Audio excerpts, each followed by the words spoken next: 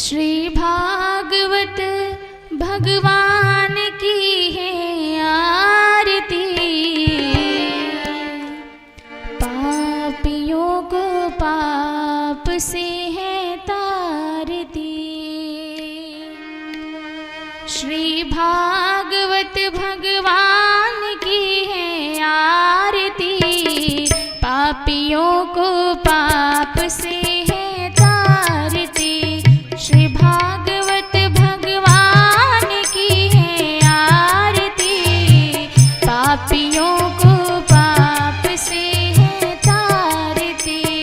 भागवत भगवान की है आरती, पापियों को पाप से है तारती। ये अमर ग्रंथ, ये मुक्ति पंथ, ये पंचम वेद निराला, नव ज्योति जगाने वाला। ये अमर ग्रंथ, ये मुक्ति पंथ, ये पंचम वेद निराला, नव ज्योति जलाने वाला। नव ज्योति जगाने वाला, हरि नाम यही, हरि धाम यही, हरि नाम यही, हरि धाम यही, जग के मंगल की आरती, पापियों को पाप से है तारती। श्री भागवत भगवान की है आरती, पापियों को पाप से है तारती। श्री भागवत भगवान की है आरती, पापियों को पाप से है तारती।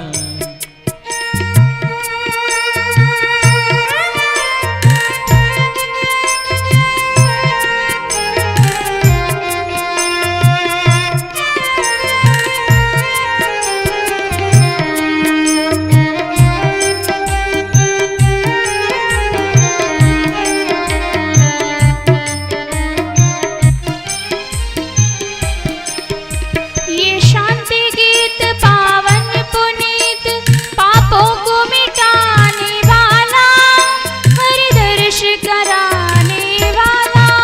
ये शांति गीत पावन पुनीत, पापों को मिटाने वाला, हर दर्श कराने वाला। हरि दर्श कराने वाला, ये सुख करनी, ये दुख हरनी, ये सुख करने, ये दुख हरने, ये सुख करनी, ये दुख हरनी, ये सुख करने, ये दुख हरने। श्री मधुसूदन की आरती, पापियों को पाप से है तारती। श्री भागवत भगवान की है आरती, पापियों को पाप से है तारती।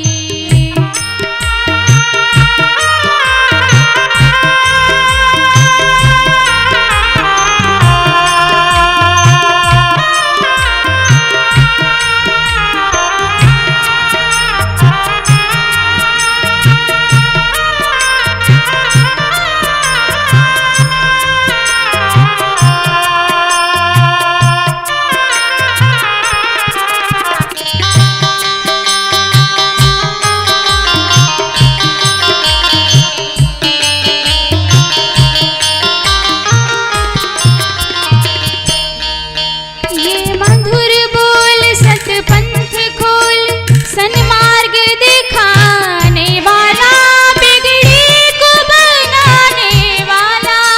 ये मधुर बोल जो पंथ खोल, सतमार्ग दिखाने वाला, बिगड़ी को बनाने वाला।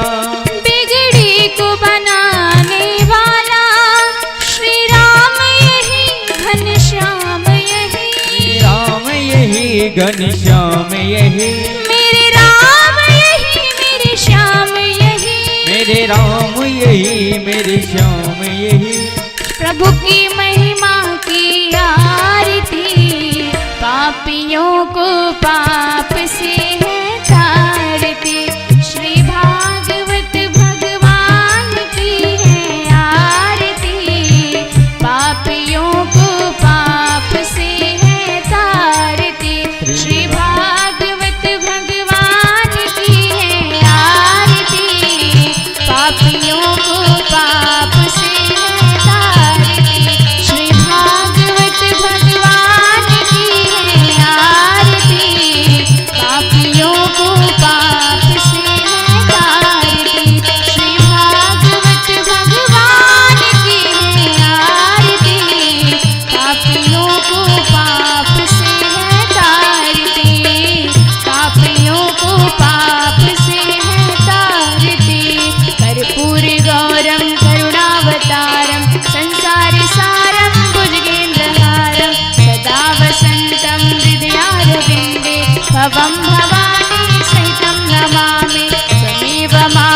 च पिता त्वमेव त्वमेव बन्धुश्च सखा त्वमेव त्वमेव विद्या द्रविणं त्वमेव त्वमेव सर्वं मम देवदेव पदे पदे या परिपूज्यकेभ्यः सद्यो शमेदान्तिफलं ददासि सर्वपापक्षयहेतुभूतां प्रदक्षिणान्ते पल्कं करोमि प्रदक्षिणान्ते पल्कं करोमि हरे राम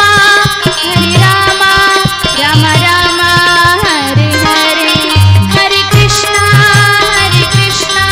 कृष्ण कृष्ण हरे हरे हरे राम राम राम हरे हरे हरे कृष्ण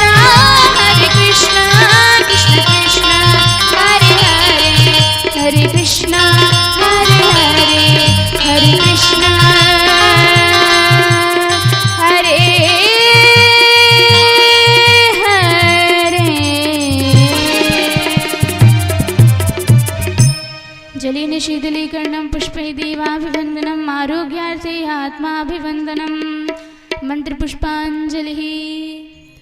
ॐ यज्ञेन यज्ञमयजन्त देवास्तानि धर्माणि प्रथमान्यासन्न तेह नाकं महिमानः सचन्द्रेऽत्र पूर्वे साध्याः सन्ति देवा नानासुगन्धिपुष्पाणि यथा कालोद्भवानि च पुष्पाञ्जलिर्मया दत्त्वा गृहाण परमेश्वर गृहाण जगदीश्वर।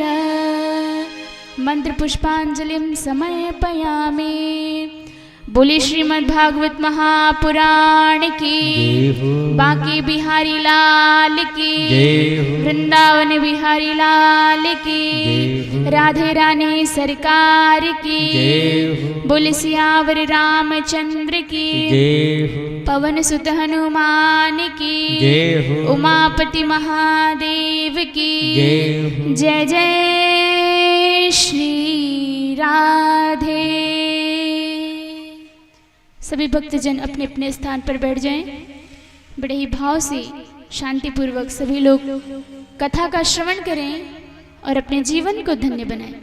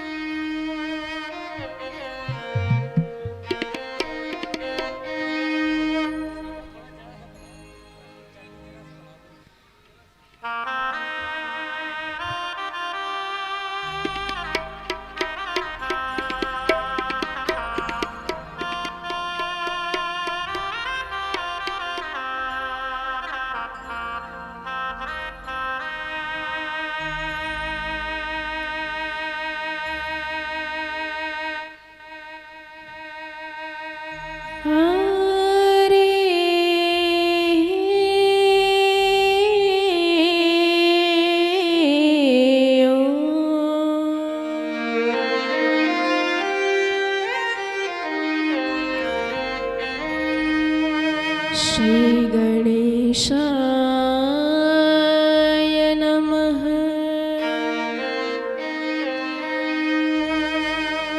श्रीसरस्वत्यै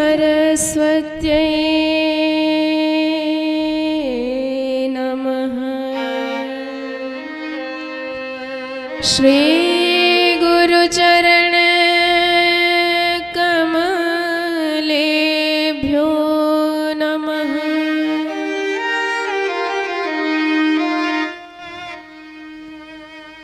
नमः परमहंसास्वादित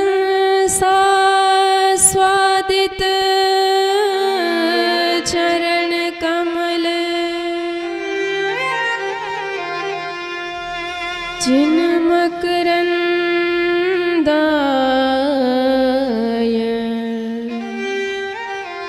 भक्तजनमानस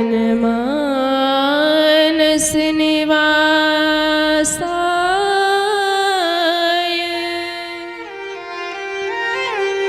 श्री रामचंद्राय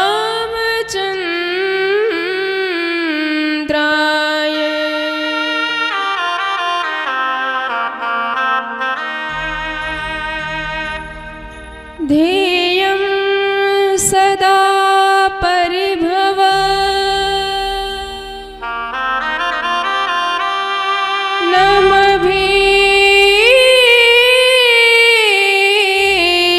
नमभीष्टदोहम्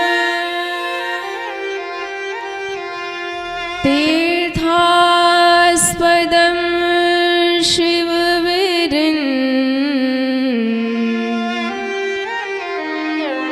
सुनुतं शरण्यम्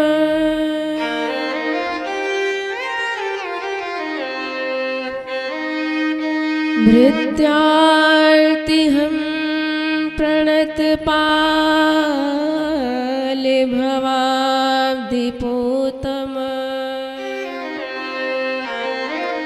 वन्दे महापुरुष ते चरणारविन्दम्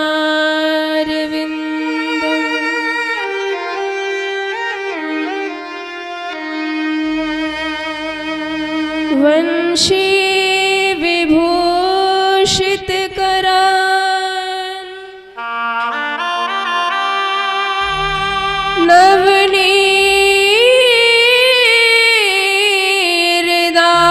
नवनीरदाभान्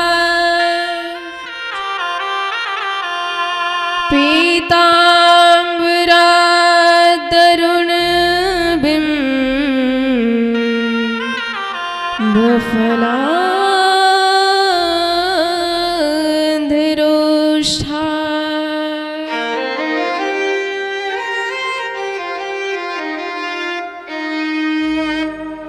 पूर्णेन्दु सुंदर मुखादरविंद नेत्रा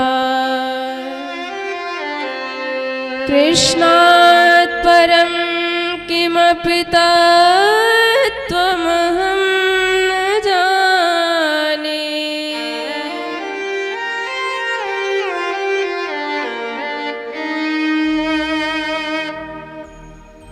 नारायणं नमस्कृत्य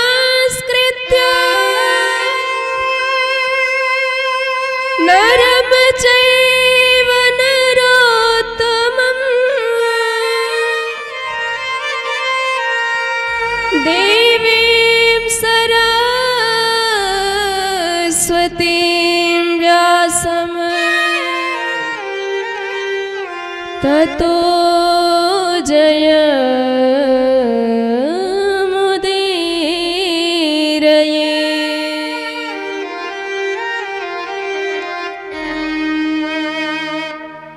सीतानाथ समारंभा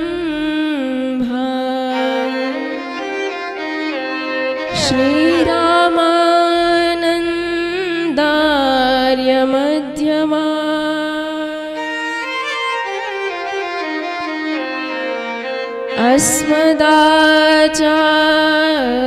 अस्मदाचार्यपर्यन्ता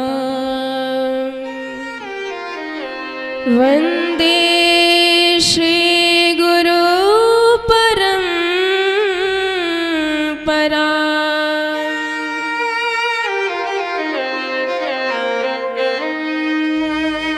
दिव्यं दिव्यकथाकारम्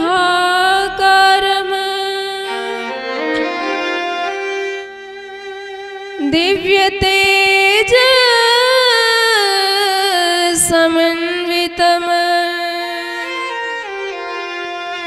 श्रीमद् श्याम सुंदर देवाख्यम सद्गुरु प्रणमाम्यहम्।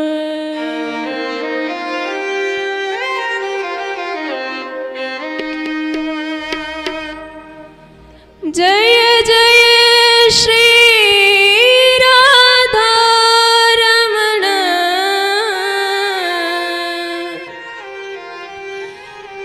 जय जय नवल किशोर,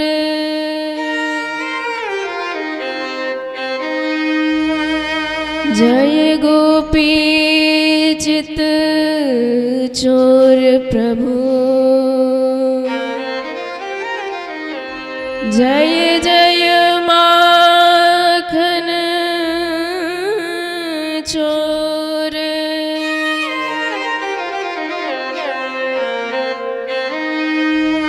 बोल भक्त वत्सल भगवान की जय हो। वृंदावन बिहारी लाल की जय हो। श्री राधा रानी सरकार की जय हो। बोल श्रीमद् भागवत महापुराण की जय हो। आइए बड़े भाव से अपने मन को भगवान श्री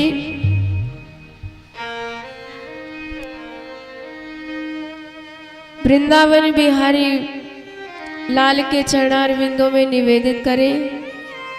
तत्पश्चात हम सब कथा में प्रवेश करेंगे। बोल भक्त वत्सल भगवान की जय हो। रटू में तेरा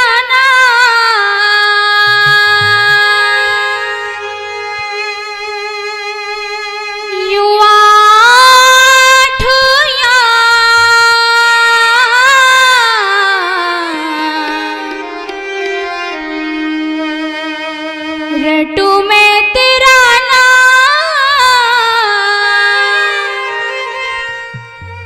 यूं आठो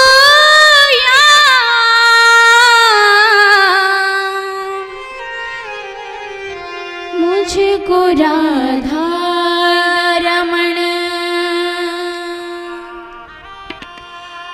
कर दो ऐसा मगन। सभी लोग दोनों हाथों से बड़े भाव से ताली की सेवा करते हुए मुझको राधा रमण कर दो ऐसा मगन, मुझको राधा रमण कर दो ऐसा मगन।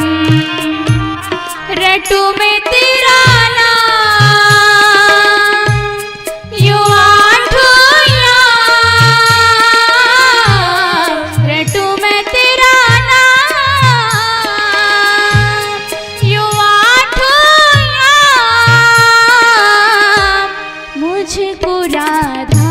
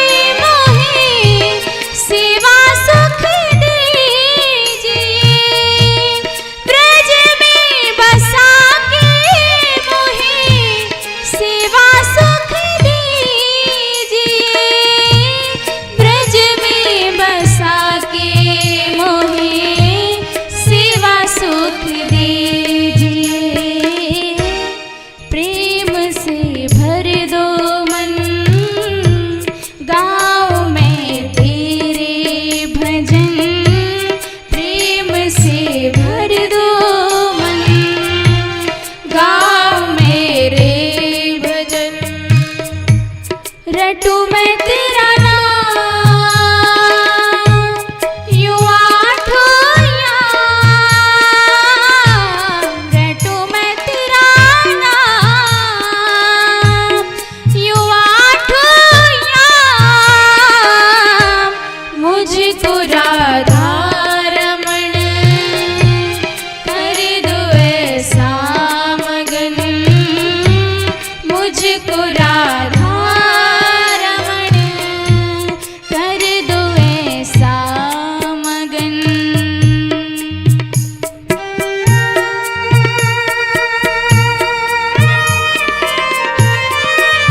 दोनों हाथ उठा के बड़े भाव से सभी लोग बोल राधा रमण सरकार की जय हो।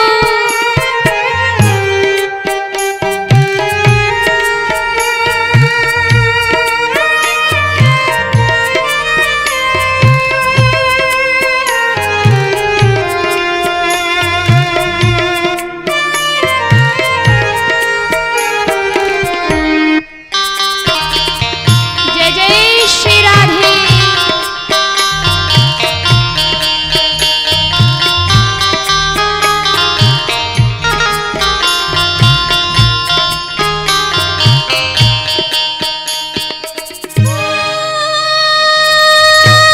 भाव भरे भूषणों से आपको सजाऊं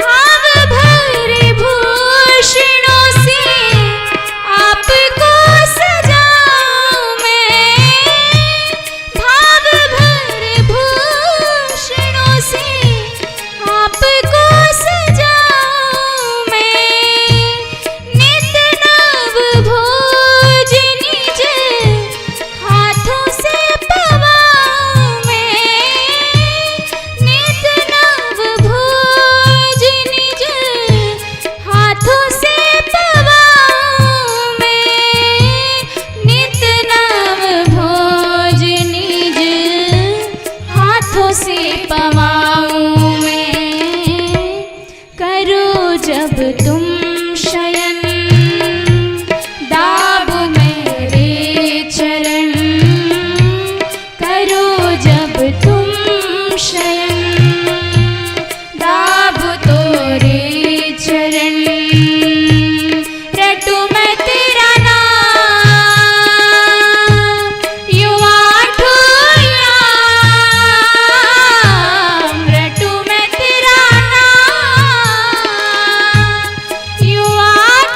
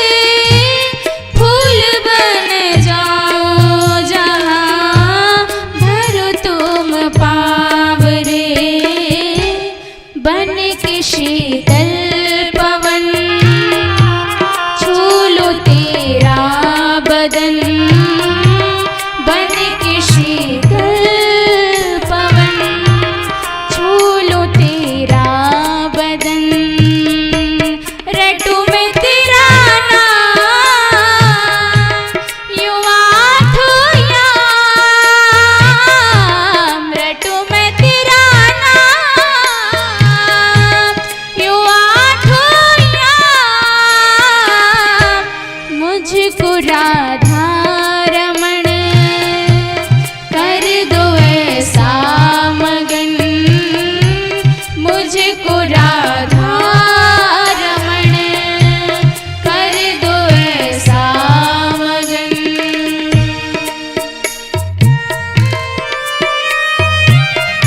दोनों हाथ उठा के बड़े भाव से ताली की सेवा करते हुए बोल कृष्ण कन्हैया लाल की जय हो।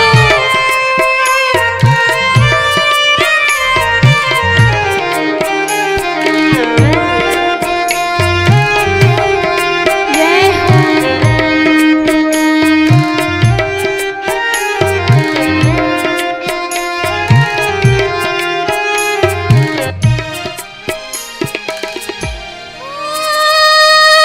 तुम्हें देख जियो तुम्हें देख मर जाऊं मैं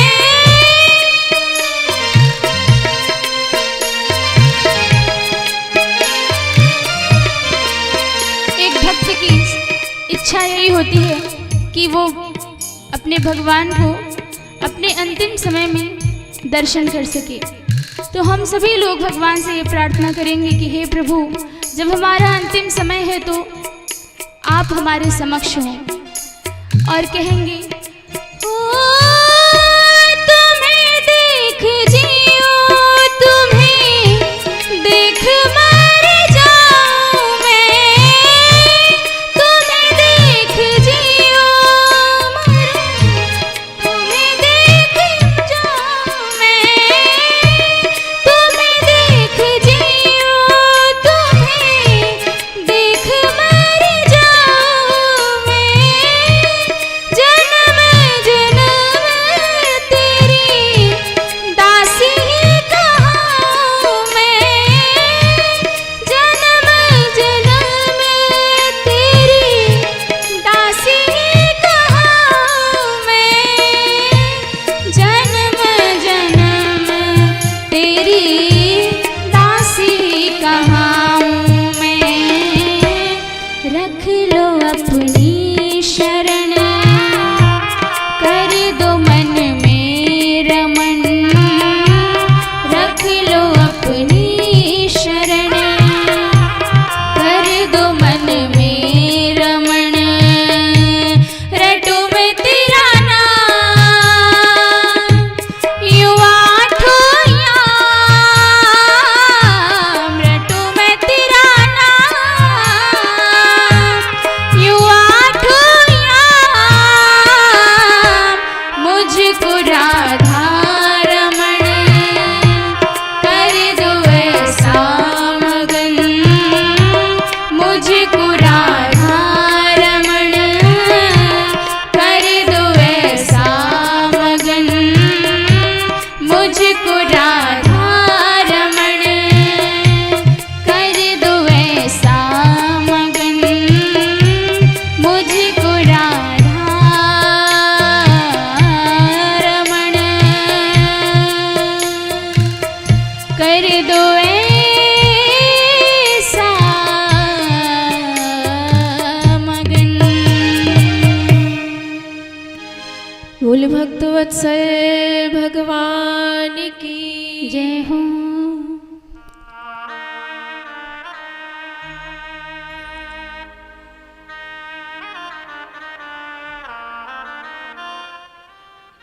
योऽन्तः प्रवेश्य मम वाचमिमां प्रसुप्ता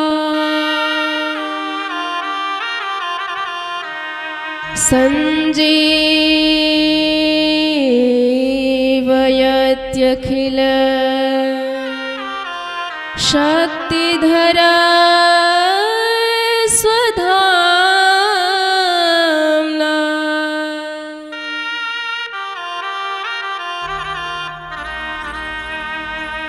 अन्यश्च हस्तचरणा श्रवणात्वगादि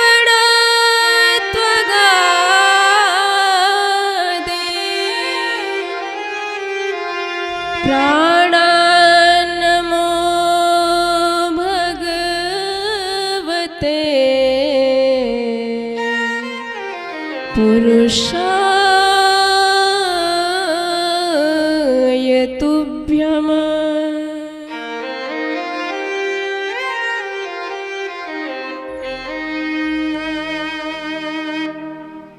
परम मंगलमय भगवत स्वरूप श्रीमद् भागवत सप्ताह ज्ञान यज्ञ आज चतुर्थ दिवस। अनंत कोटि ब्रह्मांड नायक परब्रह्म परमात्मा जगदीश्वर जगन्नाथ अकारण करुण करुणा वरुणालय भक्त वांछा कल्पतरु दीन बंधु दीनानाथ सच्चिदानंद विग्रह करुण करुणा वरुणालय तड़िद्युत विनिंदित पीतांबरधारी भक्त चित चोर माधुर्य सार सर्वस्व वृंदा विपिन बिहारी राधिकापति भगवान श्री कृष्ण सरकार के चरणारविंदों में बारंबार प्रणति एवं इस मंगलमयी कथा में प्रवेश कर जीवन को परम धन्य व कृतार्थ बना रहे सपत्नीक परम सौभाग्यशाली हमारे परीक्षित जी महाराज, सम्मुख सब उपस्थित संत वैष्णव समुदाय, श्रद्धामयी भक्तिमयी माताएं, आप समस्त विभूतियों को बारंबार सप्रेम जय जय श्री राधे जय सिया राम।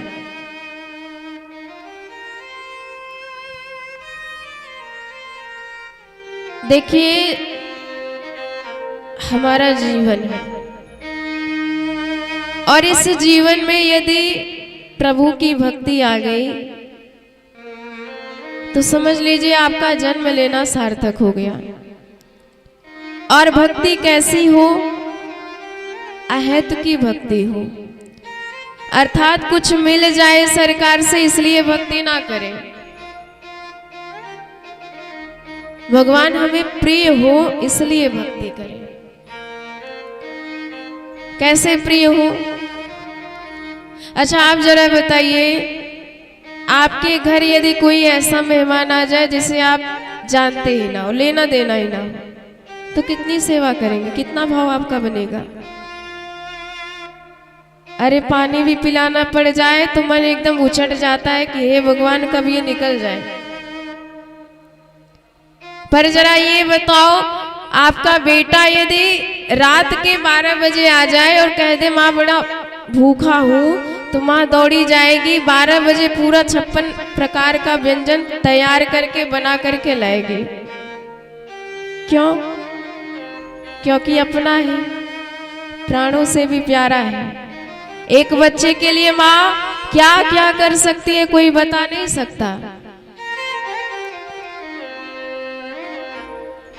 तो ऐसी भक्ति होनी चाहिए, ऐसा भाव होना चाहिए सरकार के प्रति कि प्रभु हमें प्राणों से भी प्यारे हो जाए।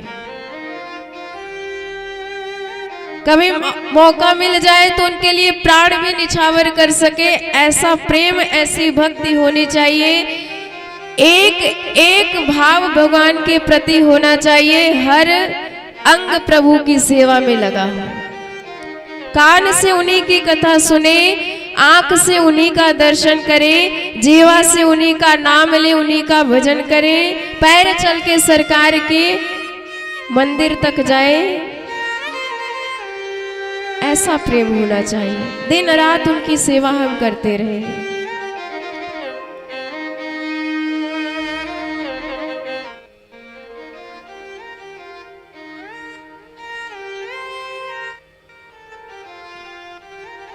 रसना राम का नाम सदा लेती रहे।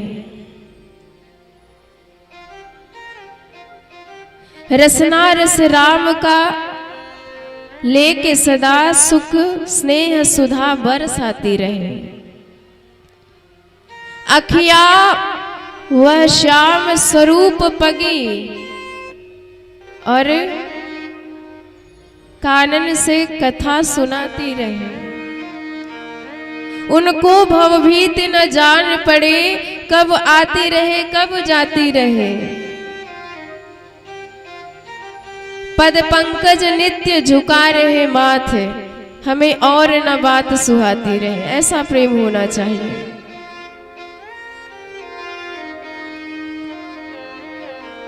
ऐसी भक्ति जिन्होंने करी, उन्हें भगवान ने जो दिया है उसकी कोई तुलना नहीं कर सकता है।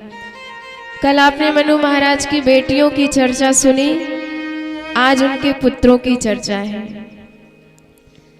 प्रियव्रतो तान पादो सतरूपा पते सुतो वासुदेवस्य कलया रक्षायां जगतस्थितो।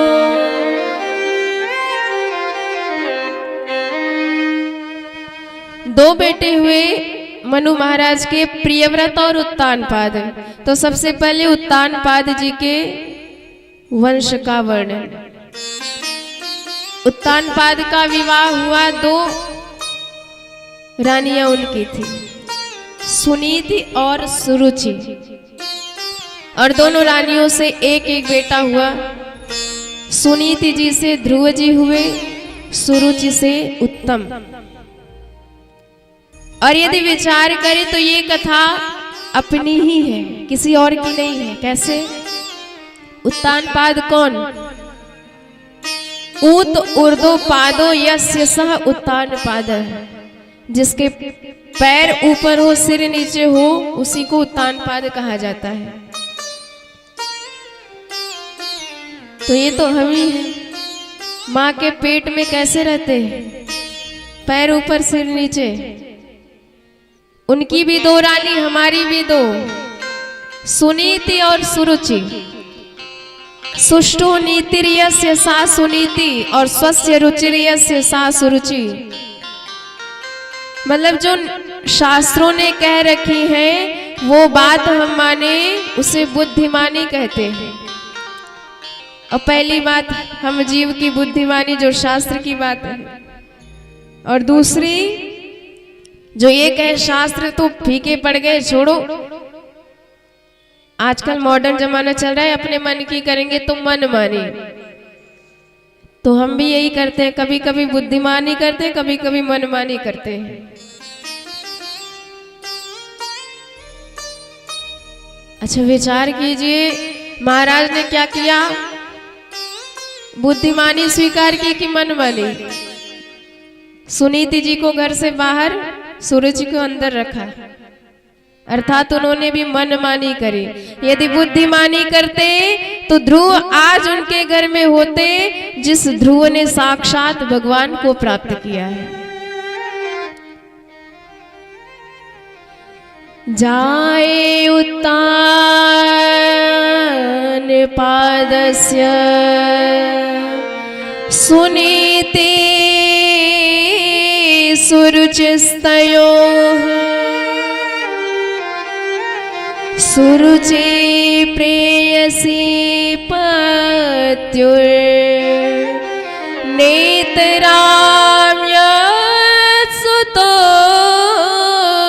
ध्रुवः।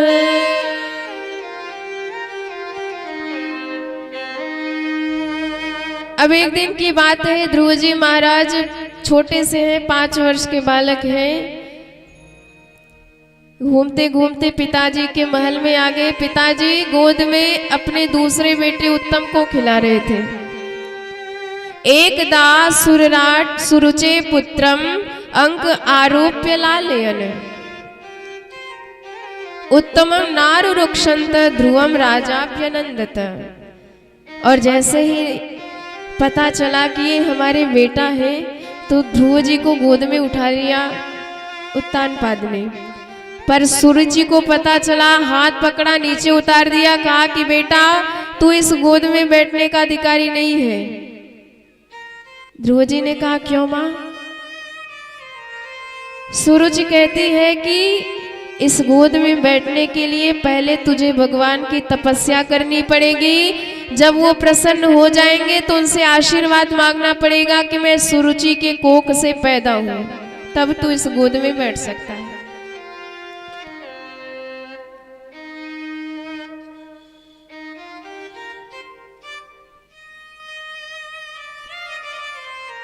तपसाराध्य पुरुषम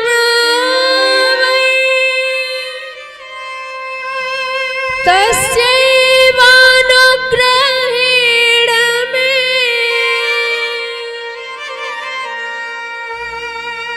गर्भे त्वं साधयात्मानं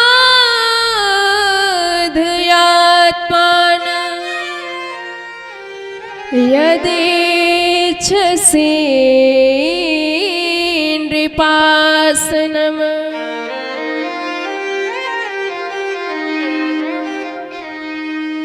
सुरुचि ने कह दिया कि तेरा ये मनोरथ दुर्लभ है, दुर्लभ थे मनोरथ। अब तो ध्रुव जी महाराज छोटी सी अवस्था में माँ की बात एकदम दिल पे लग गई, एकदम वो फूला हुआ है, गुस्से से लाल है। माँ के पास आए, जैसे किसी सर्प को कोई डंडा मार दे तो एकदम फुफकार बैठता है, ऐसे ध्रुव जी की हालत है। लंबी लंबी गहरी सांसें ले रहे हैं। माँ ने पूछा बेटा क्या हुआ, तो कुछ बोल ही नहीं पाते। पास के बच्चों ने सारी खबर बताई और तब जाके माता को यह बात पता चली। श्वसन रुके दंड हते यथाहि जगाम मातु प्ररुदन सकाशम। पर सुनीति मैया धन्य है, उन्होंने एक बार भी सुरुचि की बातों का खंडन नहीं किया। कहने लगी बेटा वो तुम्हारी माँ है और माँ हर बच्चे को डांटती है और उसने कुछ गलत भी तो नहीं कहा, इसलिए उसकी बात का बुरा मत मानो। माँ मंगलम तात परेशु मनसा भुक्ते जन्म यत पर दुख दस्तत। सत्यम सुरुच्या भेते भवान में यद दुर्भगायाम उदरे गृहीतुम।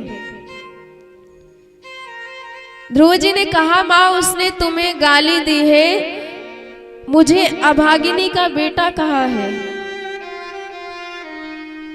सुनीति जी कहती है बेटा मैं अभागिन नहीं हूं तो और क्या हूं। जिसके पति ने उसे छोड़ दिया हो तो वह दुर्भाग्यशाली ही मानी जाती है। देखिए स्वभाव ऐसा होना चाहिए। कई कई माताएं होती हैं अपने बच्चे को इतना भड़का देती हैं कि वह बच्चा माँ की ही बातों में आके नुकसान कर बैठता है। तो स्वभाव सुनीति मैया जैसा होना चाहिए। एक बार भी उन्होंने ध्रुव जी को कोई विरोध की बातें नहीं सिखाई, बल्कि कहा कि तेरी माँ है, जो कह रही है सही है, मान लो। ध्रुव जी ने कहा एक बात जो उन्होंने कही है मेरे पिता के लिए, आप उसके लिए क्या कहती हो? सुनीति जी कहती हैं कि बेटा तेरे पिता के लिए जो उसने बात कही है एकदम सत्य है। अरे उन्होंने आज तुझे परम पिता का पता बताया है। अरे एक बार उन परम पिता का परिचय मिल जाए तो फिर किसी और को पाने की आवश्यकता नहीं रहती है। ध्रुव जी ने कहा कि कहाँ मिलेंगे वो परम पिता? सुनीति मैया कहती है कि बेटा ये मत पूछ, क्योंकि कोई ऐसा कण नहीं है, संसार में कोई ऐसा क्षण नहीं है जहां भगवान ना हो, जब भगवान तुम्हें ना मिले। जैसे दूध में कण कण में घी समाया रहता है, पर आवश्यकता है आप उसे जमाओ, मंथन करो, तब वह घृत निकलेगा। पुष्प के कण कण में इत्र छिपी हुई है, सुगंध बसी है, पर कई तरीकों से वह इत्र निकाला जाता है। ऐसे संसार के हर कण में प्रभु व्याप्त है। जहाँ तुम्हारी निष्ठा पूर्ण हो जाएगी, वहीं से भगवान प्रकट हो जाएंगे।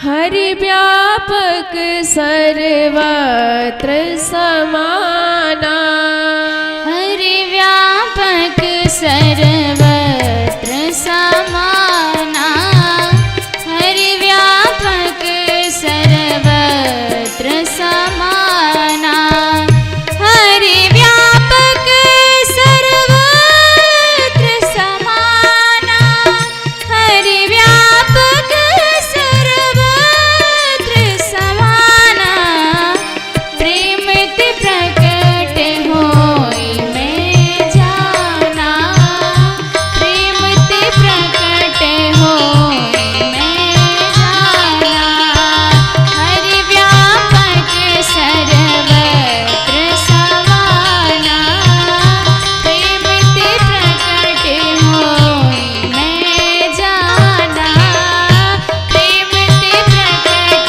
होई मैं जाना, प्रेम ते प्रकट होई मैं जाना। बोले भक्त वत्सल भगवान की। जय हो। ध्रुव जी महाराज तुरंत निकल लिए। 5 वर्ष की अवस्था में प्रभु को पाने जा रहे हैं, और जब भक्त निकलता है तो उसकी व्यवस्था भगवान स्वयं बना देते हैं। आपके मन में भाव होना चाहिए प्रभु को प्राप्त करने का, पर जब भाव ही नहीं है तो भगवान क्यों मिले आपको। आज ध्रुव जी जब निकले तो उन्हें नारद जी के दर्शन हो गए। अच्छा देखिए, कभी कभी हमारे भीतर की भक्ति अचानक से जागृत हो जाती है। इसका क्या कारण है? इसका यही कारण है कि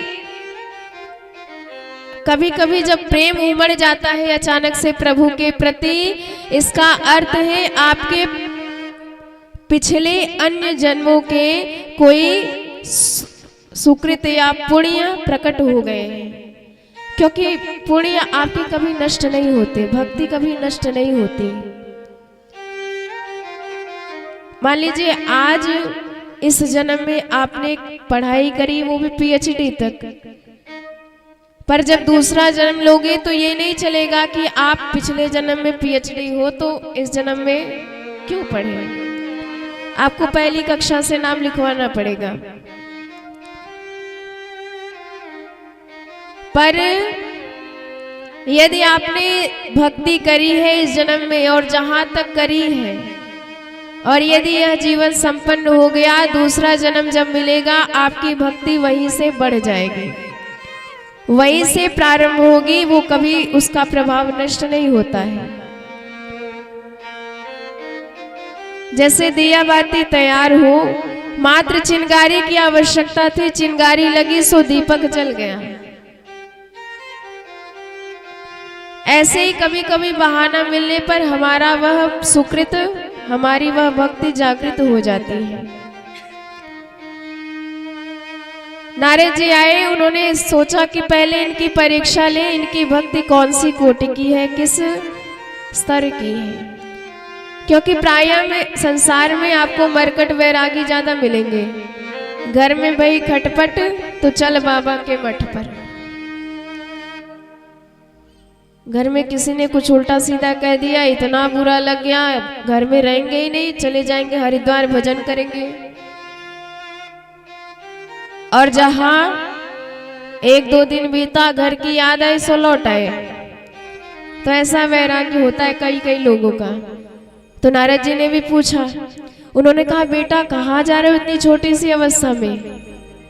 जैसे ही ध्रुव जी ने कहा जंगल जा रहे प्रभु को पाने, नारद जी हंसकर बोलने लगे, बेटा अभी तो तेरे खेलने और खाने की उम्र है, जंगल में कहाँ तो उन्हें ढूंढेगा। सैकड़ों संत सैकड़ों वर्ष बिता दिए पर आज तक चरण की नख भी नहीं देख पाए, तुझे मिल जाएंगे कौन सी गारंटी है इसकी।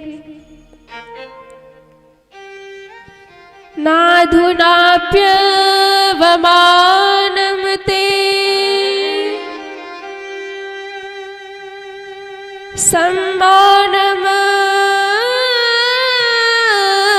वापि पुत्रकः लक्षयामः कुमारस्य सक्तस्य क्रीडनादिषु।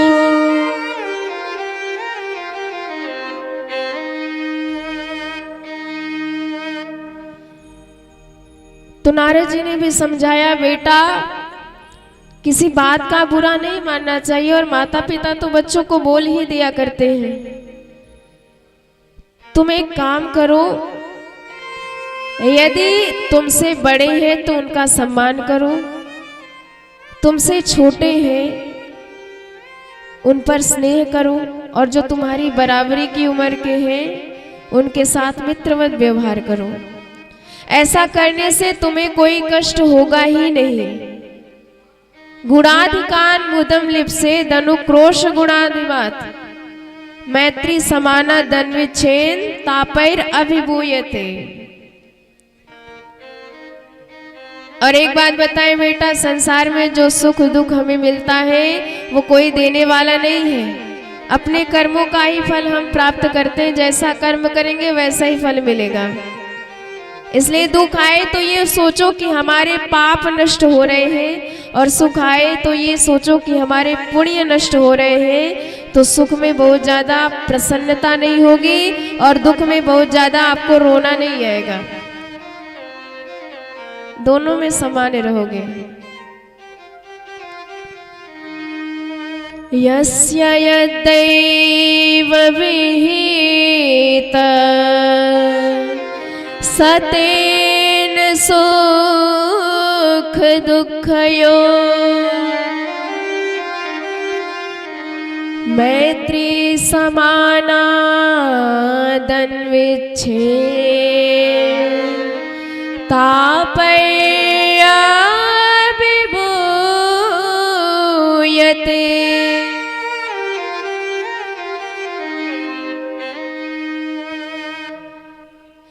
इस प्रकार नारद जी ने समझाया, पर ध्रुव जी कहते हैं गुरुदेव ये बताओ, कोई छलनी लेके कामधेनु का दूध दूहने जाए तो क्या उस छलनी में दूध टिक पाएगा? बिल्कुल नहीं। तो इस प्रकार जब नारद जी ने ध्रुव जी को समझाया, ध्रुव जी ने दो टूक जवाब दे दिया कि अब तो मैं भगवान को पाके ही दम लूंगा। नारद जी समझ गए चेला पक्का है, सो तुरंत कान में दिव्य मंत्र दे दिया, ओम नमो भगवते वासुदेवाय। द्वादशाक्षर मंत्र दिया, आदेश दिया यहाँ से सीधे यमुना जी के तट पे जाओ मधुवन नाम के क्षेत्र में, और दिव्य भगवान का ध्यान लगाओ, प्रभु तुम्हें अवश्य मिलेंगे।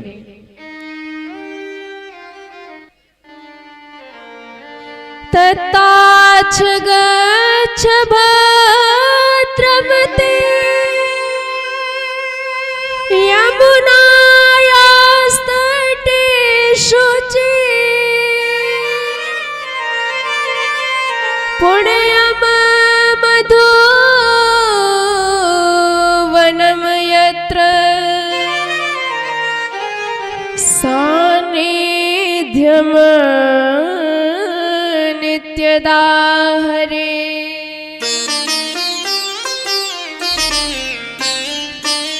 ध्रुव जी आए और दिव्य ध्यान लगाया भगवान का। त्रिरात्रांते कपित्थ बदराशनम, पहला महीना तपस्या का, तो तीन दिन तक कुछ नहीं खाते, उसके बाद केवल कंदमूल फल खा लेते हैं। दूसरा महीना लगा, तपस्या और कठोर कर दी। द्वितीयम च तथा मासम खष्टे खष्टेर्वको दिने। और क्या खाते हैं? तृणपर्णा देवी।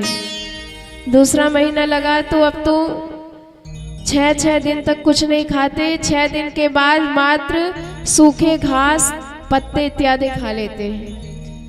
तीसरा महीना लगा तो और कठोर नियम बना लिया।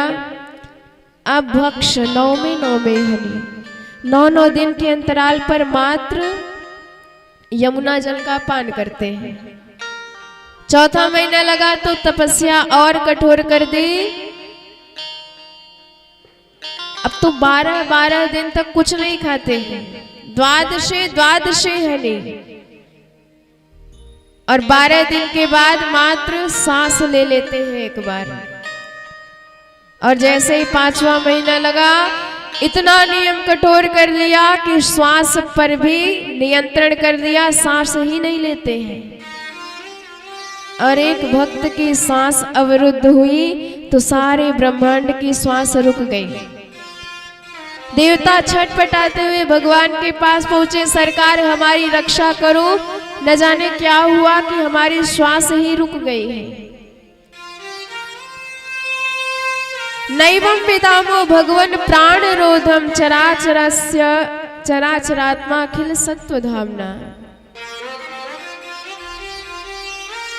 विदेहि तन्नो बृजनादिव्योक्षम प्राप्तम वयम त्वं शरणं प्रपन्ना। प्रभु ने कहा कि ये मेरे भक्त की दिव्य तपस्या है, मैं अवश्य उसके दर्शन करने जाऊंगा। जरा विचार कीजिए, दर्शन करने के लिए हमारे भगवान जा रहे हैं अपने भक्त के। ये भक्ति का प्रताप है।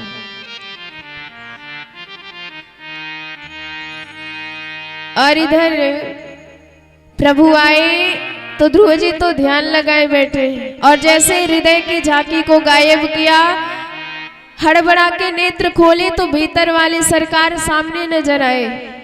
शंख चक्र गदा पद्मधारी नील सरोरुह कांति वाले पीतांबरधारी सरकार सम्मुख नजर आए। ध्रुव जी महाराज एकदम प्रेम में मगन हो गए, चरणों में गिर गए, पर समझ में ही नहीं आता स्तुति कैसे करें। विद्यालय का मूवी तो नहीं देखा है कभी। भगवान ने अपना शंख लेके ध्रुव जी के गाल से स्पर्श करा दिया। पस्पर्श बालम कृपया कपूले। और जैसे ही शंख स्पर्श कराया तो सारा वेद वेदांत कंठस्थ हो गया। 12 श्लोकों में भगवान की स्तुति करी, क्योंकि द्वादशाक्षर मंत्र से भगवान प्रकट हुए हैं। योऽन्तः प्रवेश्य मम वाचमिमां प्रसुप्ता संजीवयत्यखिल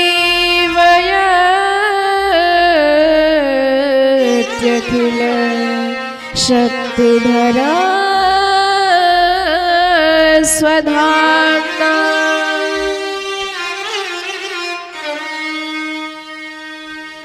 इस तरह प्रभु को प्रणाम किया कि सरकार आप ही मेरे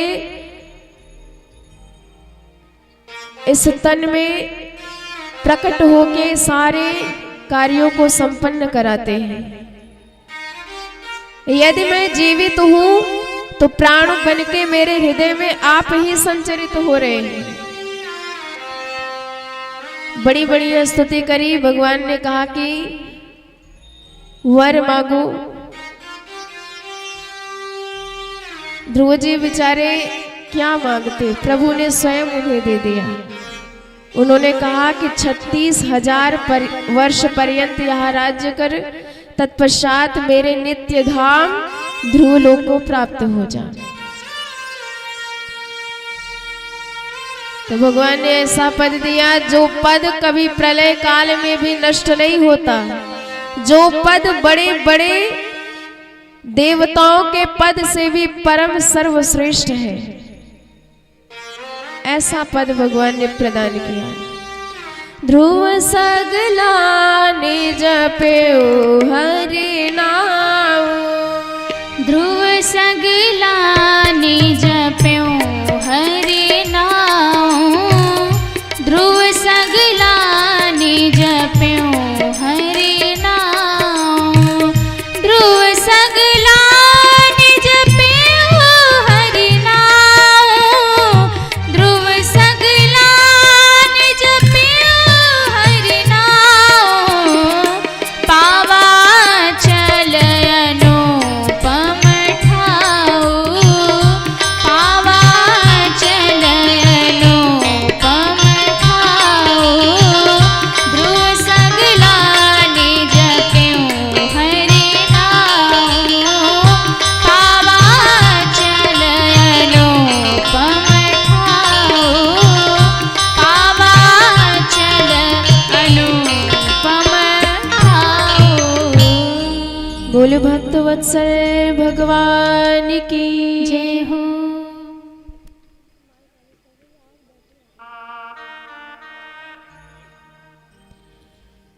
तो आज ध्रुव जी महाराज जब प्रभु का दर्शन करके आए तो जो माता उन्हें देखना भी नहीं चाहती वो आरती की थाल लिए विराजमान है। इलाभ्रमी नाम की 2 कन्याओं से विवाह हुआ इनका।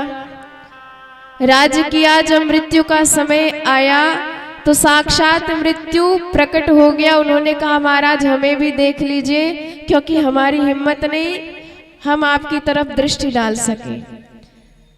तो मृत्यु के सिर पे पैर रखे तब भगवान के धाम को हमारे ध्रुव जी महाराज जाते हैं। मृत्यु मूर्धनि पदम दत्वा आरुरोहाद्भुतम गृहम। और केवल वही नहीं जा रहे हैं, दर्शयामास, अपनी मां को भी साथ में लेके ध्रुव जी महाराज ध्रुव पद को प्राप्त हुए। बोले भक्त वत्सल भगवान की जय हो।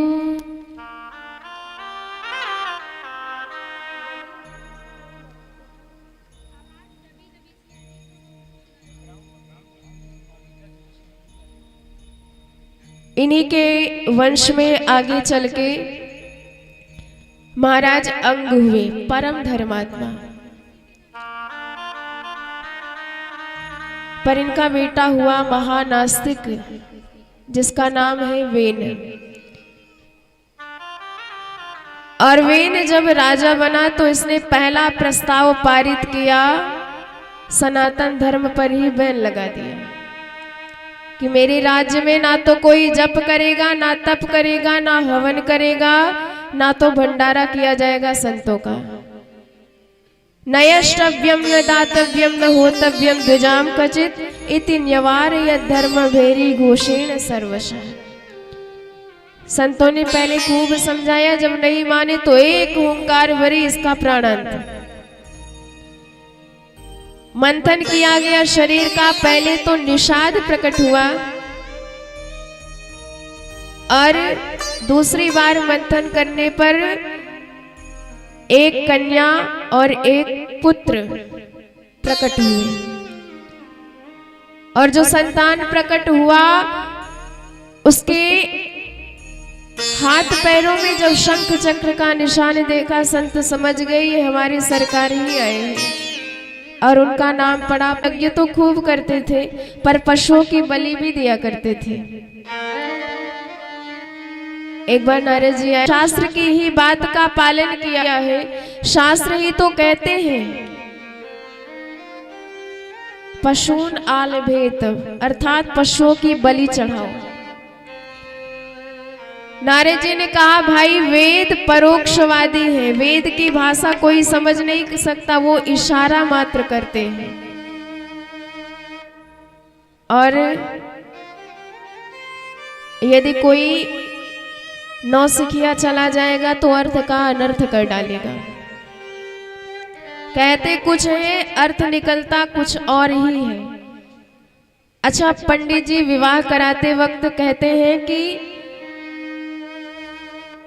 तत्वर कन्यायाम हृदयम आलभेत, वर कन्या के हृदय का स्पर्श करे।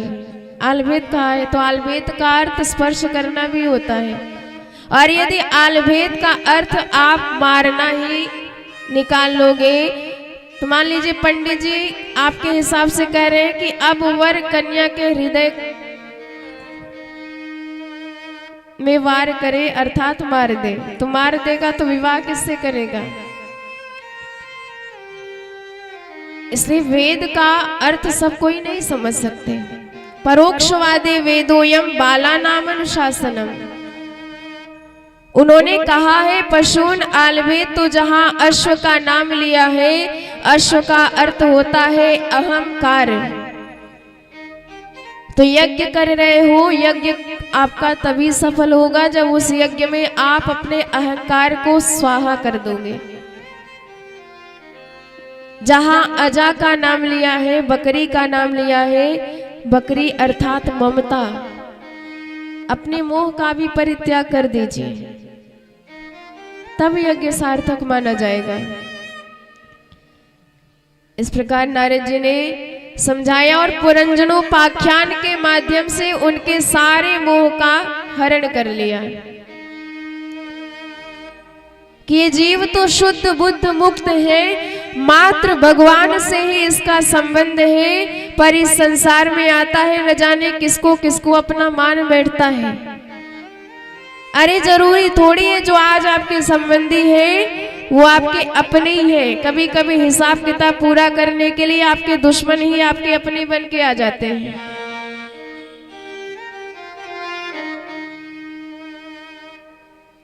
इस जन्म में किसी ने आपको कर्जा दिया, आप चुका ना पाए, या फिर नीयत खराब हो गई, दिए ही नहीं, मर गए, तो कर्म पूरा करने के लिए, हिसाब पूरा करने के लिए भगवान ने उसे आपका अपना बना के भेज दिया। अपना है तो खर्चा तो करोगे ही।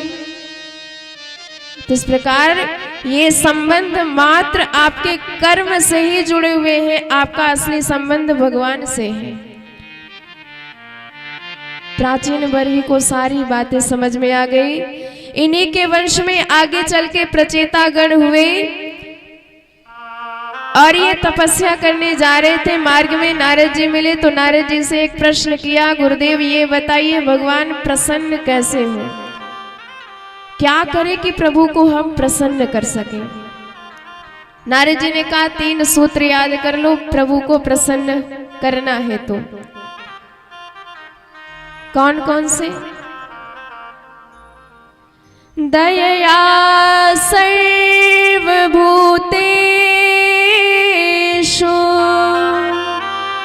संतुष्ट्या येन केन वा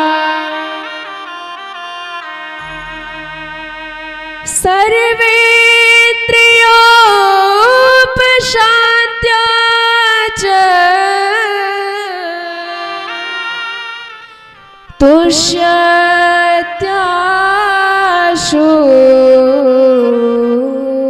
जनार्दन। पहला सूत्र दया सर्वभूतेषु। इस संसार में जितने भी प्राणी दिख रहे हैं सब पे दया करिए, चाहे अपना हो, चाहे पराया हो, चाहे शत्रु हो, चाहे मित्र हो, चाहे नीच हो, चाहे श्रेष्ठ हो, चाहे तुच्छ हो, चाहे उच्च हो, चाहे चींटी हो, चाहे हाथी हो, चाहे कुत्ता हो, चाहे जो हो, दया सर्वभूतेषु। और मोहग्रसित दया नहीं करनी चाहिए कि कोई अपना है तभी दया करोगे। मान लीजिए कोई शत्रु भी संकट में पड़ा हो, कुएं में ही, अच्छा कई बार होता है अपना कोई शत्रु यदि कुएं में गिर पड़ता है तो हमें बड़ा आनंद आता है, बढ़िया है पड़े रहो यहीं पर। तो ऐसा भाव नहीं होना चाहिए। कुएं में गिरा है तो तुरंत उसे उठाओ, ये दया कहती है। दया कोई पक्षपात नहीं रखती है। तो परस्मिन बंधु वर्गे वा मैत्रे द्वेष्ये रिपो तथा। आपत्ते रक्षितव्यम तु दयैषा परिकीर्तिता। और दूसरा सूत्र क्या है? संतुष्टया येन केनवा। भगवान ने जो दिया है, जितना दिया है, उसी में संतुष्ट रहिए। कभी शिकायत मत करिए सरकार से कि आपने ये कमी करी, ये नहीं दिया, वो नहीं दिया। जरा विचार कीजिए, भगवान ने आपको स्वस्थ शरीर दिया है, आंखों से देख रहे हो, कानों से सुन रहे हो, पैर चल रहे हैं आपके, हाथ काम कर रहे हैं, कोई रोग नहीं है, भोजन भी मिल रहा है दोनों समय, वस्त्र भी है, मकान भी है, क्या कमी है? कई लोग तो ऐसे हैं पूरा स्वस्थ शरीर है पर बेचारे के पास घर ही नहीं है, रोड के किनारे सोते रहते हैं। कई लोग ऐसे हैं जिनके जीवन में भोजन तक नसीब नहीं हो पाता है। कई लोग ऐसे हैं जिनका शरीर ही स्वस्थ नहीं, किसी के पास आंख ही नहीं, किसी के पास कान ही नहीं, नाक ही नहीं। कई लोग ऐसे हैं, आप तो मान लीजिए 4 पहिए वाले वाहन में भ्रमण कर रहे हैं, किसी किसी को साइकिल तक नसीब नहीं होती है। तो कमी कहाँ छोड़ी है भगवान ने? इसलिए संतुष्ट रहे। और तीसरा सूत्र सर्वेंद्रियोपशांत्या च। अपने इंद्रियों को शांत रखें, क्योंकि इंद्रियों के घोड़ों पर जब तक आप संयम के कोड़े नहीं लगाएंगे, वो घोड़े न जाने कहां भटक जाएंगे। यदि घोड़ों की लगाम छोड़ दी जाए तो आपको ले जाके किसी गड्ढे में ढकेल देंगे, पर यदि लगाम आपके हाथ में है तो जहां जाना चाहोगे वहीं पहुंचोगे। इसलिए इंद्रियों को वश में करके रखें। आंख से अच्छा दृश्य देखे, कान से अच्छा सुने, मुख से, जीवा से जो स्वास्थ्यकारी हो वही खाएं, उल्टा सीधा ना करें। यही 3 चीजें यदि जीवन में उतार लिया तो भगवान प्रसन्न हो जाते हैं।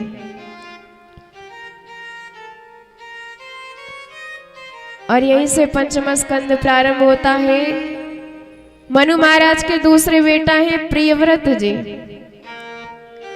इतने प्रतापी है कि इन्हें लगा कि ये सारी दुनिया के लोग रात होती है तो सोने में आधा जीवन तो बिता ही देते हैं, इसलिए हम रात होने ही नहीं देंगे, सब भजन करें। एक रथ का निर्माण किया, 7 दिन तक पूरी पृथ्वी की परिक्रमा लगाई, 7 दिन तक रात होने ही नहीं दिया। ब्रह्मा जी आए, समझाए, तब वैराग्य हुआ। संपूर्ण धरती को 7 द्वीपों में बांट दिया और अपने 7 बेटों को एक एक द्वीप प्रदान कर दिया। पहला द्वीप जम्बू द्वीप,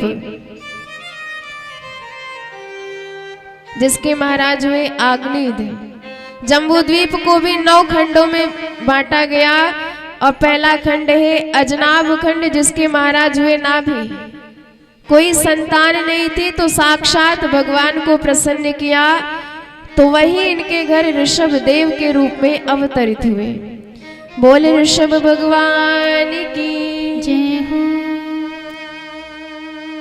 इंद्र की कन्या जयंती से विवाह हुआ, 100 पुत्रों को जन्म दिया।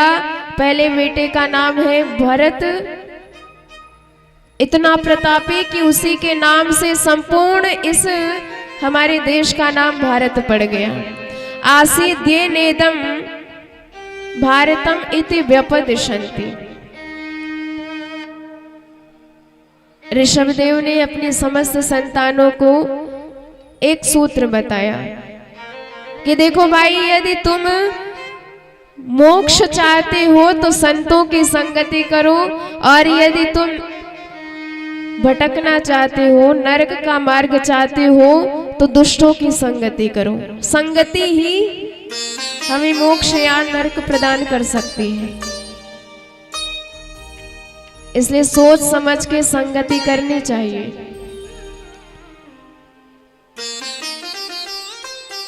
नायम देहो देह भाजन त्रिलोके कष्टान कामान रहते विड भुजाम ये प्रीतिर्न यावन मई वासुदेवम नमुच्यते देह योगेन तावत। जब तक भगवान में प्रेम नहीं बढ़ेगा तब तक मुक्ति कभी नहीं होने वाली है। तो प्रेम बढ़ाइए, भगवान के चरणों में आपका प्रेम होना चाहिए। हमारे कौन? ठाकुर जी हमारे, अवध बिहारी हमारे, बाकी हमारा कोई इस दुनिया में हो ही नहीं सकता।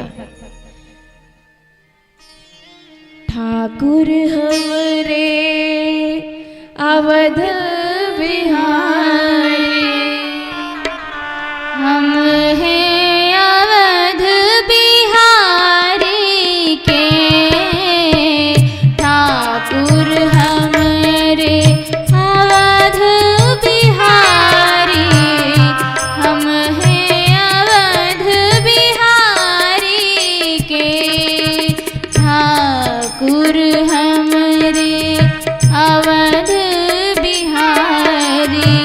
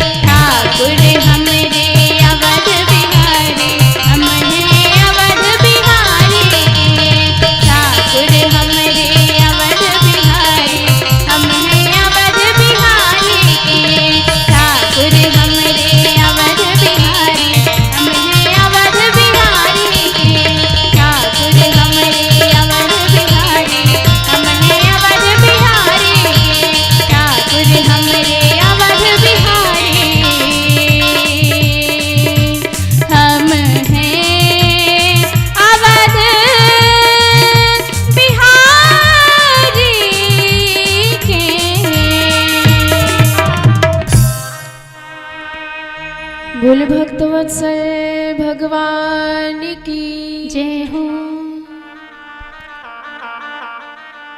ऋषभदेव तो संन्यास ले लिए, सब कुछ छोड़ दिया।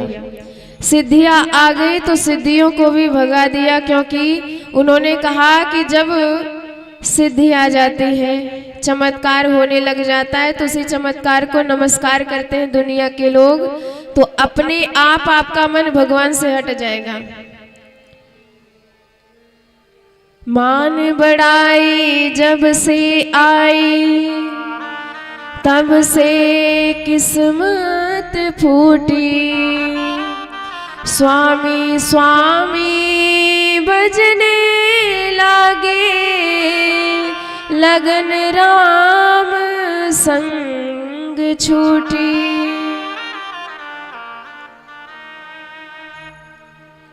और अब भरत जी ने कुछ राज्य किया समय तक, फिर अपने पुत्र को राज्य दिए और तपस्या करने नेपाल में आए, गंडकी नदी के किनारे पुलहाश्रम में। और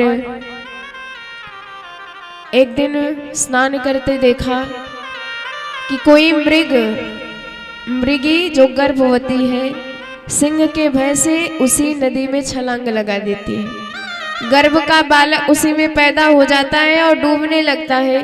भरत जी को लगा नहीं बचाएंगे तो मर जाएगा, तो बचा के लाए। अच्छा देखिए, दया का काम यही पूरा हो गया, आपने उसे बचा दिया, आपकी जिम्मेदारी खत्म। पर ये सोचा कि खाएगा क्या, छोटा सा है, कोई मार देगा, तो आश्रम में लेके आए, तिनके खिलाए। बड़ी बड़ी आंखें देखी तो मन थोड़ा सा बहक गया कि कितना सुंदर है। और धीरे धीरे इतना प्रेम बढ़ गया उसी मृग से कि भगवान की पूजा में मन ही नहीं लगता है। जब देखो तब वही मृग याद आता है। एक दिन ऐसा हुआ कि वह अपनी झुंड के साथ मिलके भाग गया और इनकी हालत खराब। चंद्रदेव से पता पूछ रहे हैं, सूर्यदेव से पता पूछ रहे हैं, तड़प रहे हैं उसकी याद में।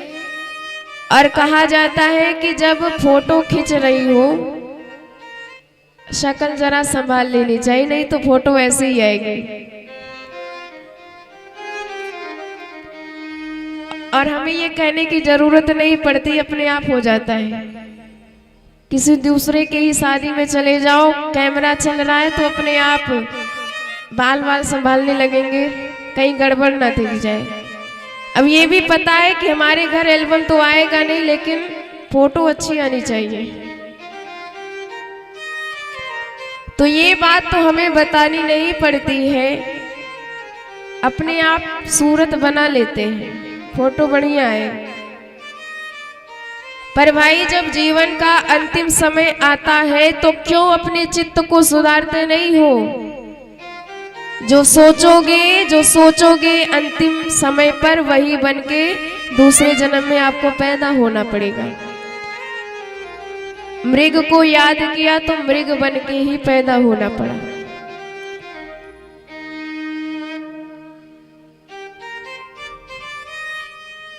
एक मृगा के संग ते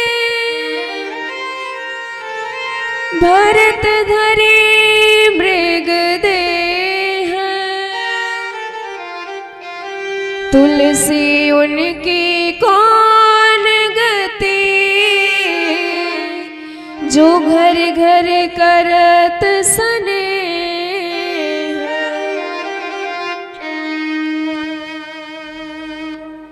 पर याद रहा कि किस पाप से हम मृग हुए हैं।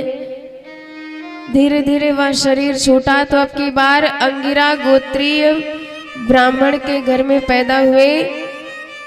और इस जीवन में एकदम सावधान रहे, कहीं गलती ना हो जाए हमसे।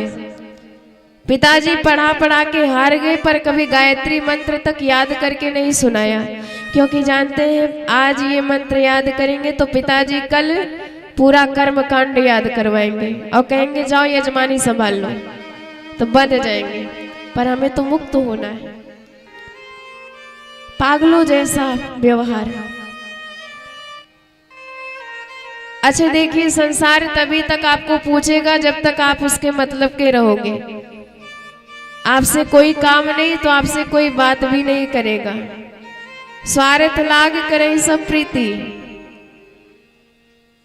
संसार से मुक्त होना चाहो तो बस इतना ही करो, उसके मतलब के ही ना रहो, अपने आप छोड़ देगी दुनिया। और जहां माता पिता गुजर गए, भाभीयों से सहाय नहीं जाता, तो भाइयों ने इनकी कटिया ले जाके खेत में डाल दी, वहीं आराम से पड़े हैं। और एक डाकुओं का सरदार काली मैया से मन्नत मांगा कि बेटा दोगी तो तुम्हें नरबलि चढ़ाऊंगा। मन्नत पूरी हुई तो अपने सैनिकों को भेजा, जाओ किसी नर को लेके आओ। खटिया पे लेटे महाराज जी पड़े, लेके चल दिए। कोई विरोध भी इन्होंने नहीं किया। खूब सजाया, भोजन इत्यादि कराया और कहा कि महाराज काली मैया के सामने सिर झुकाओ। और चमचमाती तलवार निकाली। भद्रकाली समझ गई एक मूर्ख लोग किसी ब्रह्मज्ञानी की हत्या करने वाले, तो तुरंत प्रकट होके तलवार छीन करके सारे सैनिकों का वध कर दिया और इन्हें प्राणदान प्रदान किया। लौट के घर गए ही नहीं, मार्ग में जा रहे हैं और उसी मार्ग में सिंधु सौवीर देश का राजा रहुगण पालकी में सवार होके सत्संग करने जा रहा है। एक कहार बीमार हो गया। कहारों ने कहा तो राजा ने कहा कोई मार्ग में मिल जाए उसे पकड़ के लगा दो। तो जड़ भरत जी मिल गए तो उन्हीं को पकड़ करके पालकी में लगा दिया। महात्माओं की अपनी अलग ही चलने की चाल होती है, मस्ती में चलते हैं और नीचे देख के चलते हैं कि कहीं कोई चीटा या चीटी दब के हमसे मर ना जाए। और एक चीटी दिखाई दी, तुरंत एक छलांग लगाई जोरदार। अब बताइए जरा, पालकी में लगा व्यक्ति यदि छलांग लगाएगा तो पालकी में बैठे व्यक्ति का क्या हाल होगा। इन्होंने एक छलांग लगाई और राजा के खोपड़ी में लगी चट। क्रोधित हो गया, वहीं से डांटने लगा, हे वो ढारा साध्वती क्रमत किमिति विषम मोहियते यानमिति। एक तो मर मर के चले रहे, ऊपर से खोपड़ी भी तोड़ रहे हो। कारों ने कहा सरकार हम तो सीधी चाल चल रहे हैं, पर यही उछल कूद मचा रहा है। झांक के देखा मोटा ताजा शरीर, व्यंग मारने लगा, अरे बेचारा कितना दुबला पतला है, 1.5 हड्डी का, और तुमने पूरे मेरे शरीर का भार इसी के कंधे पर लाद दिया है। पर इन्हें कोई फर्क नहीं। एक चीटा और दिखाई दिया तो और छलांग लगा दी। अब तो एकदम भड़क गया राजा कि तू इसलिए ऐसी उछल कूद मचा रहा है ताकि मैं तुझे मुक्त कर दूं। प्रमत्तस्य च ते करोमि चिकित्साम दंड पाणिरिव। ऐसा दंड दूंगा जैसे यमराज पापियों को देते हैं।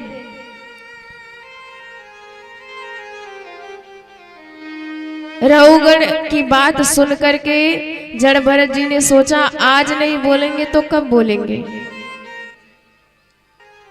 इसलिए पहली बार बोले जीवन में और ऐसा बोले कि उद्धार कर दिया। जड़ भरत जी कहते हैं कि महाराज ये बताइए कि छोटा होना, मोटा होना, पतला होना, बड़ा होना, गोरा होना, काला होना, ये शरीर के धर्म है कि आत्मा के। देखिए संत की वाणी तभी प्रकट होती है जब कोई पात्र मिलता है। रहुगण आज पात्र है, क्योंकि जैसा भी हो पर संतों में श्रद्धा तो रखता है। सत्संग करने जा रहा है इसलिए पात्र हो गया। थोड़ी सी कसर है, अहंकार है तो वो जड़ भरत जी निकाल देंगे। और इसलिए भी बोले क्योंकि गलती से ही सही इनके कंधे पर रहुगण का भार है, और संत जिसका भार अपने कंधे पे ले लेते हैं तो उसका उद्धार करके ही छोड़ते हैं।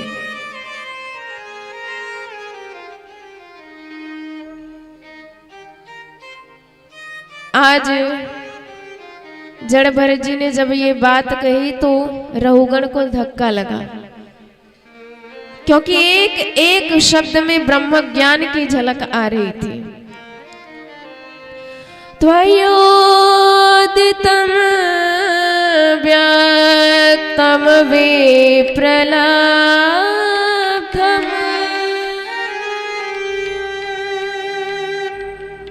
गन्तुर यदि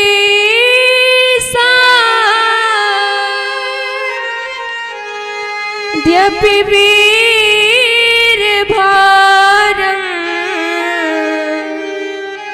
स्याद्यति वीरभारम्।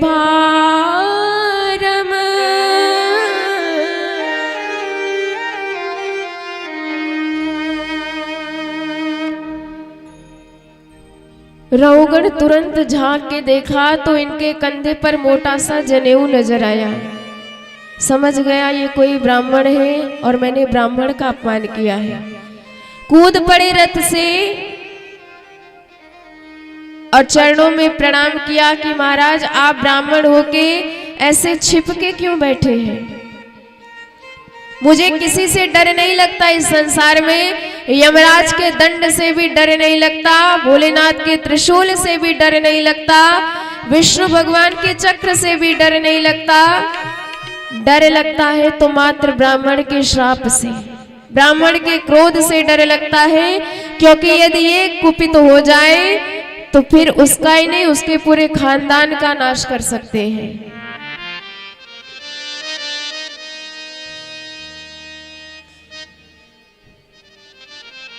ना हम विषम के सुरराज ब्रजान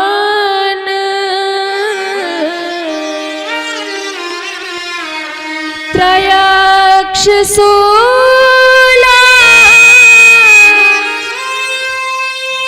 न यमस्य दंडा न यमस्य दंडा।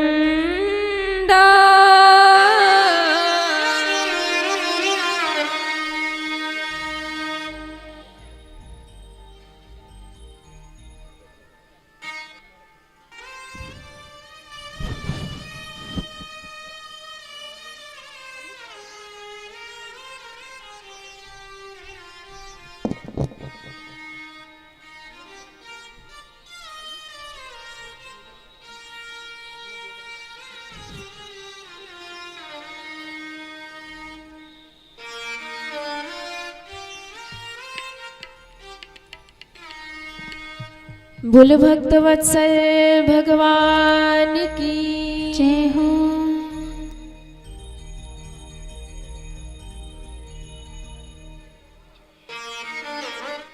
जड़ भरत जी कहते हैं है तो हम ब्राह्मण ही, पर खतरनाक ब्राह्मण नहीं है।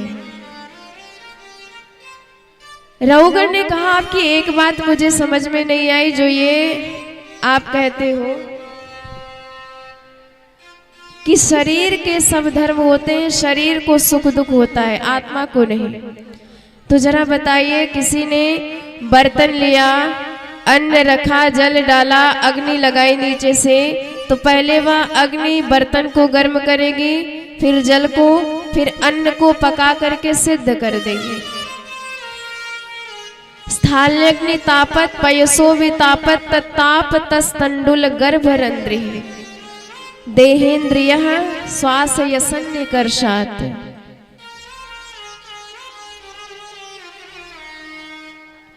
तो इस प्रकार यदि शरीर में कष्ट होगा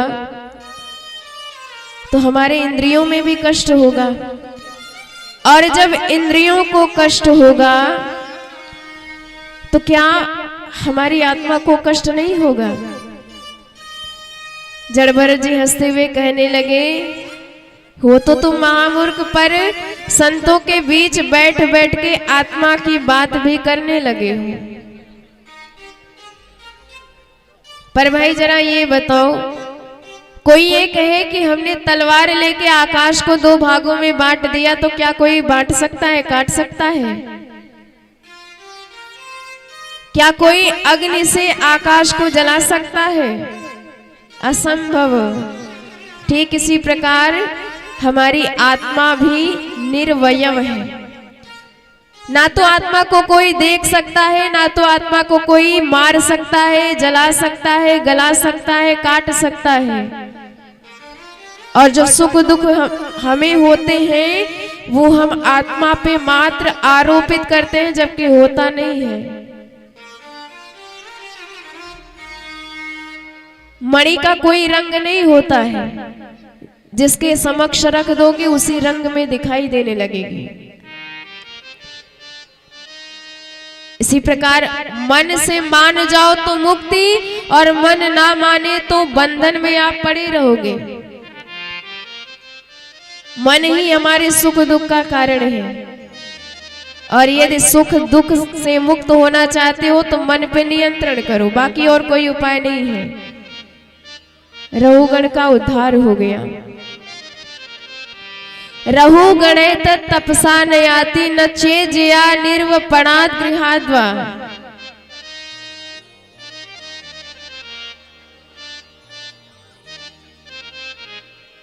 और अंतिम में सबका सार सुनाते हैं कि भाई जब तक संतों में श्रद्धा नहीं रखोगे, संत के चरणों में झुकना नहीं सीखोगे, तब तक किसी काल में तुम्हारा कल्याण नहीं होने वाला।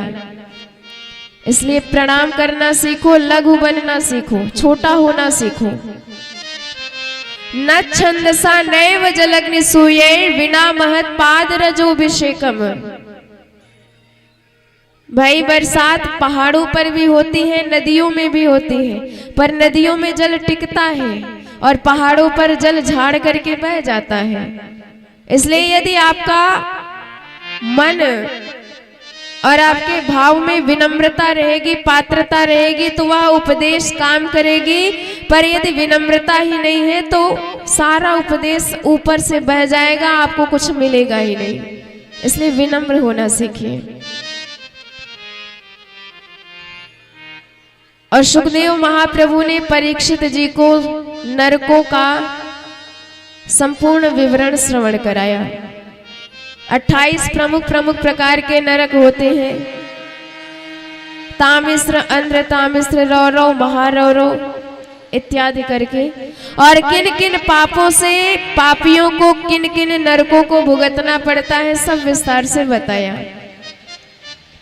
तत्र यस्तु परवित्तापत्य कलत्राण्य परति सहि काल पाशबद्धो यम पुरुषैरति भयानकै ताम्रस्ये नरके बलान् निपात्यते।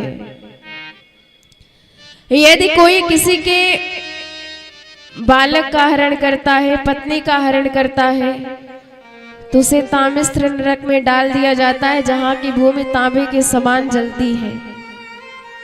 यदि कोई घर में आए हुए अतिथि को क्रोध भरी नजर से देखता है तो फिर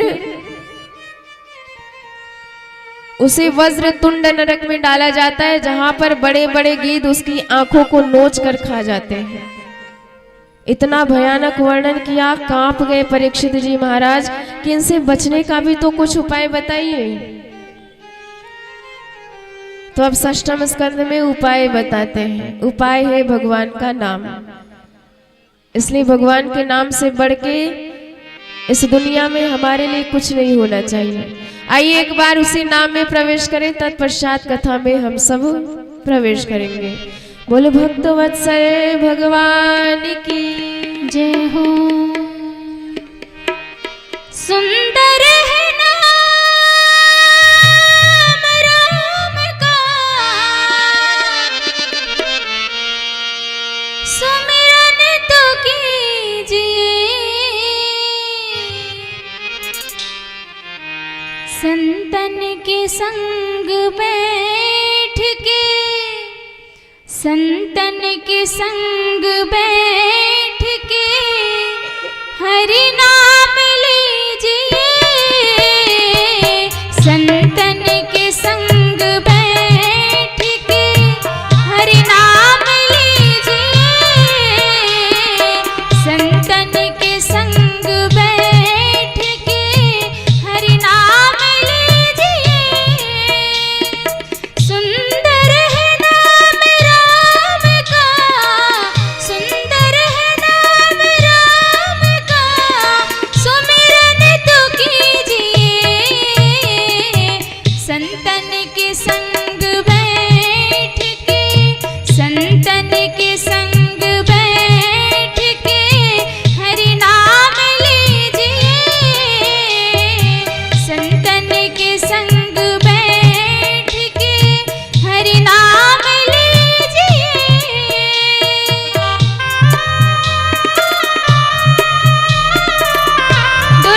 और आगे बड़े भाव से ताली की सेवा करते हुए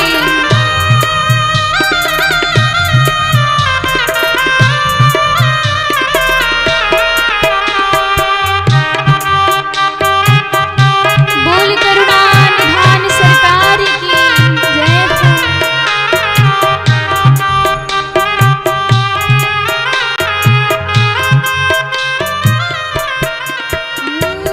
आना नहीं है बार बार इस जग के बीच में,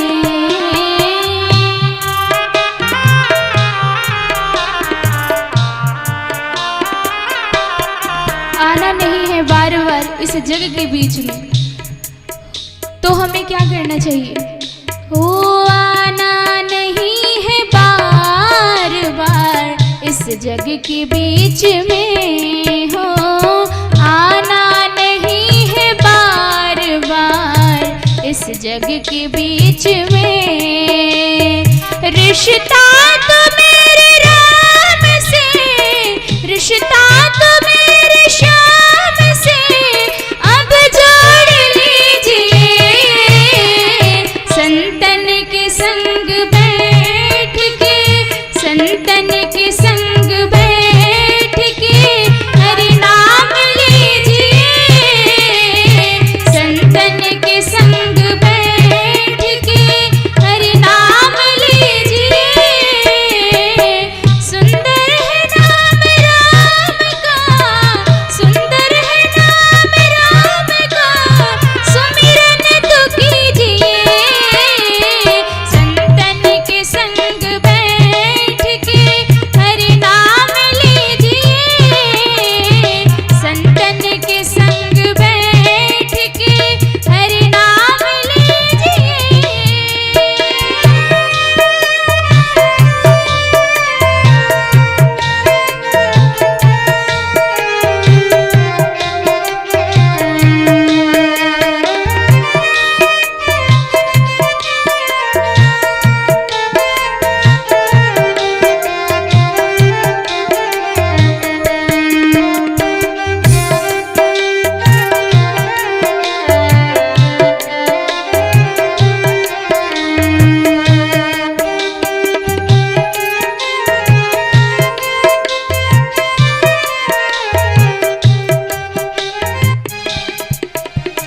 भूले जो मेरे राम को पछताना पड़ेगा,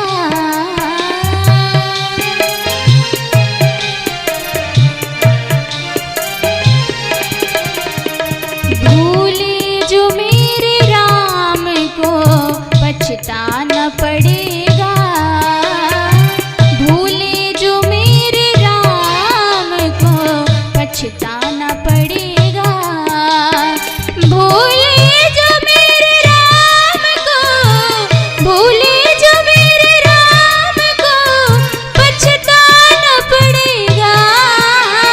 बस एक बार मेरा कहा, बस एक बार मेरा कहा मान लीजिए, रिश्ता तो मेरे राम से, रिश्ता तो मेरे राम से अब जोड़ लीजिए, संतन के संग बैठ के, संतन के संग बैठ के सुमिरन तो कीजिए, संतन के संग बैठ के सुमिरन तो कीजिए।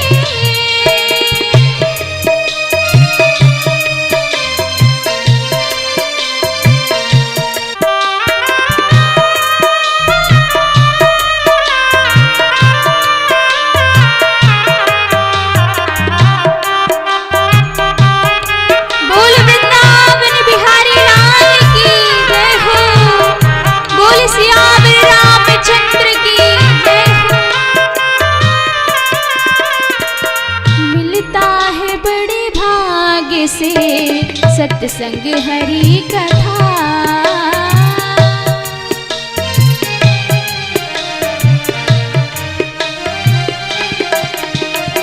मिलता है बड़े भाग्य से सत्संग हरि कथा, मिलता हरि कथा। मिलता है बड़े भाग्य से, मिलता है बड़े भाग्य से सत्संग हरि कथा। चरणों में सीताराम के, चरणों में सीताराम के अनुराग कीजिए। चरणों में सीताराम के अनुराग कीजिए। चरणों में सीताराम के अनुराग कीजिए। सुंदर है नाम राम का, सुंदर है नाम राम का, सुमिरन तो कीजिए। संतन के संग बैठ के, संतन के संग बैठ के हरि नाम लीजिए। संतन के संग बैठ के हरि नाम लीजिए। संतन के संग बैठ के हरि नाम लीजिए। संतन के संग बैठ के हरि नाम लीजिए। बोल भक्त वत्सल भगवान की। जय हो।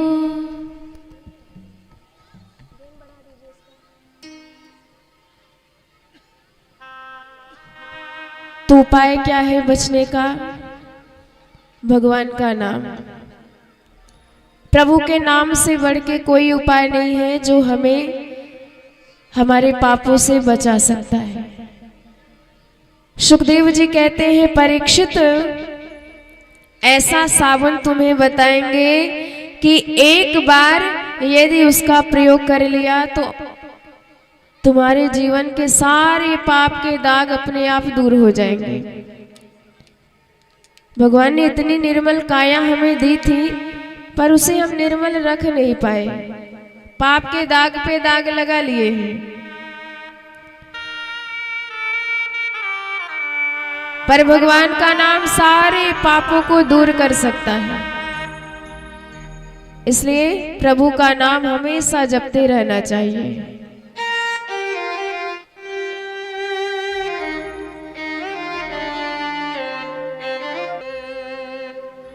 केचित् केवलया भक्त्या वासुदेव परायणः अघम धुन्वन्ति कांस्येन निहारमिव भास्करः।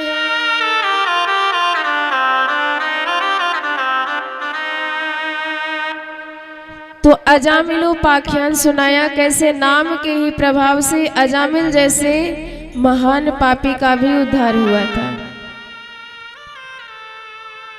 कान्य कुब्ज में एक अजामिल नाम का वेद पाठी ब्राह्मण रहता था।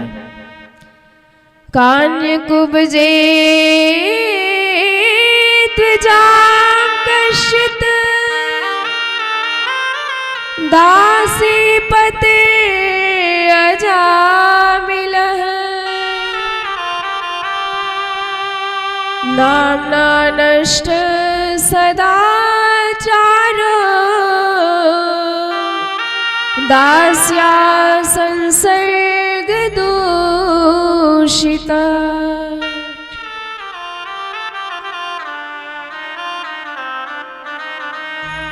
वेद पाठी ब्राह्मण था, पर कहा जाता है कि यदि आपने अपने आंखों पर, अपने कानों पर नियंत्रण नहीं किया तो आपका पतन हो सकता है।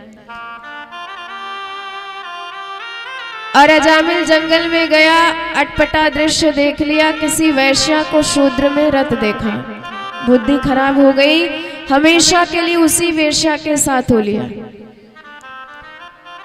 धर्म पत्नी को भी छोड़ दिया, माता पिता बच्चों तक को छोड़ दिया। कई संतानें हुई वेश्या के द्वारा। अंतिम आखिरी संतान हुई तो संत आए, संतों के कहने पर उसका नाम नारायण रख दिया।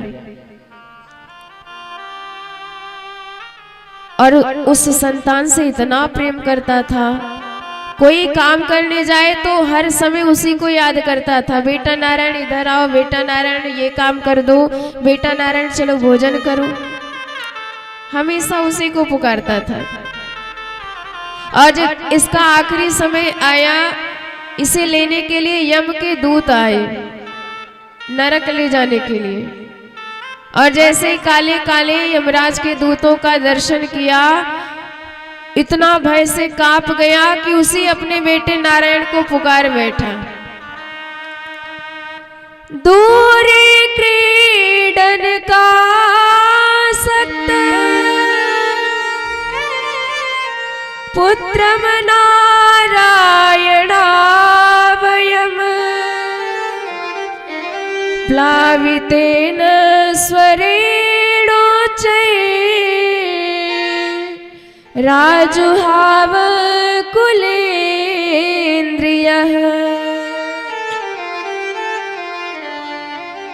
बड़ी जोर से चिल्लाया, बेटा नारायण मेरी रक्षा करो। और नारायण का नाम लिया। अंतिम समय में तो प्रभु के चार दूत पहुंच गए।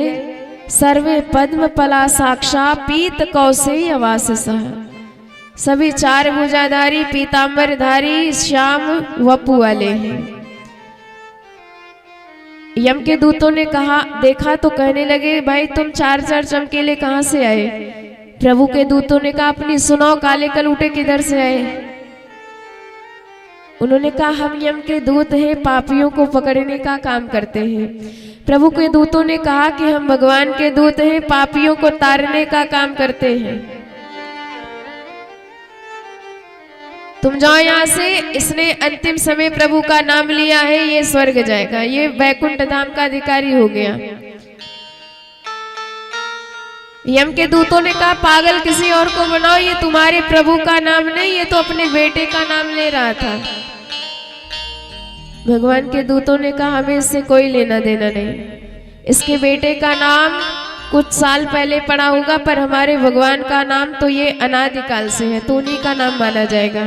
और प्रभु के नाम में छूट भी है, कैसे भी नाम लो उद्धार होगा ही होगा। सांकेत्यम परिहासम वा स्तोभम हेलन मेव वा वैकुंठ नाम ग्रहणम वशेषाघरम विदु।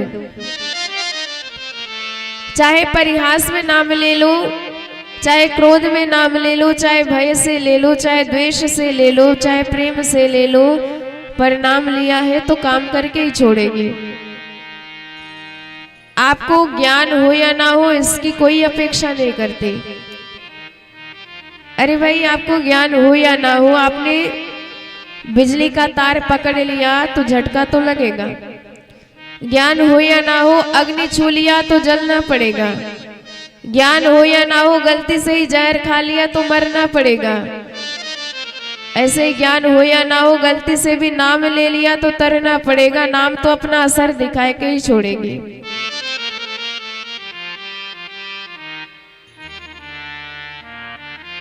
इसलिए यही बात हमारे गोस्वामी तुलसीदास जी भी कहते हैं, भाय को भाय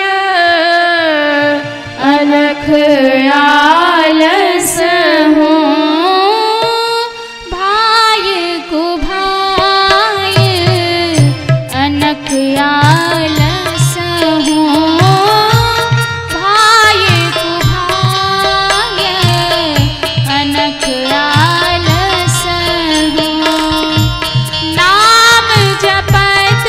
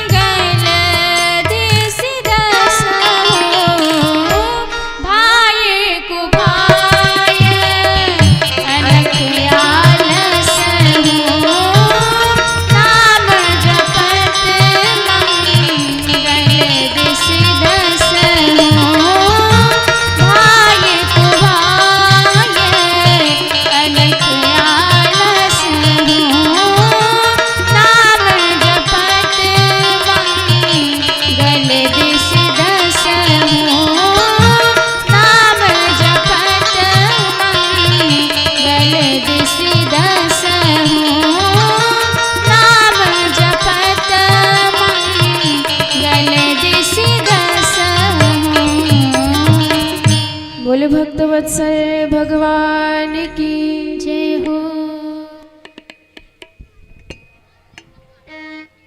यम के दूत नहीं माने तो प्रभु के दूतों ने पीट करके उन्हें भेज दिया।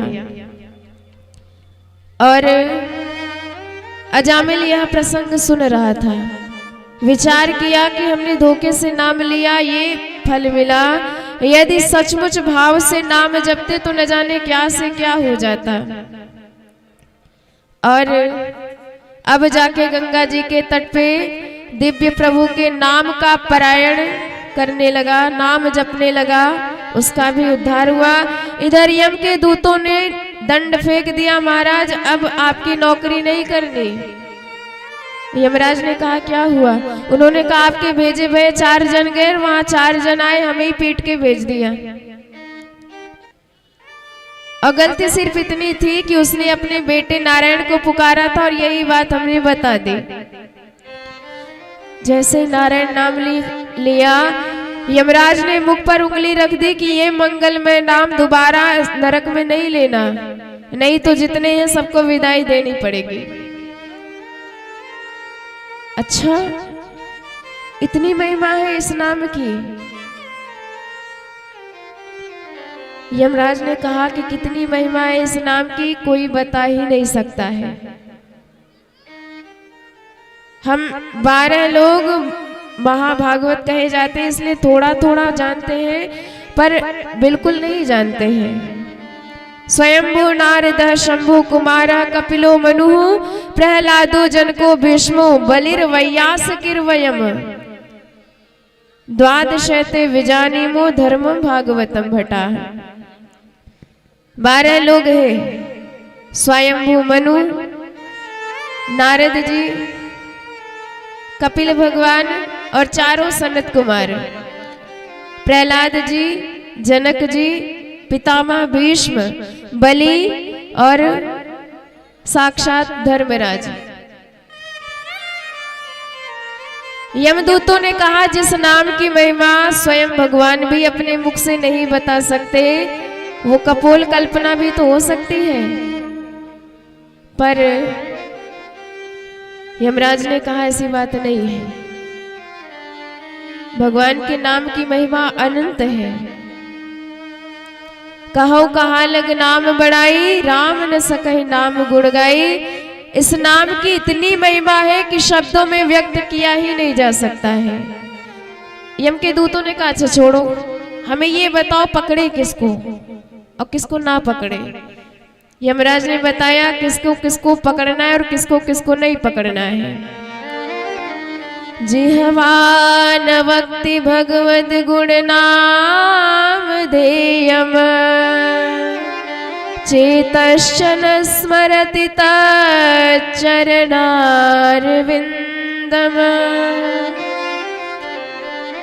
कृष्णाय नो नमति यच्चिरेकदापि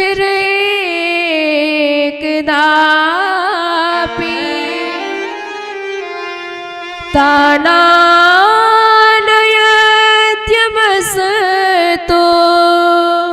कृतविष्णुकृत्या।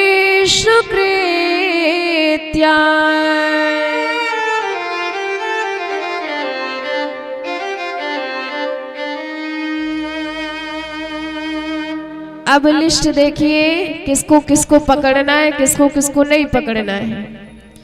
जिनकी जीवा से भगवान का नाम ना निकले, जिनके कान भगवान की कथा ना सुने, जिनके नेत्र प्रभु का दर्शन ना करें, जिनके हाथ संतों की और भगवान की सेवा ना करें, ऐसे लोगों को पकड़ना, बाकी किसी को हाथ भी मत लगाना। इसलिए कहा जाता है जो प्रभु का नाम जपते हैं उन्हें सपने में भी यमराज के दर्शन नहीं होते हैं। सकृन मना कृष्ण पदार बिंदियो,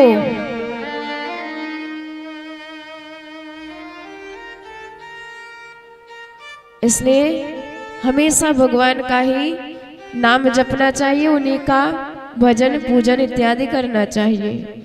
बोले भक्त वत्सल भगवान की जय हो। और अब सुखदेव जी ने बताया परीक्षित को कि जो 10 प्रचेता गण तपस्या करने गए थे, उन्होंने वृक्षों की कन्या वार्क्षी से विवाह किया और परम प्रतापी पुत्र दक्ष को प्रकट किया। पहले तो 10,000 संतानों को दक्ष ने जन्म दिया, पर नारद जी ने ऐसे प्रश्न किए कि सबको बाबा बैरागी बना दिया। उन्होंने कहा, ये बताओ दोनों ओर बहने वाली नदी का नाम क्या है? विचित्र भाषा बोलने वाले हंस का नाम क्या है? ऐसा बिल बताओ जिसमें जाके कोई बाहर ना निकले। और माया के पति का नाम क्या है? पुरुषनी के पति कौन है? बच्चों ने कहा नहीं जानते। नारद जी ने कहा हमारे चेला बनो तब उत्तर देंगे। सबको शिष्य बनाया और बताया कि दोनों ओर बहने वाली नदी का नाम है माया, जो एक तरफ सृजन कर रही है, दूसरी तरफ संहार कर रही है। ऐसा बिल जिसमें घुसने के बाद कोई बाहर नहीं निकलता, उसे मोक्ष कहते हैं। और विचित्र भाषा बोलने वाले हंस का नाम है वेद, जो कहते कुछ और है, अर्थ कुछ और ही निकलता है। और पुंशली के पति का नाम है माधव। धव यानी पति, तो माया के पति कौन है? माधव।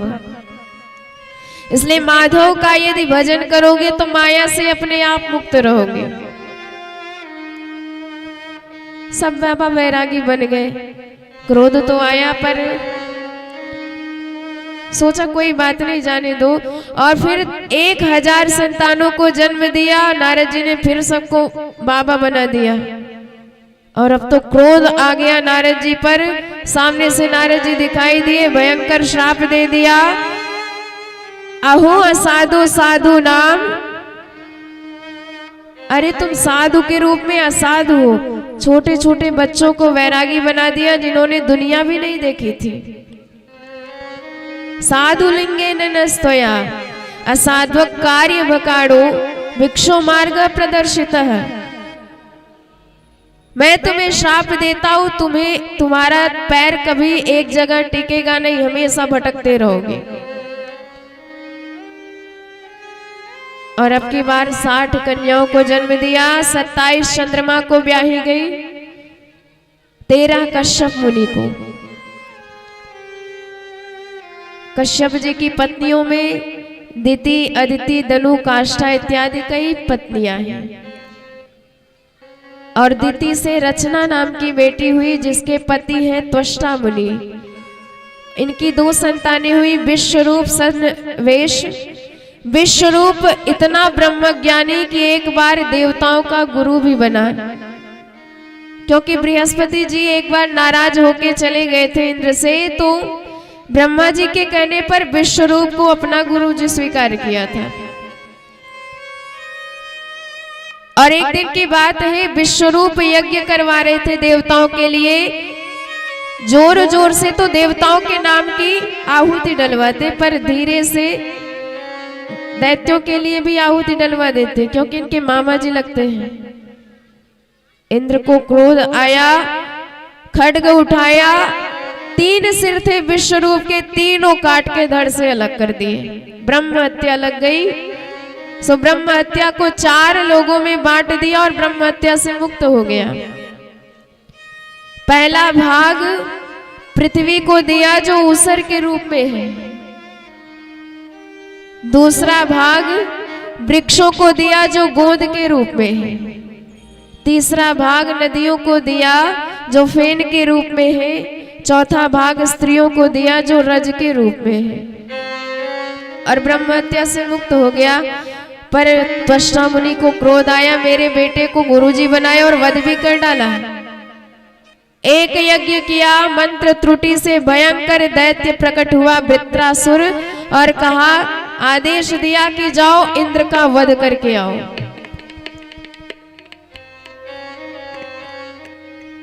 और जैसे ही विश्व वृत्रासुर युद्ध करने आया, इंद्र घबराया, भगवान की शरण में आया। प्रभु ने कहा, दधीच मुनि की हड्डियों से यदि वज्र का निर्माण हो, उसी वज्र से वृत्रासुर मरेगा।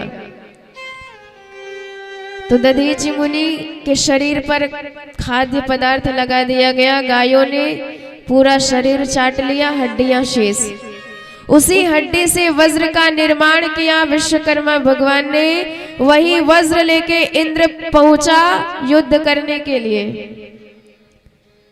पर जैसे ही वज्र का दर्शन किया वृत्रासुर ने, तो साक्षात बिहारी जी नजर आने लगे और 4 श्लोकों में दिव्य भगवान की स्तुति करके धर्म अर्थ काम मोक्ष चतुर पुरुषार्थ मांग लेता है।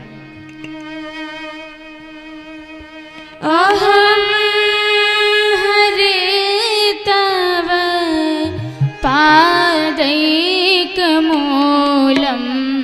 दासानुदास भवितास्मि भूय। अहं हरे तव पादैकमूल दासानुदास भवितास्मि भूय। मनः स्मरेता सुपतेर्गुणास्ते गृणीत वाक्कर्म करोति काय। मनः स्मरेता सुपतेर्गुणास्ते गृणीत वाक्कर्म करोति काय। ननाक पृष्ठ न च पारमेष्ठ्यं न सार्वभौमं नरसाधिपत्यं। ननाक पृष्ठं न च पारमेष्ठ्यं न सार्वभौमं नरसाधिपत्यं। न योगसिद्धिरपुनर्भवं वा समञ्जसत्वां विरहैकाक्षे। न योगसिद्धिरपुनर्भवं वा समञ्जसत्वां विरहैकाक्षे। समञ्जसत्वां विरहैकाक्षे।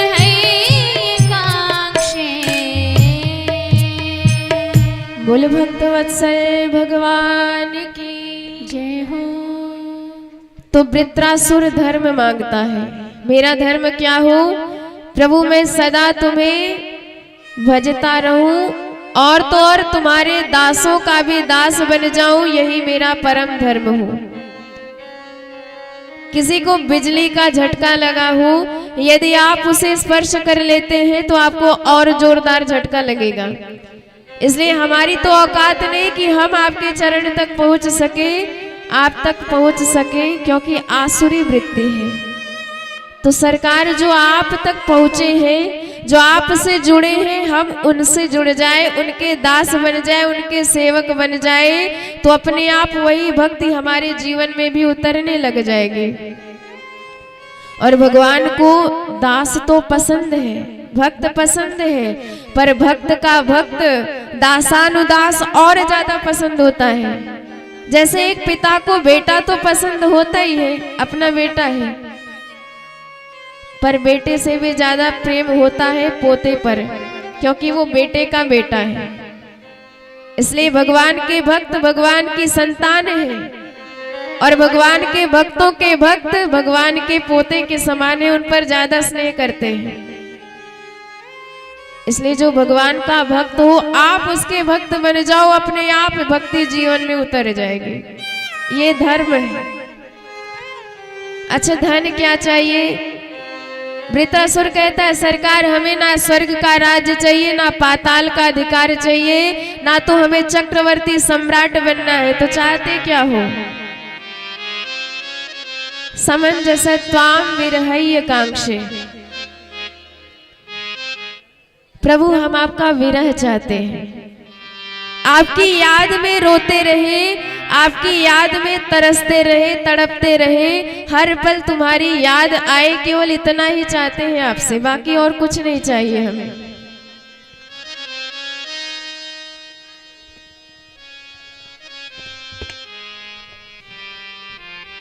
तो यही अर्थ मांगता है, यही हमारा धन हो।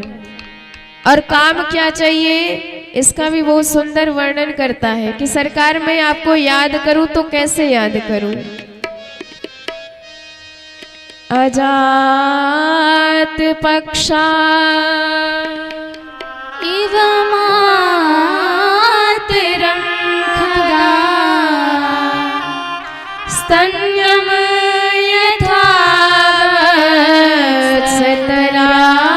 वत्सतराक्षुधाता अजात पक्षा इव मातरं खगा स्तन्यं यथा वत्सतरोक्षुधाता प्रियं प्रियैवं व्युषितं विषणेना मनोरविन्दाक्षदिदृक्षते वा प्रियं प्रियैवं व्युषितं विषणेना मनोरविन्दाक्षदिदृक्षते त्वां मनोरविन्दाक्षदिदृक्षते त्वाम्। वृत्रासुर कहता है सरकार मैं आपको वैसे ही याद करूं जैसे एक गाय का बछड़ा होता है।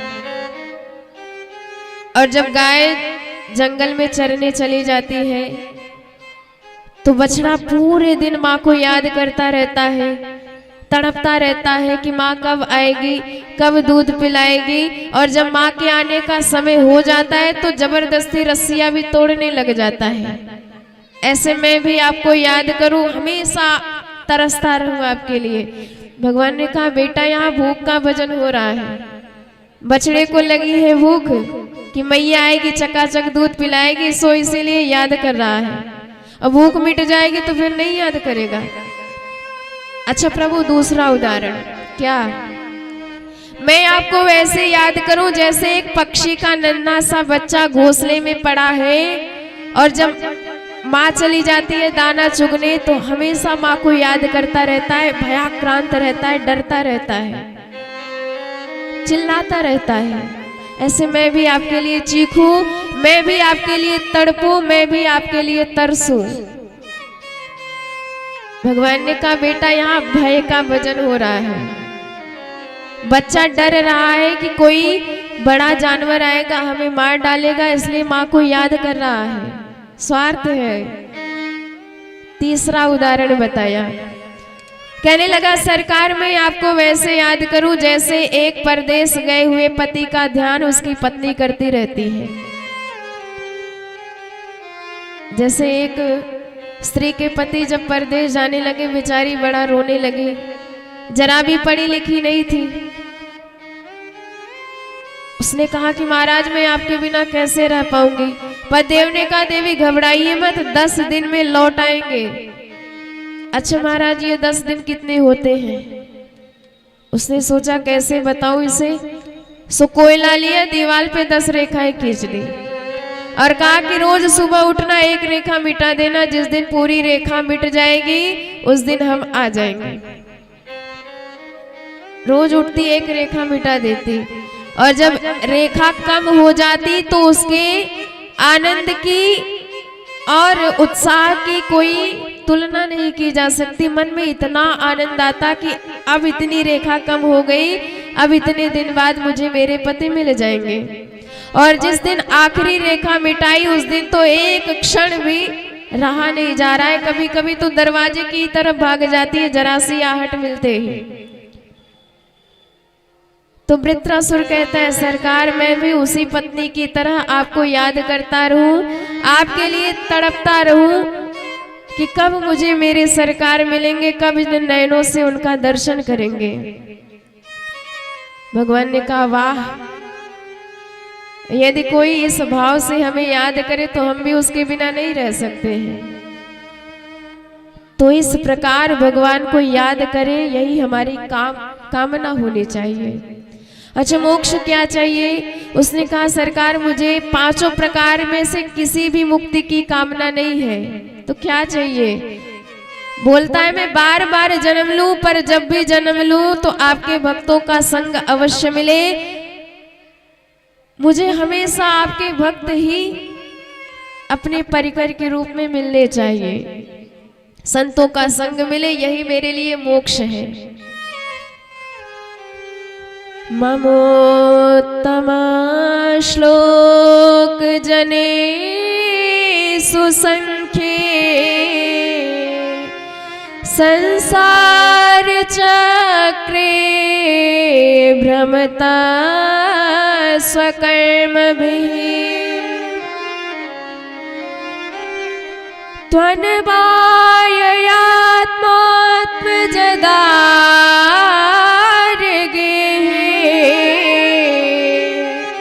स्वासक्त चित्तस्य नाथ भूया।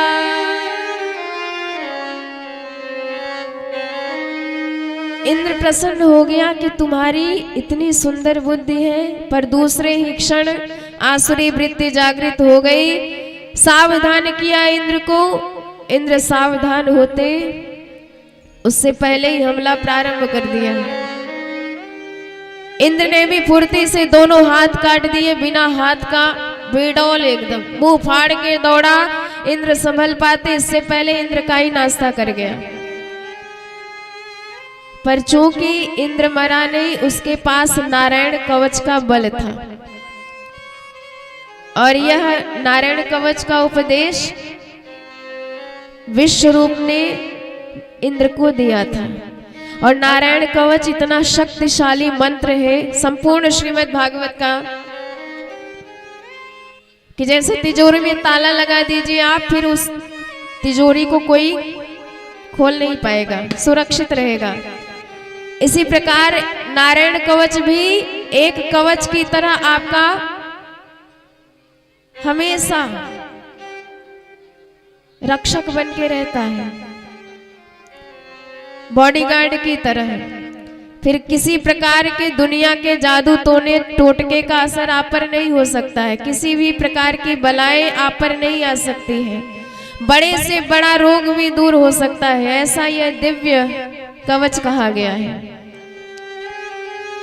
इंद्र को भी कुछ नहीं हुआ। 1 साल के बाद पेट फाड़ते फाड़ते तब बाहर निकले।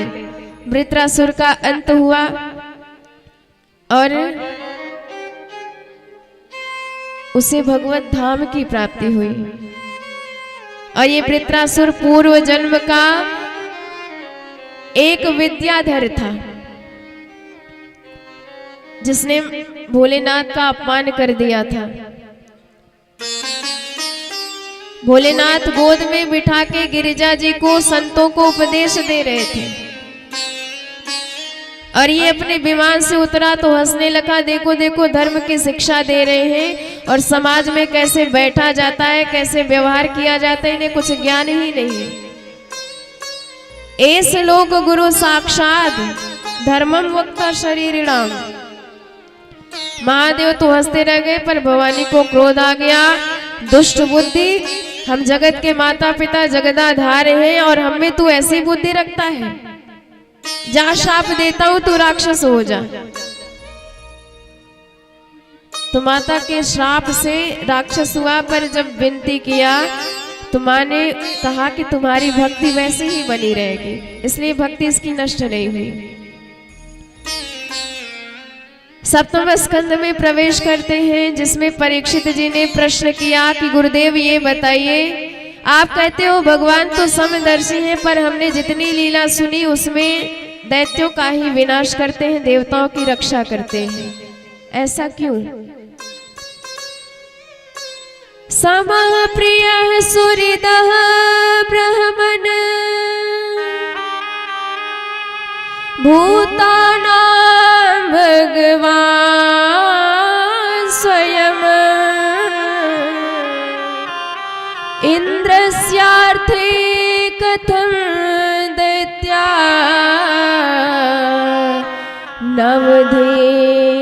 नवधेद् विषमो यथा।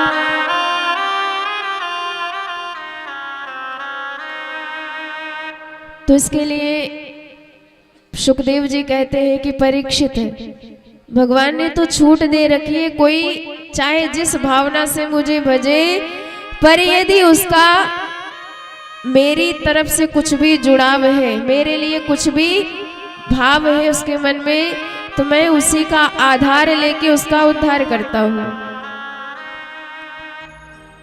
कई लोग होते हैं भगवान को क्रोध में याद करते हैं, गुस्से में, कई लोग भय से याद करते हैं, कई लोग प्रेम से याद करते हैं। पर यदि आप भगवान को याद कर रहे हैं तो वह कभी खाली नहीं जाता है। चाहे मुझसे शत्रुता करो, चाहे मुझसे मित्रता करो, पर यदि कोई भी संबंध मुझसे बना है तो वह संबंध ही तुम्हारे उद्धार का कारण बन जाएगा। एक बार दैत्यों ने प्रभु से कहा, सरकार हमारा भी कुछ करो, हमारे लिए भी तो कुछ करो, हम भी तो आपकी सृष्टि में आते हैं, आपने ही तो हमारी रचना करी है। भगवान ने कहा तो कुछ करो, हमारे लिए भजन करो। दैत्यों ने कहा, सरकार यदि भजन ही करने लग गए, बैठ के माला ही जपने लग गए, तो हम दुष्ट किस काम के? माला नहीं जपते इसीलिए तो दुष्ट कहे जाते हैं। प्रभु ने कहा कि यदि कुछ करोगे नहीं तो उद्धार कैसे होगा? दैत्यों ने कहा जो हमें आता है उतना कर सकते हैं। तो भगवान ने कहा ठीक है, हमसे दुश्मनी करो, हमसे दुश्मनी करोगे तो हम वही बात स्वीकार करके तुम्हारा उद्धार कर देंगे। पर यदि हमसे कोई लेना देना ही नहीं रखोगे तो फिर किसी काल में तुम्हारा कल्याण नहीं होने वाला है। मंदिर बनाओ, धर्मशाला बनाओ, इतनी कहा हस्ती मजदूर की, थोड़े से ध्यान में मन तो टिकता नहीं, साधना उपासना तो बात बड़ी दूर की। पर बिंदु कवि एक ही सुखद उपाय मिला, शायद फलेगी इसी से कामना इस क्रूर की, करूंगा क्रूर तो किसी दिन अदालत में, जाकर के देख लूंगा सूरत हुजूर की।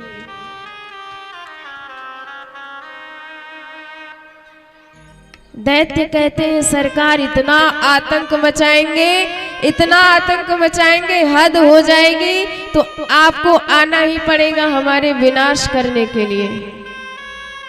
अरे जब इतना पाप करेंगे, इतना अपराध करेंगे, आपकी अदालत में लाए जाएंगे अपराधी बना करके, तो हम अपराधी आपका दर्शन करेंगे, और एक बार कोई आपकी नजर में आ जाए, आपकी नजर में आते ही उसका उद्धार हो जाता है।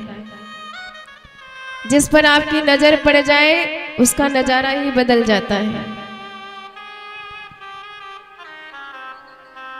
और परीक्षित भगवान ने देवताओं का उद्धार तो किया ही है, साथ ही दैत्यों का भी कल्याण किया है। अरे दैत्य वंश में ही हमारे प्रहलाद जी आए, बलि महाराज आए, उनका भी तो कल्याण किया है सरकार ने।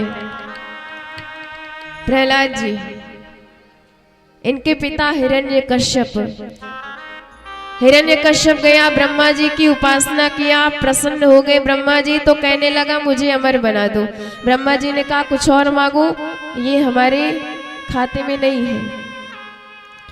अब तो वरदानों की जड़ी लगा दी महाराज, ना ऊपर मरूं, ना नीचे मरूं, ना दिन में मरूं, ना रात में मरूं, ना अंदर मरूं, ना बाहर मरूं, ना अस्त्र से मरूं, ना शस्त्र से मरूं, आपकी बनाई हुई सृष्टि में किसी से ना मरूं, ना तो किसी मनुष्य से मरूं, ना जानवर से मरूं, 12 महीने में किसी महीने में ना मरूं। ब्रह्मा जी ने कहा बेटा बस कर, कितना मांगेगा? पर ठीक है, तेरी जैसी तपस्या भी किसी ने नहीं करी, इसलिए जाओ दिया। ताते में दुर्लभा पुंसा यान ऋषि वरान मम, तदपि वितराम्यंग वरान्यदपि दुर्लभा।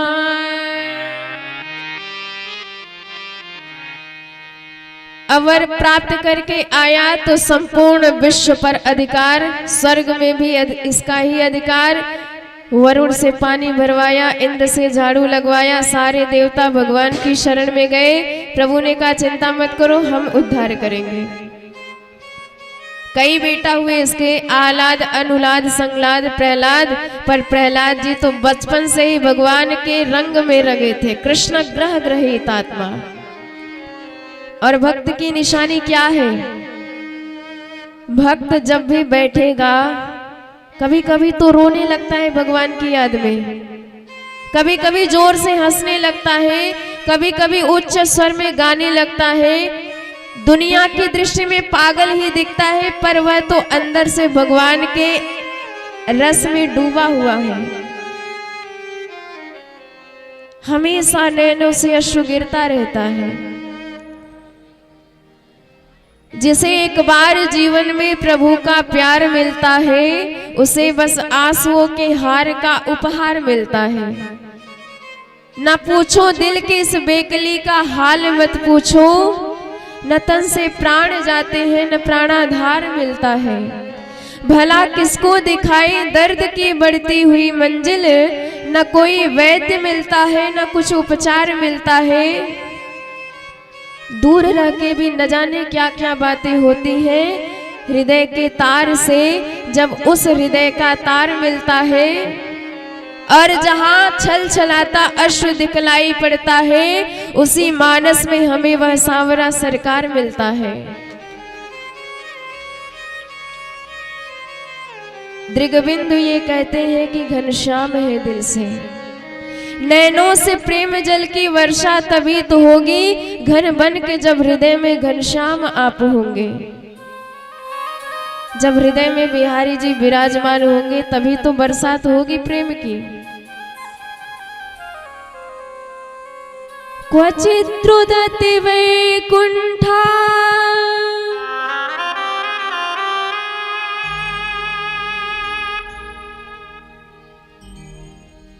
तो भगवान की भक्ति का प्रताप ही यही है। क्वचित दिसंति तच्चिंता लादम उद्गायति क्वचित। इस प्रकार प्रहलाद जी प्रेम में रंगे। हिरण्यकश्यप ने इन्हें दानव विश्वविद्यालय में भेजा। पढ़े लिख के प्रहलाद जी आए, पिताजी ने गोद में बिठाया। एकदा सुरराट पुत्रम अंक आरोप्य पांडव प्रपच्छ कथ्यताम वत्स मन्यते साधु यद भवान। गोद में बिठा के पूछा, बेटा ये बता तेरे गुरुजी ने तुझे क्या सिखाया है। प्रहलाद जी के गुरुजी खंडामर्क महाराज थे। प्रहलाद जी ने सोचा पिताजी पूछ रहे हैं, अच्छी बात तो अच्छी ही बताएंगे। उन्होंने कहा, पिताजी एक बात हमने बड़ी बढ़िया सीखी है गुरुजी से। क्या? तत्साधु मन्ये सुरवर्य देहिना सदा समुद्विग्न धियाम सद्गहात हित्वात्मपातम गृहम अंधकूपम वनम गतो यधर्माश्रयेत।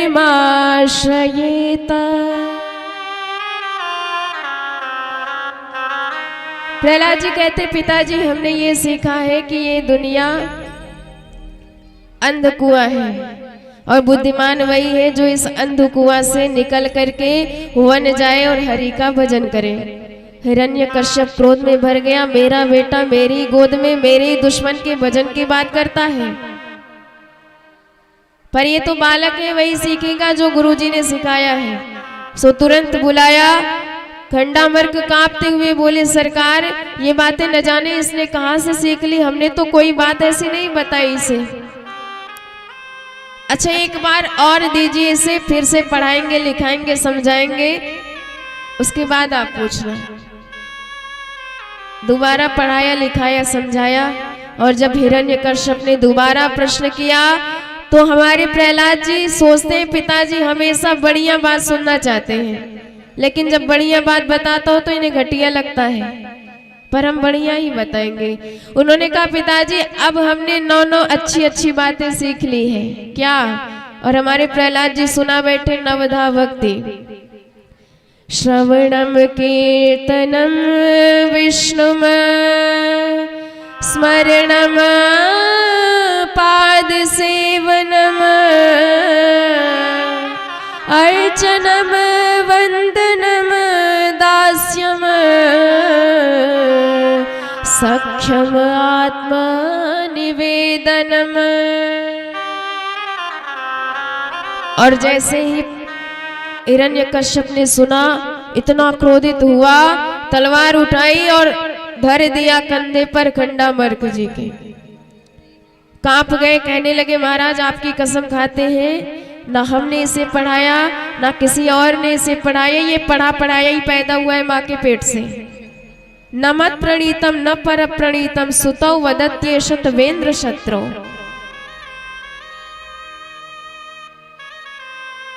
हिरण्यकश्यप ने कहा इसे रोग लगा है, भक्ति का रोग, और यदि कुछ ऐसा रोग हो जाए जिसकी दवाई ना बनी हो तो उस रोगी को ही ठिकाने लगा दो, नहीं तो पूरी दुनिया रोगी हो जाएगी। बड़े बड़े दैत्य टूट पड़े प्रहलाद जी के ऊपर, जहर खिलाया गया, पहाड़ से गिराया गया, बड़े बड़े हाथियों के नीचे कुचलवाया गया, सर्प से डसवाया गया, तलवार से काटा गया, फांसी लगा दी गई। पर धन्य है गोविंद जिसकी रक्षा करते हैं, उसका कोई बाल भी बांका नहीं कर सकता है। दिग्गजय दंत सुकैशा अभिचाराव पातने माया भी सन्निरोधैश गर्दानैर भोजने। होलिका आई गोद में लेके जलने के लिए बैठ गई चिता सजा के, पर आज ब्रह्मा जी के वचनों को भी झूठा कर दिया भगवान ने, क्योंकि अपने भक्त की बात आई है। होलिका जल करके राख, प्रहलाद जी का कुछ भी नहीं हुआ। इसे संसार की अग्नि ने नहीं जलाया है, क्योंकि ब्रह्मा जी ने होलिका को वरदान दिया था तुझे अग्नि नहीं जला सकती। पर आज होलिका जल गई, कौन सी अग्नि में? जो अपराध भगत कर करई राम रोष पावक सो जरई। जो भक्त का अपराध करता है वो राम जी के क्रोध अग्नि में जल के भस्म हो जाता है। हिरण्यकश्यप सोचने लगा कौन सी शक्ति इसके पास है। खंड अमर्क जी महाराज प्रहलाद जी को ले गए, रस्सियों से बांध करके कमरे में कैद कर दिया। प्रहलाद जी ने सोचा आज प्रभु का भजन करेंगे, कीर्तन करेंगे, पर भाई कीर्तन तो हमेशा भीड़ में ही अच्छी लगती है, अकेले में तो ध्यान करना अच्छा लगता है। भजन तो हमेशा जब सब इकट्ठे हो तभी अच्छा लगता है। तो अपने साथियों को इशारे से बुलाया, आओ आज तुम्हें कुछ बढ़िया बात बताए। उन्होंने कहा चलो भजन करेंगे। बच्चों ने कहा भाई तेरे पिताजी बड़े क्रोधी हैं, हमें छोड़ेंगे नहीं, और भजन करना तो बुड्ढों का काम है। प्रहलाद जी ने कहा ये बताओ तुम्हारी आयु कितनी है? मान लो 100 वर्ष, 100 में से तो 50 निकाल दो, क्योंकि आधी उम्र तो आपकी सोने में गुजर गई, और 50 में से भी 20 वर्ष उधर के निकाल दो, क्योंकि वह बुढ़ापे का है, और बुढ़ापे में आप चाह करके भी भजन नहीं कर सकोगे, क्योंकि मुंह में दांत रहेंगे ही नहीं, और राम कहोगे तो आम निकलेगा, तो नाम तो ले नहीं पाओगे। शरीर का कोई अंग काम ही नहीं करेगा तो नृत्य नहीं कर पाओगे, बैठ ही नहीं सकोगे, ध्यान होगा ही नहीं। तो 20 वर्ष निकल गए, बचे 30 वर्ष, और 30 में से प्रारंभ के 20 वर्ष निकाल दो, क्योंकि वो आपके बचपन के दिन है, खेलने का खाने के दिन है। बचे 10, और 10 वर्ष में यदि सौभाग्य से विवाह हो गया तो मत केवल देवी जी के ही मंत्र कान में सुनाई देंगे। आज नमक खत्म है, लकड़ी खत्म है, आटा नहीं है, शॉपिंग करनी है, हार लाना है तो उसी हार के चक्कर में बेचारे कमाते कमाते पूरा जीवन गुजार देते हैं। तो बताइए, भजन का समय कुछ मिला आपके पास? जिंदगी जब तक रहेगी फुर्सत ना होगी काम से, कुछ समय ऐसा निकालो प्रेम कर लो राम से। कमार आचरित प्राज्ञो धर्मम भागवतानि है, दुर्लभम मानुषम जन्म देहिनाम क्षण भंगुर है। बच्चों ने कहा ठीक है, पर भाई भगवान का भजन तो देवता लोग करते, हम तो दैत्य हैं। प्रहलाद जी ने कहा कि जो भगवान का भजन करता है वो भगवान का ही हो जाता है। देवो सुरो मनुष्यो वा यक्षो गंधर्व एव वा, भजन मुकुंद चरणम स्वस्तिमान यथा वयम। और रही बात हमारे पिताजी की, तो पिताजी ने इतना प्रयास किया पर मेरा कुछ बिगाड़ नहीं पाए। हमारी रक्षा करने वाले तो हमारे भगवान बैठे हैं। बच्चों ने कहा चल ठीक होगी सो देखी जाएगी, आज तेरे साथ भगवान का भजन करेंगे। अब तो सारे बच्चों के साथ प्रहलाद जी झूम झूम के कीर्तन करने लगे, भगवान का भजन करने लगे। आइए हम सब भी बड़े भाव से प्रभु के भजन में मन निवेदित करें, तत्पश्चात कथा में प्रवेश करेंगे। बोल भक्त वत्सल भगवान की जय हो। क्या जाने कोई क्या जाने, क्या जाने कोई क्या जाने, मुझे मिल गया मुझे मिल गया मुझे मिल गया मन का मीत, ये दुनिया क्या जाने। मुझे मिल गया मन का मीत, ये दुनिया क्या जाने। मुझे मिल गया मन का मीत, ये दुनिया क्या जाने। क्या जाने कोई क्या जाने, क्या जाने कोई क्या जाने, क्या जाने कोई क्या जाने। मेरी लगी शाम संग प्रीत, ये दुनिया क्या जाने। मेरी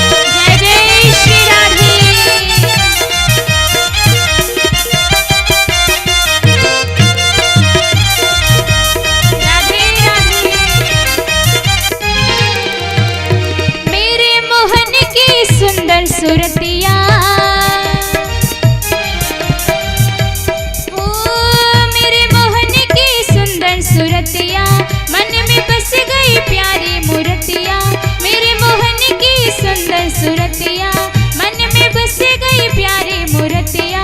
लोग कहे मैं तो भई बावरिया, जब से ओढ़ी मैंने श्याम चुनरिया। लोग कहे मैं तो भई बावरिया, जब से ओढ़ी मैंने श्याम चुनरिया। मैंने छोड़ी जग की रीत, ये दुनिया क्या जाने। मैंने छोड़ी जग की रीत, ये दुनिया क्या जाने। क्या जाने कोई क्या जाने, क्या जाने कोई क्या जाने। मुझे मिल गया, मुझे मिल गया, मुझे मिल गया मन का मीत, ये दुनिया क्या जाने। मुझे मिल गया मन का मीत, ये दुनिया क्या जाने।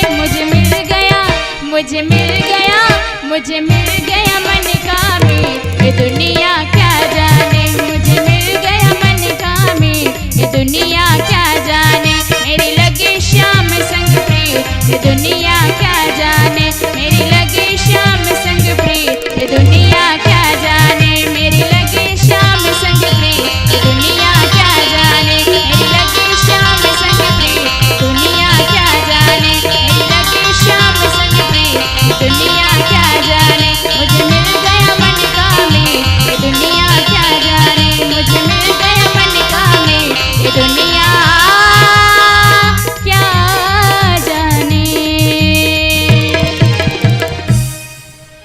बोले भक्तवत्सल भगवान की जय हो।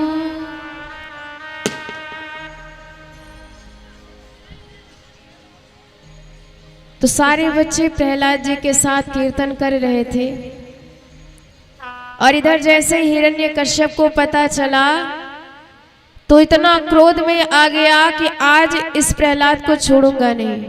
तलवार लेके वहां आया और इतनी जोर से हुंकार भरा कि सारा कीर्तन सन्नाटे में बदल गया।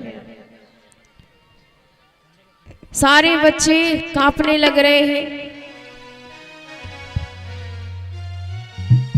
और इतना भय कि जो जैसे था वैसे ही खड़ा है। कोई ठुमका लगा रहा था तो ये भी हिम्मत नहीं भई कि सीधा हो जाए। इशारे से प्रहलाद जी को कहा कि देखो तेरे पिताजी आ गए, अब बता क्या किया जाए। हिरण्यकश्यप ने जैसे ही प्रहलाद जी को देखा गालियां सुनाने लगा। हे दुर्विनीत मंदात्म कुल भेद कराधमः स्तब्धम मच्छ सनोद्युतम निर्षेत्वाद्ययमक्षयम् क्रुद्धस्य यस्य कंपन्ते त्रयो लोका सहेश्वरा तस्य मेन भी तवन्मूढ़ शासनम किं बलूत्यगाः। अरे दुर्विनीत मंदात्म कुल भेदी नराधम प्रहलाद, मेरे भय से त्रैलोक्य कांपता है और तुझे किसका बल प्राप्त है जिसके बल पे बलशाली होके तूने मुझे चुनौती दिया है। न केवलम में भवतश्चराजन्। हमारे प्रहलाद जी बड़े भाव से यही उत्तर अपने पिताजी को देते हैं। भवतश्चराजन् न केवलम में भवतश्चराजन् न केवलम में भवतश्चराजन् सवै बलं बलिनां च परेषां सवै बलं बलिनां च परेषां परिवरे में स्थिर जंगमाये परिवरे में स्थिर जंगमाये ब्रह्मादय नवशः प्रणीता न केवलम में भवतश्चराजन् न केवलम में भवतश्चराजन् न केवलम में भवतश्चराजन्। बोले भक्तवत्सल भगवान की जय हो। प्रहलाद जी ने कहा, पिताजी मुझे उनका बल प्राप्त है जो बड़े बड़े बलवानों को भी बल देने वाले हैं। अग्नि में यदि जलाने की सामर्थ्य है तो मेरे भगवान का दिया बल है। वायु किसी चीज को उड़ा सकता है तो ये मेरे भगवान का दिया गया बल है। जितने भी बलशाली हैं सब में उन्हीं का बल आप देख सकते हो। वो बलवानों के भी बलवान हैं। हम में आप में सब में विराजमान है वही बल के रूप में। हिरण्यकश्यप क्रोधित हो गया कि बता कहाँ मिलेगा वह तेरा बलशाली भगवान, अभी उससे निपट लूं। प्रहलाद जी ने कहा कि कहाँ नहीं मिलेंगे पिताजी वो। हिरण्यकश्यप ने कहा, अच्छा ये बता क्या इस खंभे में भी तेरा भगवान मिलेगा? प्रहलाद जी ने कहा हाँ। और भगवान कहा जहां भक्त की हाँ। जैसे ही प्रहलाद जी ने हाँ कहा, हिरण्यकश्यप क्रोध में अंधा होकर बड़ी जोर से गरा घुमा करके खंभे में प्रहार किया। जैसे ही खंभे में प्रहार किया खंभा फट गया और भगवान साक्षात नरसिंह का रूप बना करके प्रकट हो गए। गगड़ गड़गड़ानो खंभ फाटो चरचरानो निकसो नरि नाहर को रूप अति भयानक है। गगड़ गड़गड़ावे दसन जीभ लपलपावे चितवत सरोज मानो अंग जात खानो है। बोल नरसिंह भगवान की जय हो। प्रभु जैसे ही प्रकट हुए बड़े बड़े दैत्य मूर्छित होके गिर पड़े। दिन के 12 बजे प्रकट हुए हैं। हिरण्यकश्यप से ऐसे खेलने लगे जैसे कोई गरुड़ सर्प के साथ खेलता हो। जैसे ही वेला हुई सायंकाल की, भगवान ने परास्त किया, अपने गोद में लिटाया, देहली पे जाके बैठ गए। गर्दन दबाई, तलवार ढाल हाथ से छूट गया हिरण्यकश्यप से। उसने कहा कि मुझे बल प्राप्त है, आशीर्वाद मिला है, मैं न दिन में मरूंगा न रात में। भगवान ने कहा शाम का समय है, न दिन न रात, ना बाहर मरूंगा ना भीतर मरूंगा। प्रभु ने कहा कि हम देहली पे बैठे हैं, ना बाहर है ना भीतर है, ना अस्त्र से मरूंगा ना शस्त्र से। भगवान ने कहा ये मेरे नाखून ना तो अस्त्र है ना शस्त्र है, इसी से तेरा वध करूंगा। उसने कहा ना तो सजीव से मरूंगा ना निर्जीव से। भगवान ने कहा ये मेरे नख ना तो सजीव है ना तो निर्जीव, दोनों है। फिर कहने लगा ना ऊपर मरूंगा ना नीचे मरूंगा। प्रभु ने कहा तू मेरी गोद में है, ना ऊपर है ना नीचे है। ना मनुष्य से मरूंगा ना जानवर से। भगवान कहते हैं मैं कौन हूं? कहने लगा ऊपर से तो शेर जैसे दिखते हो, नीचे से मानो जैसे भगवान ने कहा स्पेशल तेरे लिए बने हैं। 12 महीने में किसी महीने में नहीं मरूंगा। प्रभु ने कहा बेटा ये अधिक मास 13वां महीना चल रहा है। सारी वरदानों की रक्षा करी भगवान ने और अंतिम में उसके उदर विदीर्ण कर दिए भगवान। अतड़ी निकाल करके माला बना करके गले में धारण कर दी और हिरण्यकश्यप का भी उद्धार कर दिया, उसे भी अपने परम धाम भगवान ने भेज दिया। बोल भक्त वत्सल भगवान की जय हो। ब्रह्मा जी स्तुति करने आए क्योंकि उनके वचन को सत्य किया है प्रभु ने। सत्यम विधातुम निज भृत्य भासितम व्याप्तिम च भूतेषु अखिलेषु चात्मनः स्तंभे सभायाम न मृगम न मानुषम। स्तुति किया ब्रह्मा जी ने, पर हुंकार लगाई भगवान ने तो उनका हंस ही उड़ा के चला। भोलेनाथ आए, टिक नहीं पाए। बड़े बड़े देव बड़े बड़े गंधर्व आए, पर प्रभु के क्रोध में जरा सी भी न्यूनता नहीं आई। छम छम करती हुई सोने की आरती सजाई। लक्ष्मी जी आई, भगवान के चरण कमलों पर आरती घुमाते घुमाते जैसे मुखमंडल पे आरती दिखाई, भगवान ने गला फाड़ के ऐसी जोरदार दहाड़ लगाई। लक्ष्मी मैया घबराई, भय से चीखती हुई दैया मैया कहती भागती नजर आई। देवताओं ने कहा कि प्रहलाद अब तू ही इन्हें शांत कर सकता है। प्रहलाद जी आए, सीधे चरणों में लेट गए और जैसे ही भगवान ने देखा कि मेरा भक्त मेरे चरण में लेटा है तो कृपा शक्ति जागृत हो गई। स्वपाद मूले पतितम तमर्भकम विलोक्य देवा कृपया परिप्लुतः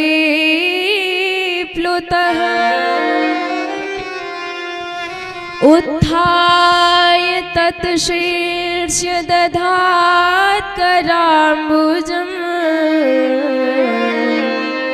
कालाहि वित्रस्तधिया कृता भयम्।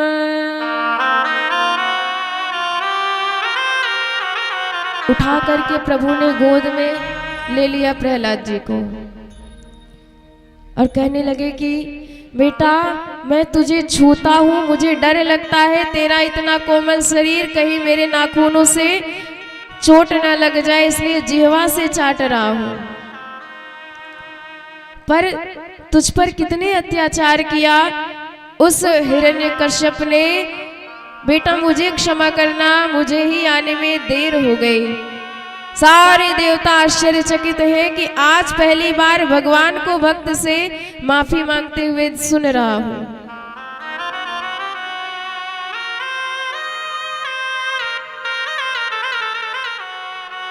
प्रहलाद जी कहते हैं प्रभु बड़े बड़े ब्रह्मादिक देवता आए, छंदों से मंत्रों से स्तुति करते चले गए, धारा प्रवाह पर आपके क्रोध में जरा सी भी न्यूनता नहीं आई।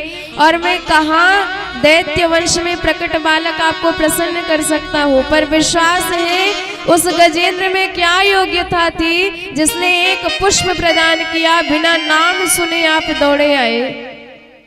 इसलिए जरा सी आशा है, आपकी दयालुता पर विश्वास है हमें। करहि सदा तिनके रखवारी, करहि सदा तिनके रखवारी, करहि सदा तिनके रखवारी। जिमि बालक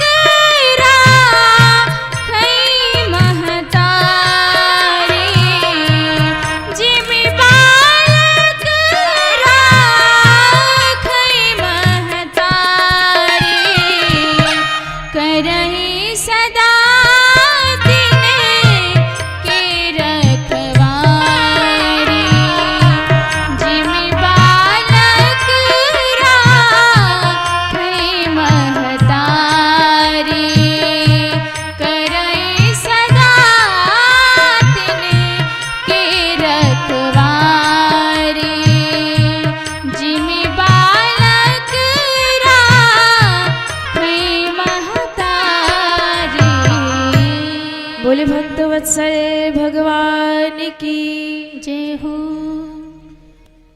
प्रहलाद जी ने यही बात भगवान से निवेदन किया। क्वाहम रजः प्रभवैष तमोधिकेऽस्मिन्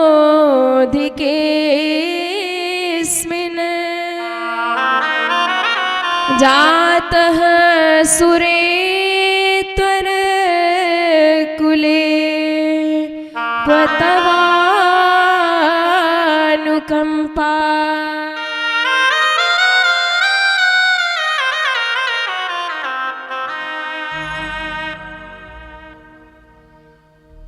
न ब्रह्मणा न तू भवस्य वै रमाया। अरे ब्रह्मा जी को, जो आपके सगे बेटा है, अपनी पत्नी तक को इतना प्रेम नहीं दिया, न अपनी गोद में नहीं बिठाया होगा।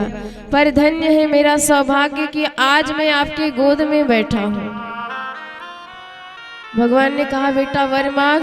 प्रहलाद जी कहते हैं ये लेना देना व्यापारियों का काम है, कुछ मिल जाए इसलिए भजन करूं, ये मेरी कामना नहीं है। भगवान ने कहा फिर भी मेरी इच्छा के लिए मांग ले। प्रहलाद जी कहते हैं यदि देना ही चाहते हो तो ये दो कि कभी दोबारा जिंदगी में कुछ मांगने की इच्छा ना करूं। यदि राशिस में कामान वरांस्तम वर दर्शवः कामानाम हृदय संरोहम भवतस्तु वृणे वरम। प्रभु ने कहा बेटा तूने मांग के भी क्या मांगा, तू मांग नहीं सकता तो मैं दिए बिना रह नहीं सकता। तुझे आशीर्वाद देता हूँ, यहाँ सुख पूर्वक राज्य कर, तत्पश्चात एक मनवंतर के बाद तू मेरा नित्य पार्षद बन जा। प्रहलाद जी ने कहा प्रभु मेरे पिताजी की अधोगति नहीं होनी चाहिए। भगवान कहते बेटा तुझ जैसा बालक जिस कुल में पैदा हो जाता है, जिस धरती पर जिस स्थान पर पैदा हो जाता है, वह धरती धन्य हो जाती है, वह वंश धन्य हो जाता है, वो माता पिता धन्य हो जाते हैं। कुलम पवित्रम जननी कृतार्था वसुंधरा पुण्यवती च तेन अपार संवे सुख सागरेस्मिन्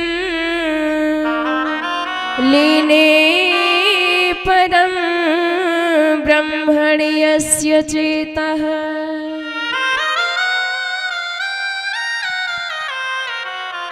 इस प्रकार प्रहलाद जी का भी कल्याण किया भगवान ने, और वही करुणा भगवान ने उस गजेंद्र पर दिखाई जो गजेंद्र 100 हाथियों के जैसा बलशाली था।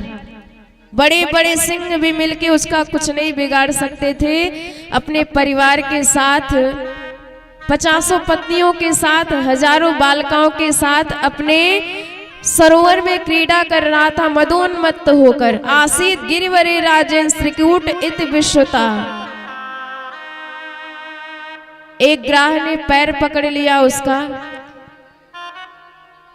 पत्नियों ने प्रयास किया, बच्चों ने प्रयास किया, पर कोई छुड़ा नहीं पाए। तब जाके एक एक करके हटने लगे वहां से। गजेंद्र ने पुकारा कि मैं तुम्हारा मुखिया हूं और मुझे छोड़ के संकट में जा रहे हो। पत्नियों ने कहा महाराज जी कोशिश तो किया हमने, अब आपके लिए भूखे प्यासे मर तो नहीं सकते हैं। सुनते ही वैराग्य हो गया, कौन किसकी पत्नी कौन किसका बेटा। अरे इस संसार को ही अपना मानते रहे, पर इस संसार ने हमें अपना स्वीकार किया ही नहीं कभी। है ठोकरे खाई जग सदा झूठे जगत के प्यार पर, इसलिए आए हैं रघुवर हम तुम्हारे द्वार पर। प्रीतम जान लियो मन माही, अपने सुख से ही जगबंधियों को काऊ को नाही। सुख में आन सबहि मिली बैठत रहत चहु दिस घेरे, और विपत्ति पड़ी सबहि संग छाड़त को नहीं आवत नेरे। कस्य के पति पुत्राद्या मोह एवहि कारणम। अब भगवान से आशा जगी तो भगवान को पुकार बैठा। ओम नमो भगवते तस्मै यते चिदात्मकम् पुरुषायादि बीजाय परेशाय विधीमहि। गजेंद्र बोला, जिनका कोई नाम नहीं है, जिनका कोई आकार नहीं है, जिनका कोई रंग नहीं, जिनका कोई रूप नहीं, निर्गुण निर्विशेष निरुपाधिक निरुपम कहे जाते हैं, जो जगत में व्याप्त हैं, जो करुणा से भरे हुए हैं, एक बार भक्त की पुकार पर जो दौड़े चले आते हैं, उन्हीं करुणावान उन्हीं भक्त वत्सल भगवान को मैं याद करता हूँ। सब देवता आकाश में खड़े हैं लाइन लगा के कि मेरा नाम ले ले तो हम चले जाएं, उसका कल्याण करे, उद्धार करे। पर भगवान ने कहा कि ये तो मेरी ही स्तुति है, मुझे अनामी कहा जाता है, मुझे निर्गुण कहा जाता है, मुझे अरूप कहा जाता है। तो धन्य है सरकार की करुणता, बिना नाम सुने हमारे सरकार करुणा रूढ़ होके आज दौड़े चले आए। जैसे ही गजेंद्र ने देखा कि भगवान आ रहे हैं, तो डूबती हुई सूंड से कमल का पुष्प उखाड़ा और कमलाकांत के चरणों में अर्पित कर दिया, और अब भगवान का नाम लेके प्रणाम करता है। सोन्तः सरस्युर बलेन गृहीत आर्तो दृष्ट्वा गरुत्मतिम हरिं ख उपात्त चक्रम उत्क्षिप्य साम्बुजकरम गिरवाह कृच्छा नारायणोखिल गुरो भगवन नमस्ते। मैं सारे जगत के अखिल ब्रह्मांड नायक भगवान नारायण को प्रणाम करता हूँ। भगवान ने अति शीघ्रता से सूंड समेत उसे सरोवर से बाहर किया, चक्र सुदर्शन से ग्राह के मुख विदीर्ण करके गजेंद्र के प्राणों की रक्षा करे। बोले भक्तवत्सल भगवान की जय हो। इसीलिए हमारे जीवन का कोई भरोसा नहीं है, कब जीवन खत्म हो जाए कोई गारंटी नहीं है। 2 पल की जिंदगी है, और इसमें यदि आपने भगवान का भजन नहीं किया तो यह जिंदगी भी बेकार चली जाएगी। जगत आपका नहीं है, भगवान आपके हैं। आइए बड़े भाव से बोले भक्तवत्सल भगवान की जय हो।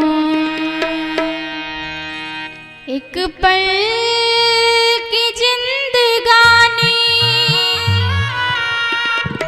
एक रोज सबको जाना, बरसों की तू क्यों सोचे,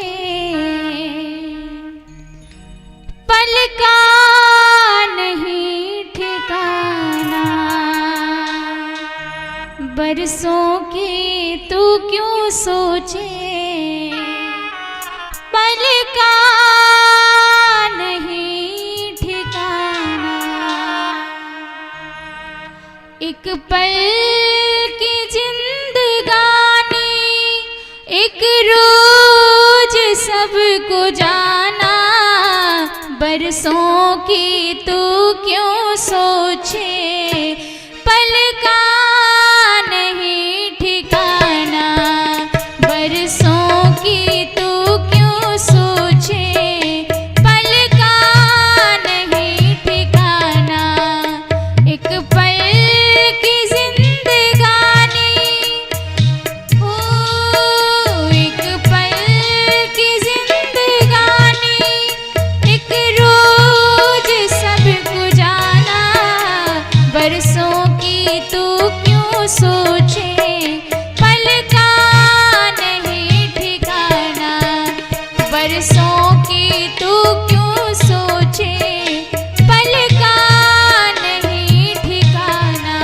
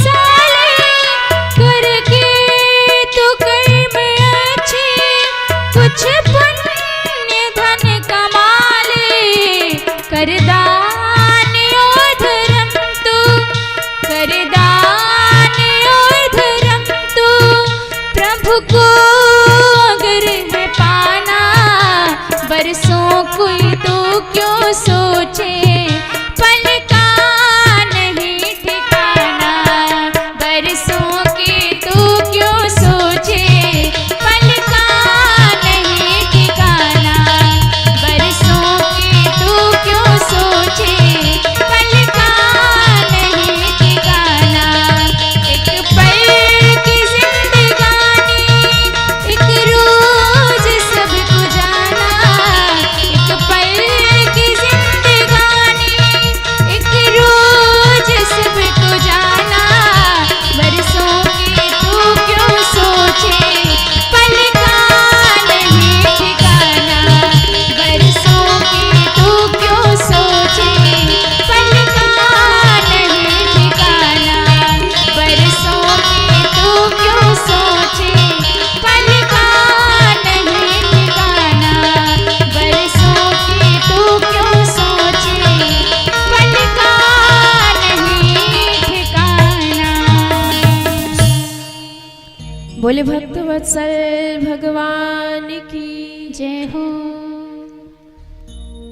भगवान ने ऐसी ही कृपा बलि महाराज पर बरसाई। पहले तो जब सारा धन इंद्र का, सारी श्री समुद्र में समाहित हो गई दुर्वासा ऋषि के श्राप से, तो प्रभु के कहने पर दैत्य और देवता मिल करके समुद्र मंथन किए। साक्षात भगवान कच्छप अवतार धारण करके मंदराचल पर्वत को अपनी पीठ पर स्थापित करते हैं और वासुकी नाग की मथानी बनाकर समुद्र मंथन किया गया। 14 रत्न निकले, अंतिम रत्न अमृत निकला और मोहिनी का रूप धारण करके भगवान ने देवताओं को पान कराया। सारे देवता अमर हो गए, दैत्यों का वध कर दिया। पर शुक्राचार्य जी ने मृत संजीवनी विद्या से सबको पुनर्जीवित किया और ब्राह्मणों के आशीर्वाद से बलवान करके सारे स्वर्ग पर दैत्यों का ही अधिकार करवा दिया। बलि महाराज का अधिकार हो गया। शुक्राचार्य जी की आज्ञा लेकर के नर्मदा जी के तट पे सब यज्ञ कर रहे हैं। सारे देवता दर दर भटक रहे हैं। अदिति मैया ने पयो व्रत किया 12 दिन का। उस व्रत से प्रसन्न होके साक्षात भगवान उनके बेटा बनकर के प्रकट हुए वामन भगवान के रूप में। बोल वामन भगवान की जय हो। तम वटुम वामनम दृष्ट्वा मोदमाना महर्षयः कर्माणि कारयामासु पुरस्कृत्य महोत्सवा।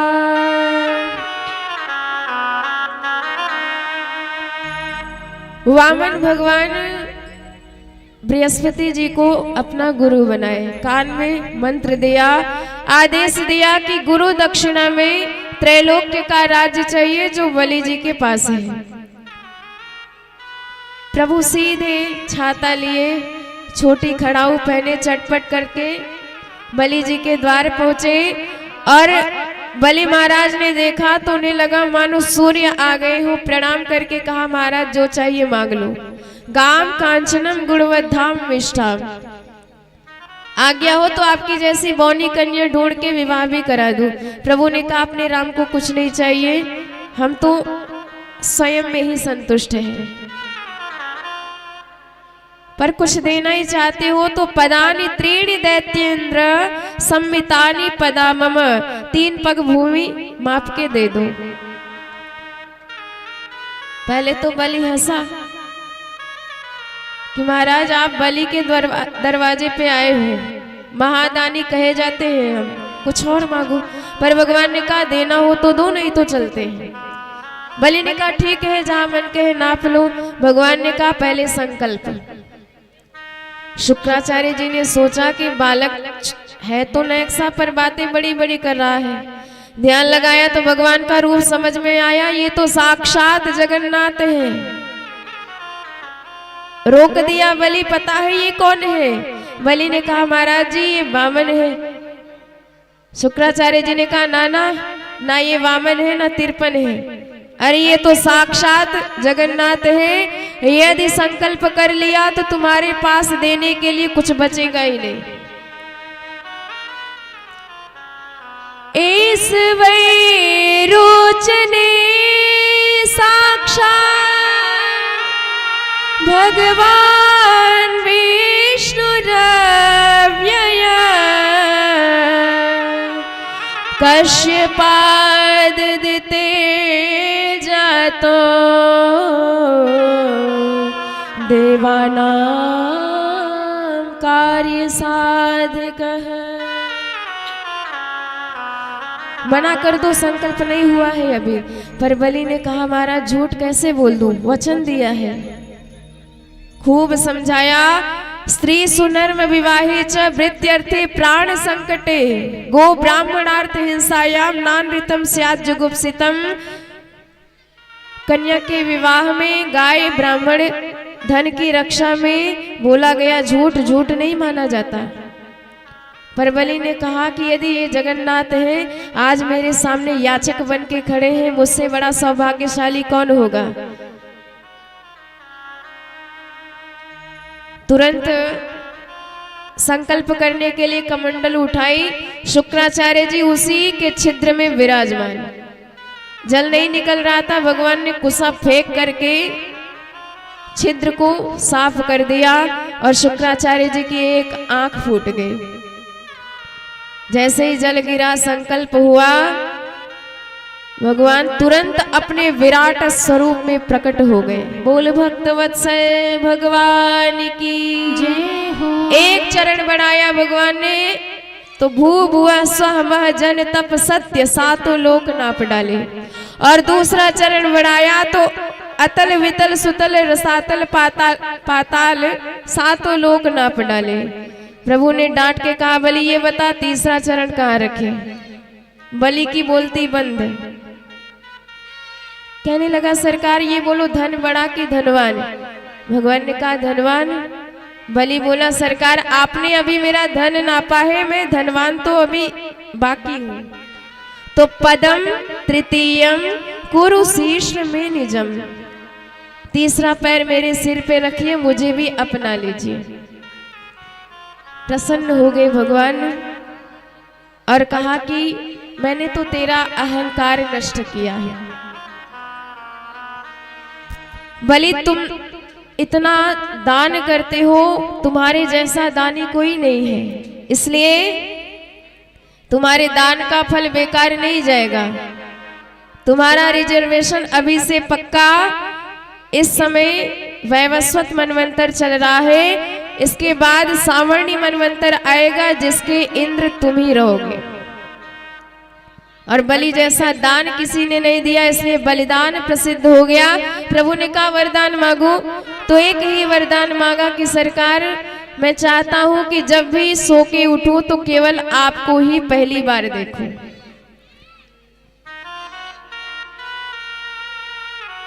नैमम विरंचो लभते प्रसादम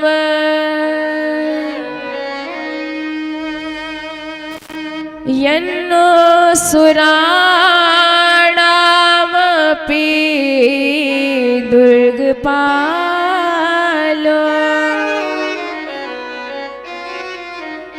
तो भगवान को द्वारपाल बनना पड़ा। बाद में लक्ष्मी जी आई, बलि के हाथ पे राखी बांधी और अपनी सरकार को मांग के ले गई। इस प्रकार भगवान ने बलि का भी कल्याण किया वामन रूप लेके। और एक मनवंतर में सत्यव्रत मनु के लिए मत्स्य अवतार धारण किया था। अब नवम स्कंध जिसके 12 अध्यायों में प्रारंभ के राघवेंद्र जी का वर्णन और अगले 12 अध्यायों में हमारे कृष्ण कन्हैया का वर्णन किया गया है। सूर्यवंश, इस वंश में प्रायः समस्या रही है कि किसी को बिना पूजा पाठ किए संतान नहीं होती थी। तो सूर्य देव के बेटा है मनु महाराज, इनकी भी कोई संतान नहीं हुई। बाद में वशिष्ठ जी के आशीर्वाद से 10 संतान हुई, जिसमें से नभग महाराज इनके बेटा हुए नाभाग, और इन्हीं के वंश में हमारे परम भागवत अम्बरीश जी प्रकट हुए, जो भगवान की अष्टयाम सेवा करते हैं। सवै मनः कृष्ण पदार विंदयो वचांसि वैकुंठ गुणानुवर्णने करो हरे मंदिर मार्जनादिसो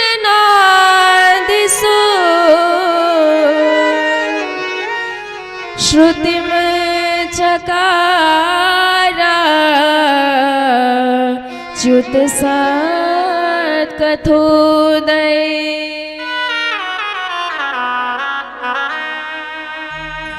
भगवान के मंदिर में अपने हाथ से झाड़ू पोछा लगाते हैं।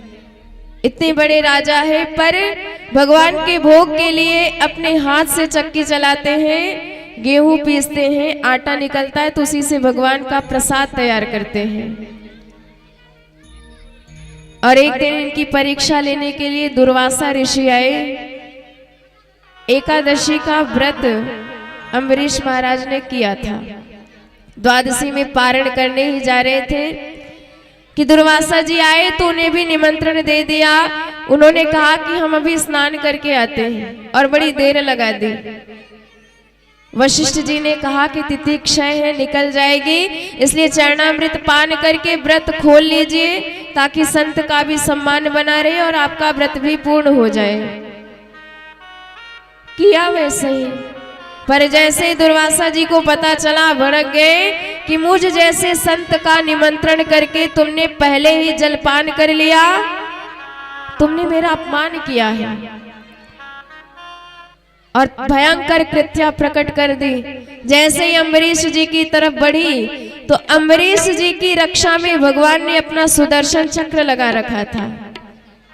चक्र ने बढ़ के कृत्या को भस्म किया और दुर्वासा जी के पीछे चली गई। त्रैलोक्य में दुर्वासा जी भ्रमण करते रहे, पर कहीं भी शांति नहीं मिली। ना ब्रह्मा जी ने शरण दिया, ना शिव जी ने शरण दिया। नारायण प्रभु ने हाथ खड़े कर दिए, क्योंकि ये भी अपने भक्तों के अधीन रहते हैं। अहम भक्त पराधीना यत् स्वतंत्र इव द्विजा साधु बीर गस्त हृदयोर भक्तर भक्त जनप्रिय। दुर्वासा जी ने कहा कि प्रभु मेरी शरणता बेकार जाएगी। भगवान ने कहा बिल्कुल नहीं, जिस भक्त का अपमान करके आए हो उसी की शरण में जाओ। 1 वर्ष बाद अम्बरीश जी के चरणों में आके गिर पड़े दुर्वासा जी। अम्बरीश जी ने हाथ जोड़ के चक्र से प्रार्थना करी, तब जाके चक्र शांत हुए और इनकी प्राण रक्षा हुई। दुर्वासा जी ने कान पकड़े, अब खाई सो खाई, आगे खाई तो राम दुआई। आज के बाद कभी भी किसी भक्त का अपमान नहीं करेंगे। और इन्हीं के वंश में महाराज हरिश्चंद्र हुए, जिनके बेटा रोहित, रोहित के बाहुक, बाहुक के सगर, सगर के 60,000 बेटे हुए। जिन्होंने कपिल देव का अपमान किया तो भगीरथ जी इनके वंश में अवतीर्ण हुए, जिन्होंने गंगा जी को प्रसन्न करके अपने पूर्वजों का उद्धार किया। बोल गंगा मैया की जय हो। यज्जल स्पर्श मात्रेण ब्रह्म दंड हता अपि, जिनके जल के स्पर्श मात्र से ब्रह्म हत्या जैसा पाप भी दूर हो जाता है। और इन्हीं के वंश में ऋतुपर्ण हुए। ऋतुपर्ण के सौदास, सौदास के अस्मत, अस्मत के नारी कवच, उनके खडवांग, और इन्हीं के वंश में रघु, रघु के दिलीप, दिलीप के बेटा अज, अज के बेटा दशरथ, और दशरथ जी के घर साक्षात भगवान चतुर्व्यूह के रूप में अवतरित हुए, साक्षात भगवान राघवेंद्र सरकार के रूप में अवतरित हुए। हमारे सुखदेव महाप्रभु ने एक श्लोक में पूरी राम कथा सुना डाली। गुरुवर थे त्यक्त राज्यो व्यचरदनुवनम पद्म पदभ्याम प्रियाया पाणिस्पर्श समाभ्याम मृजित पथर जो यो हरेन्द्रानुजाभ्याम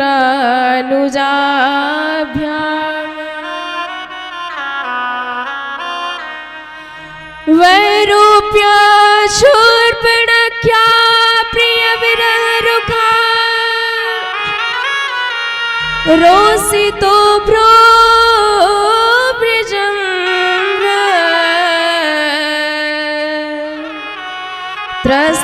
त्रस्ताब्दिर्बद्ध से तो खल दव दहन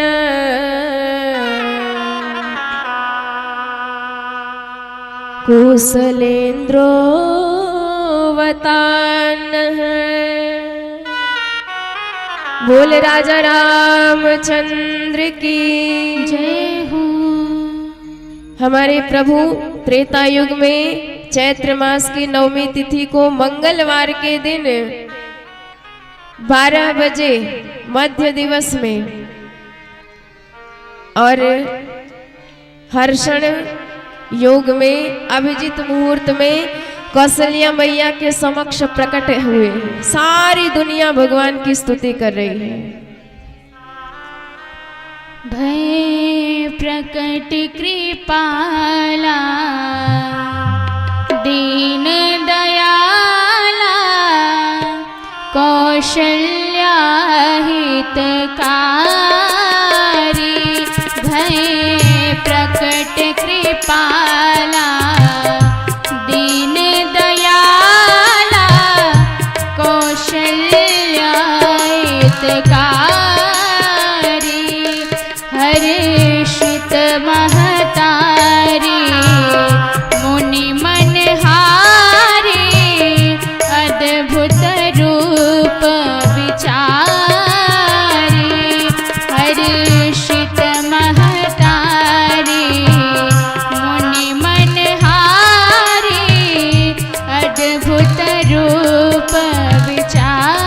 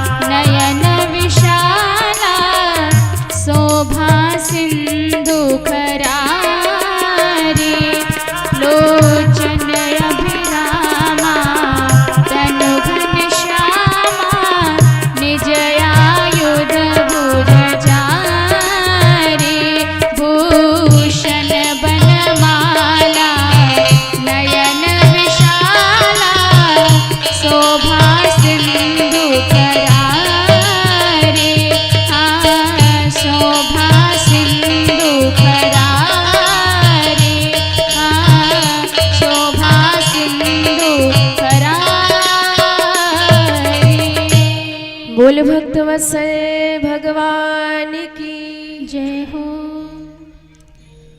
तो इस प्रकार प्रभु का प्राकट्य हुआ और जब सरकार प्रकट हुए तो पूरी अयोध्या भगवान के जन्मोत्सव को लगातार 1 मास तक मनाती रही और किसी को पता ही नहीं चला। क्यों पता नहीं चला? क्योंकि सूर्य देव भगवान के आगमन में इतने प्रसन्न हैं कि 1 मास तक अपने रथ समेत वहीं टिक गए प्रभु का दर्शन करते करते। और भाई रात तो तब होगी जब सूर्य देव जाएंगे, तो 1 महीने तक उन्हें होश ही नहीं रहा, इसलिए 1 महीने का दिन हुआ था। थोड़े से बड़े हुए तो साक्षात नामकरण करने के लिए चारों कुमारों का वशिष्ठ जी आए और वशिष्ठ जी ने चारों कुमारों को गोद में लिया। नैनों से अश्रु प्रवाहित होने लगा कि साक्षात जो सारी सृष्टि की रचना करते हैं, जिनका कोई रूप रंग आकार नहीं है, नाम नहीं है, आज वही स्वरूपवान होके मेरे गोद में विराजमान है। आज मुझे उन्हीं अनामी का नामकरण करना पड़ेगा। धन्य है मेरा सौभाग्य। तो सबसे पहले हमें यदि राम तत्व प्राप्त करना है, छोटे कुमार से प्रारंभ करना पड़ेगा। क्योंकि भाई यदि आपको ऊपर जाना है तो सीढ़ी चढ़ के ही जाओगे। पहले सबसे नीचे वाली सीढ़ी, तब उसके बाद वाली सीढ़ी, तब जाके आपको लक्ष्य मिलेगा। तो हमारी सबसे छोटी सीढ़ी कौन है? सबसे नीचे वाले कुमार कौन है? छोटे वाले कुमार कौन है? आइए इनके पास चलते हैं और श्रवण करते हैं वशिष्ठ जी इनका क्या नाम रखते हैं। जाके सुमिरन तेरे पुनासा, जाके सुमिरन तेरे पुनासा, नाम शत्रुघ्न वेद प्रकाशा, जाके सुमिरन तेरे पुनासा, नाम शत्रुघ्न वेद प्रकाशा, जाके सुमिरन तेरे पुनासा, जाके सुमिरन तेरे पुनासा, नाम शत्रुघ्न वेद प्रकाशा, जाके सुमिरन तेरे पुनासा। बोल शत्रुघ्न लाल की जय हो। अच्छा, राम जी हृदय में आएंगे कब? पहले उन्हें खाली स्थान चाहिए, तभी हृदय में आएंगे। पर हृदय तो भरा है किससे? काम, क्रोध, मद, लोभ, छल, कपट, ईर्ष्या, द्वेष। तो पहले घर साफ करना पड़ेगा। तो घर कौन साफ करेगा? जाके सुमिरन तेरी पुनासा। जिनका स्मरण किया आपने, तो स्मरण करते ही जो शत्रु बैठे हैं, काम क्रोध सब हट जाएंगे और भवन खाली हो जाएगा। तब हमारे दूसरे सरकार प्रकट हो जाएंगे और इनका नाम है लक्षण धाम सुराम प्रिय सकल जगत आधार, गुरु वशिष्ठ ते ही राखियो लक्ष्मण नाम उदार। बोल लखन लाल की जय हो। और हृदय खाली होते ही, काम क्रोध वासना दूर होते ही लक्ष्य बन जाएगा कि अब हम भगवान से मिलेंगे। केवल भगवान ही हमारे लिए सब कुछ है। और जैसे ही लक्ष्य आपका बना, हृदय का तार भगवान के हृदय से जुड़ा, जैसे ही कनेक्शन हुआ तो फिर सप्लाई प्रारंभ हो जाएगी। किस चीज की सप्लाई? आनंद रस की सप्लाई प्रारंभ हो जाएगी। क्योंकि हमारे प्रभु को सूखा सूखा अच्छा नहीं लगता, उनके लिए लहराता सागर ही अच्छा है, उन्हें पसंद है। तो फिर कौन सा रस आएगा, कौन सा रस भरेगा आपके हृदय में। अब तीसरे कुमार के पास चलते हैं। आइए सुनते हैं हमारे गुरुदेव वशिष्ठ क्या नाम रखते हैं तीसरे कुमार का। विश्व भरन पोषण कर जोई, विश्व भरन पोषण कर जोई, विश्व भरन पोषण कर जोई, ताकर नाम भरत अस होई, ताकर नाम भरत अस होई, विश्व भरन पोषण कर जोई, विश्व भरन पोषण कर जोई, ताकर नाम भरत अस होई, ताकर नाम भरत अस होई, विश्व भरन पोषण कर जोई, विश्व भरन पोषण कर जोई, ताकर नाम भरत अस होई,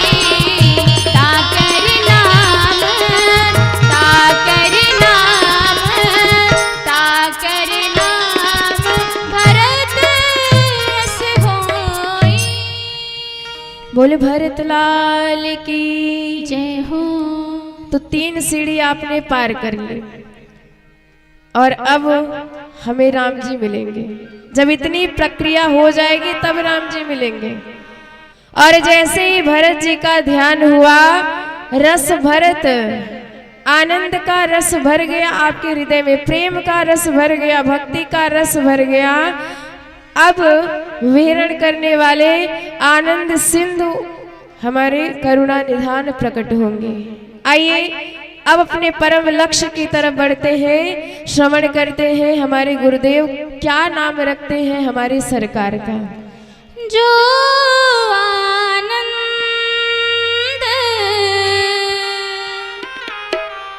सिंधु सुख राशि,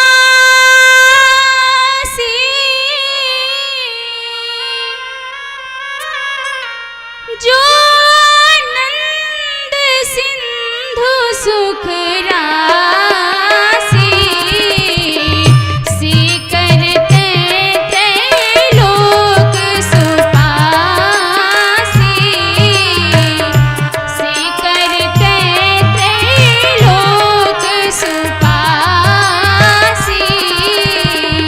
सो सुख धाम राम रस नामा, सो सुख धाम राम रस नामा, अखिल लोक नायक विश्रामा, अखिल लोक नायक विश्रामा, अखिल लोक नायक विश्रामा, अखिल लोक नायक विश्रामा। बोले राजा रामचंद्र की। जय हो। तो भगवान का नामकरण हुआ। भगवान की लीला तो विस्तार से यदि कहे तो कोई पार पा ही नहीं सकता है। प्रभु विश्वामित्र जी के साथ जनकपुरी गए, स्वयंवर हुआ, सीता जी का वर्ण किया भगवान ने, अयोध्या गमन हुआ और वहीं पर सीता हरण हुआ। सुग्रीव और हनुमान से मिलन हुआ, सागर तरण हुआ और फिर युद्ध हुआ, रावण मरण हुआ। और फिर भगवान सीता जी समेत अयोध्यापुरी आए, 14 वर्ष का वनवास बिता करके राम राज्य की स्थापना हुई। 11,000 वर्षों तक भगवान ने राज्य किया। तत्पश्चात साकेतवास को प्रस्थान किया समस्त अयोध्या वासियों के संग। बोल भक्तवत्सल भगवान की जय हो। अब 10वें स्कंध में सुखदेव जी से परीक्षित ने प्रश्न किया, कथितो वंश विस्तारो भवतः सोम सूर्ययो राज्ञा चोभयवर्ष्याणां चरितं परमाद्भुतम् यदोष धर्मशीलस्य नितरां मुनिसत्तमः तत्रांसेन वतीर्णस्य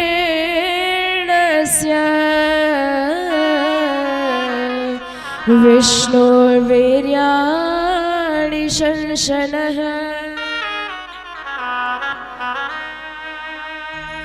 परीक्षित जी ने कहा कि सरकार, जिनकी कथा भवरोग के लिए मीठी दवा है, उनकी कथा आप सुनाइए, क्योंकि मैं लगातार 4 दिनों से भूखा प्यासा बैठा हूँ और मुझे कोई वेदना नहीं हुई है, क्योंकि भगवान का नाम ही रस जैसा है, भगवान का नाम ही प्राण जैसा है।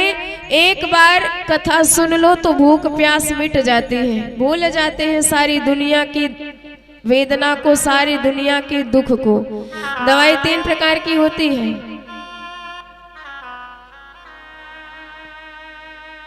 एलोपैथी, भरोसा नहीं कब दूसरा रोग पैदा कर दे।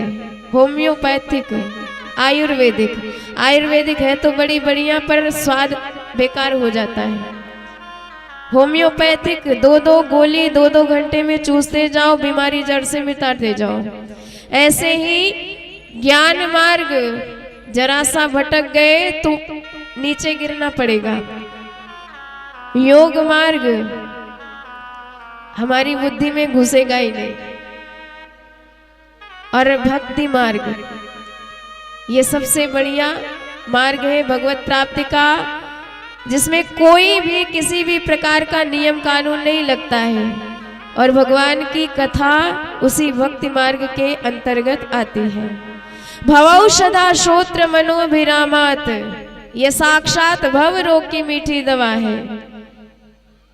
का उत्तम श्लोक गुणानुवादात,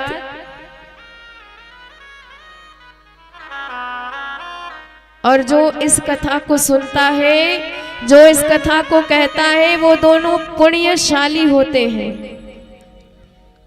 इसलिए परीक्षित महाराज बार बार कहते हैं, मुझे भगवान कृष्ण की कथा सुनाइए, कैसे भगवान कृष्ण का अवतार हुआ, कैसे भगवान ने अपने मामा जी का वध किया, कैसे प्रभु ने ब्रज में लीला करी, कैसे बड़े बड़े राक्षसों का संहार करके धर्म की संस्थापना करी।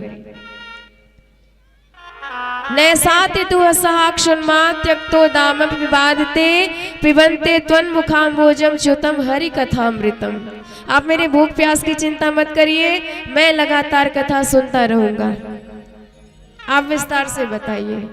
तो सुखदेव जी कहते हैं कि जब कंस जैसे पापी का अत्याचार बढ़ा धरती पर, धरती अकुला करके भगवान की शरण में गई। जब जब होई धर्म के हानि, बाढ़ई असुर अधम अभिमानी, तब तब धरि प्रभु विविध शरीरा, हरहि कृपा निधि सज्जन पेरा।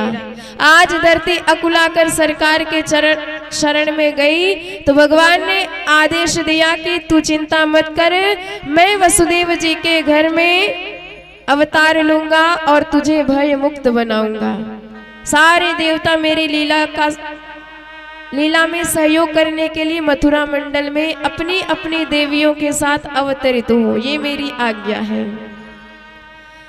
वसुदेव गृहे साक्षात् भगवान पुरुष परम,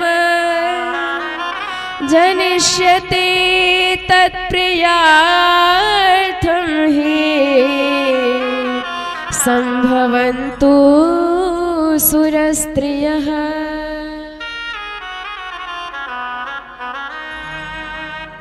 और इधर कंस इतना अत्याचारी हो गया कि अपने पिताजी को ही जेल खाने में कैद कर दिया, स्वयं मथुरा का राजा बन गया। इसने सोचा कि हमारी छवि बिगड़ रही है, इसने कुछ नाटक किया जाए प्रजा के साथ।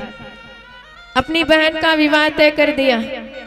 देवकी जी का विवाह वसुदेव जी के साथ हो गया। विदाई में खुद रथ हाँकने के लिए सारथी बन के बैठ गया और आंसू गिराने लगा।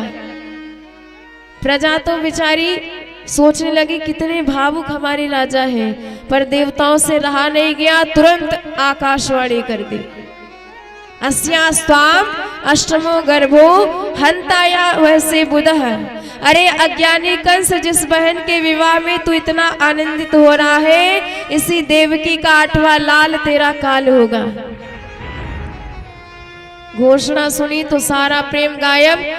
कूद करके रथ पे चढ़ गया, देवकी के बाल पकड़ लिए और तलवार उठा ली मारने के लिए। वसुदेव जी ने चरण पकड़ के समझाया कि महाराज आपकी बहन है और दूसरी आपकी बेटी के समान है, और तीसरी नववधु बन के विवाह मंडप में आई है, विदाई होने जा रही है। ऐसे अवसर पर मारोगे, कितनी बड़ी ख्याति आपकी कलंकित हो जाएगी। ऐसा तवानुजा बाला कृपणा पुत्र को पिमा हम तुम नारहसि कल्याण इमाम तुम दीन वत्सला। और रही बात मृत्यु की, तो महाराज आज नहीं कल मरना ही है सबको। सुख पाता रहा जो सदा जग में, उसे अंत समय दुख पाना पड़ा। पछताया नहीं जो कहीं भी कहीं, उसे अंत समय पछताना पड़ा। कोई फूल न बाग में ऐसा खिला, खिलके न जिसे मुरझाना पड़ा। विधि का यह अटल विधान रहा, जिसे आना पड़ा उसे जाना पड़ा। जो आएगा वो तो जाएगा ही, हर आने वाला जाने वाला होता है। मृत्युर्जन्मयता वीर देहेन सहजायते, अद्यवाप्त शतान्ते वा मृत्युर्वै प्राणिनं ध्रुवम्। कंस ने कहा वो तो जब होगी तब होगी, पर आज यदि काल मेरे सामने है तो मैं उसे जिंदा ही क्यों छोड़ूं। कंस की बात सुन के वसुदेव जी ने कहा यदि आपको इसके बच्चों से खतरा है तो मैं वचन देता हूँ, सारे बच्चे आपको सौंप दूंगा। कंस ने दोनों को बंदी बना लिया, जेल खाने में कैद कर लिया। एक एक करके बालक होते चले गए। 6 बालकों को कंस को प्रदान कर दिया वसुदेव जी ने, और 6 को कंस ने क्रूरता से पटक करके वध कर डाला। 7वें पधारे शेष जी। योग माया से भगवान ने कहा कि तुम इनका हरण करके रोहिणी मैया की गर्भ में स्थापित कर दो, और तुम यशोदा पुत्री बन के प्रकट हो गोकुल में। मैं देवकी नंदन बन के आता हूँ। कंस तुम्हें मारने का प्रयास करेगा तो अपना भव्य स्वरूप उसे दिखा देना, फिर देखो कैसी तुम्हारी पूजा होती है। दुर्गा मैया, चंडिका मैया, काली मैया बन करके वर्ष में 2 बार बड़ी जय जयकार होगी तुम्हारी नवरात्र में। योगमाया ने वैसा ही किया।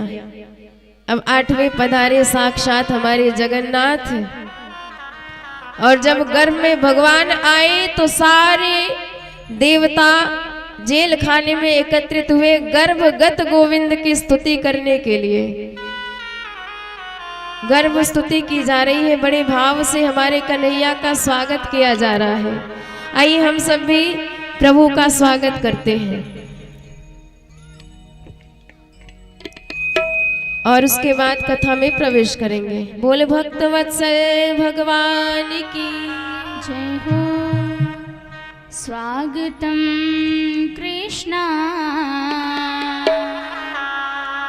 सुस्वागतम कृष्ण। ओ स्वागतं कृष्ण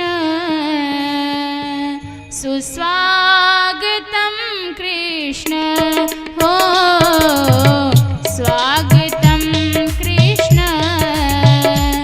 शरणागतं कृष्ण स्वागतं कृष्ण शरणागतं कृष्ण स्वागतं सुस्वागतं शरणागतं कृष्ण ओ स्वागतं सुस्वागतं शरणागतं कृष्ण ओ स्वागतं कृष्ण शरणागतं कृष्ण ओ स्वागतं कृष्ण शरणागतं कृष्ण।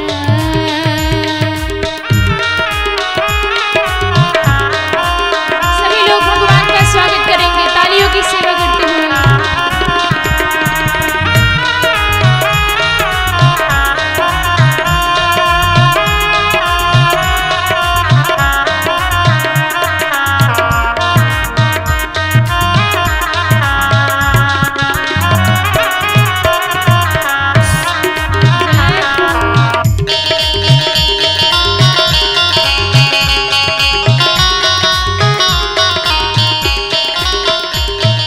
सत्यव्रतं सत्यपरं त्रिसत्यं सत्यस्य योनिं निहतं च सत्ये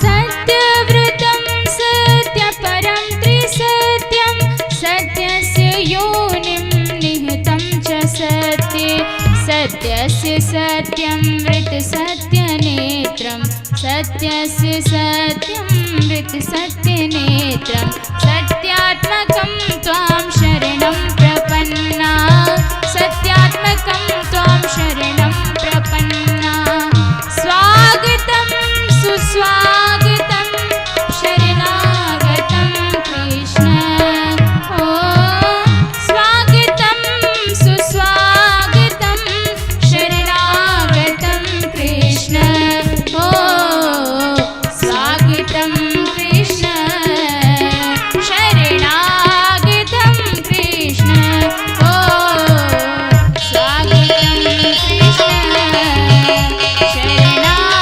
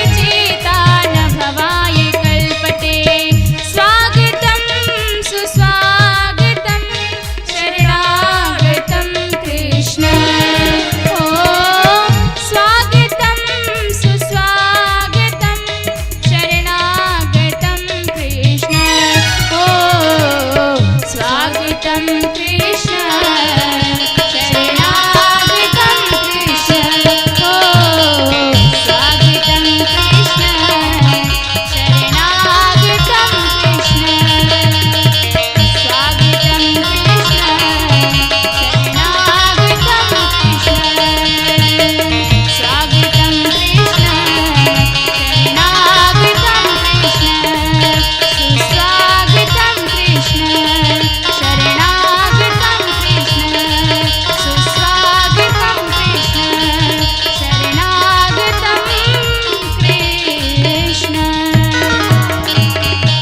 बोले भक्त वत्सल भगवान की जय हो। स्तुति करके गए देवता लोग। प्रभु के प्रकट होने का दिव्य समय आया।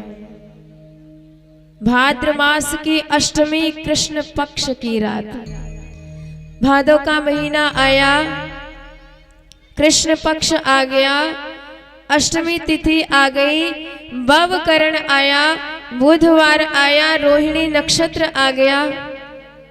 मंद मंद वर्षा की फुहार हो रही है, शीतल मंद सुगंधित वायु बह रही है, सारी दुनिया शोभायमान है, प्रकृति एकदम सजी हुई है भगवान के स्वागत करने के लिए। आज सरकार साकार विग्रह बना करके प्रकट हो रहे हैं और मध्य रात्रि में देवकी मैया के समक्ष जेल खाने में ही, कारागृह में ही सरकार चतुर्भुज रूप में प्रकट हुए। बोले भक्तवत्सल भगवान की जय हो। तमद्भुतम बालक मम भुजे क्षणम चतुर्भुजम शंख गदायुधायुधम श्रीवत्स लक्ष्मण गल सौभिकौस्तुभम पीतांबरम सांद्र पयोद सौभगम। देवकी मैया वसुदेव जी प्रणाम करने लगे। प्रभु ने कहा, मां चिंता करने की आवश्यकता नहीं है, मैं आ गया आपका बल। निर्धन का धन, निर्बल का बल, दीन जनों का सहारा हूँ। बंदी गृह वासिनी मात सुनो, मैं अष्टम लाल तुम्हारा हूँ। मैं आपका आठवां लाल कंस का काल आपके समक्ष विराजमान हूँ। माँ भूत भयम भोजपते मुमूर्षो। आपको उस कंस से डरने की आवश्यकता नहीं है। बस मेरी बात मानिए, मुझे यहाँ से सीधे गोकुल में पहुँचा दीजिए, वहाँ से कन्या को उठा लाइए। प्रभु एक छोटे से बालक के रूप में प्रकट हो गए और उन्हें सूप में लिटा करके वसुदेव जी ने शीश पे धारण किया। और जैसे ही प्रभु को धारण किया तो सारी हथकड़ी बेड़ियां टूट गई, सारे ताले खुल गए, सारे दरवाजे खुल गए, जितने पहरेदार थे सबके सब सो गए, रास्ता एकदम खाली हो गया। देखिए भगवान प्रकट हुए हैं पर रोते बिल्कुल नहीं हैं, क्योंकि जानते हैं रामावतार में प्रकट हुए और जब रोए तो दास दासियां बधाइयां लेके दौड़ पड़ी। कदाचित कृष्णावतार में गलती से भी रो दिया तो मामा जी के जितने भी पहरेदार हैं सब लाठी डंडा लेके दौड़ पड़ेंगे, इसलिए एकदम चुपचाप पड़े हैं। लिटा करके जैसे ही वसुदेव जी आगे बढ़े, यमुना जी दिखाई दी, यमुना जी में प्रवेश किया। पार करने के लिए मंद मंद फुहार पड़ रही है, आकाश से जल वर्षा हो रही है। शेषनाग ने देखा सरकार इतने छोटे से हैं और ये बरसात कर रहे हैं, तो तुरंत पीछे से फड़ों का छत्र लगा करके खड़े हो गए। ववर्ष पर्जन्य उपांशु गर्जितः शेषोन्वगात वार निवारयन फड़ई। यमुना जी ने देखा मेरे प्राणनाथ आ रहे तो बिना चरण छुए जाने नहीं दूंगी, सो उमड़ घुमड़ के ऊपर आने लगे। बेचारे वसुदेव जी डूबने लगे, प्रभु ने चरण बढ़ा दिया, यमुना जी नीचे आ गई छू के। एक संत बड़ा बढ़िया इसका अर्थ निकालते हैं, यमुना जी क्यों बढ़ी और क्यों नीचे आई। एक संत कहते हैं यमुना जी ने सोचा पतिदेव का चरण छूंगी, और जैसे ही पतिदेव के चरण तक पहुंचने का प्रयास किया और पति से पहले ससुर जी की दाढ़ी दिख गई, सो बेचारी शर्माए करके नीचे हो गई। अथवा जैसे ही यमुना जी ऊपर बढ़ी सरकार के चरण छूने के लिए, भगवान ने एक लात सिर में मारी कि सामने ससुर जी खड़े और तुम्हें पैर छूने की पड़ी है। तो बेचारी डर के मारे, संकोच के मारे नीचे हो गई। तो वसुदेव जी पार करके पहुंचे गोकुल। नंदरानी के पास एक बालिका लेटी हुई है, बाकी सारे गोकुलवासी शयन कर रहे हैं। तो बगल में लाल को सुलाया, लाली को उठाया, सूप में ले करके जैसे ही कारागृह में आए, सारे ताले सारे दरवाजे वैसे ही लग गए और हथकड़ी बेड़ियां हाथ में लग गई। कन्या गला फाड़ करके चीख पड़ी, सारे पहरेदार जागृत। कान खड़े हो गए, गिरते पड़ते कंस से बताया महाराज सावधान, 8वां हो गया। अब कंस भी गिरते हुए आया, पर लाल की जगह लाली को पाया, बड़ा घबराया। उसने कहा हे भगवान, देवता लोग भी झूठ बोलना सीख गए, कहा था लाल होगा पर यहाँ तो लाली है, पर रिस्क लेना ठीक नहीं, ये कन्या भी मेरा बिगाड़ सकती है। सो कन्या कोई पटकने जा रहे थे कि वह कन्या हाथ से छूट करके अष्टभुजी देवी के रूप में आकाश में प्रकट हो गई। बोले दुर्गा मैया की जय हो। डांट लगाई मैया ने वही से, किम मया हत्या मंद जाता खलु तवांत कृत यत्र क्ववा पूर्व शत्रुन माहिसी कृपणान वृथा है। अरे मूर्ख, तेरा काल तो कहीं और पैदा हो गया, जा ढूंढे निकाल। कंस घबराया, सारे सैनिकों को आदेश दिया ब्रज प्रदेश में जितने भी बालक पैदा हुए 1 महीने के भीतर सबका वध कर डालो, चुन चुन के। और इधर हमारे सरकार पैदा होते ही सीधे आए के गोकुल में विराजमान है आनंद में। तो ब्रज में सरकार कैसे प्रकट हुए, आइए श्रवण करते हैं ब्रज की कथा। तो ब्रज भाषा में हमारे नंद बाबा 90 साल के डोकरा है गए, पर छोरा छापरन कछु नाय भयो। और एक दिन संत महात्मन की मंडली आए गई, और ये तो पक्के भगत संत महात्मन के खूब सेवा किए, चरण दबाए, महाराज जो चाहिए सो ले जाओ, अपने राम के यहाँ कोई कमी ना है। संतों ने भंडारा पाया, पेट भर गया, पेट पे हाथ फिराया और मुंह ते आशीर्वाद निकल गयो, बाबा पुत्रवान भव। अब बाबा जी मारे संकोच के, महाराज बुढ़ापे में कहा आशीर्वाद दे रो, अभी तक तो भयो ना, अब का है जाएंगे। संतों ने कहा आशीर्वाद दई है तो गलत ना होंगे, संतान तो होएगो। तो एक काम कर, चकाचक भंडारा करवाए जा और हम भजन करे जाए, फिर देखे छोरा कैसे नए हुए। अब तो पूरे भंडारे हमारे नंद बाबा ने खोल दिए। महाराज प्रेम तो पाओ, आपकी कृपा ते 9 लग गईया है। और संत के आशीर्वाद से हमारी नंद रानी 80 वर्ष की अवस्था में परम लाभ भयो। और जैसे ही ब्रजवासियों को पता चला कि नंद रानी गर्भवती है, तो सब इतने आनंद में भर गए कि सारी गोपियां पहले से ही 84 गज के लहंगा सिलवाए के तैयार कर ली, यदि लाला भयो तो यही बधाई लेके जाएंगी। हमारे नंद बाबा तो 3-4 महीना पहले से ही अपनी बहन के यहाँ चले गए कि बहन जल्दी चल, तू बुआ बनने वाली है। तो सुनंदा जी आए के खूब भाभी की सेवा करती हैं, उन्हें मालूम है भाभी जी के पास एक 9 लखा हार है, और यदि लाला भयो तो यही हार बधाई लेके जाऊंगी। पर आज कौन आयो कौन गयो, काउए भन के नाई पड़ी।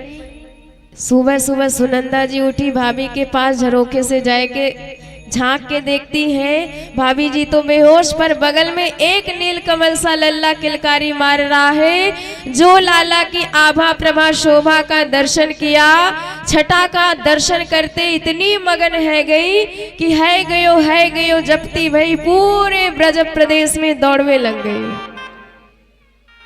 ब्रजवासियों ने पूछा बहन का भयो?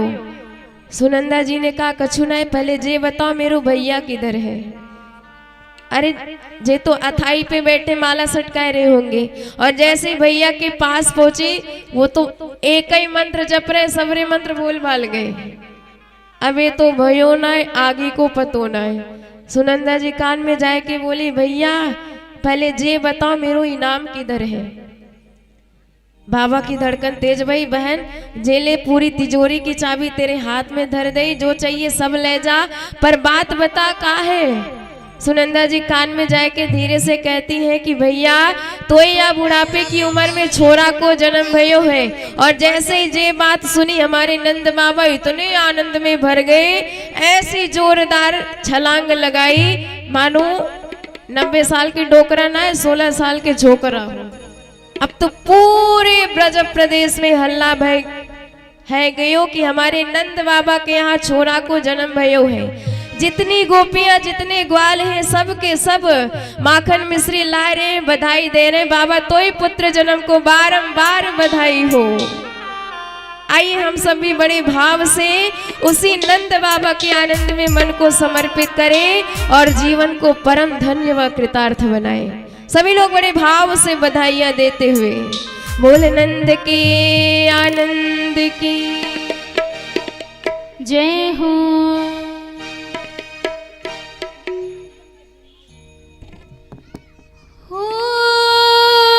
है आनंद नंद बाबा के द्वारे सभी चलना।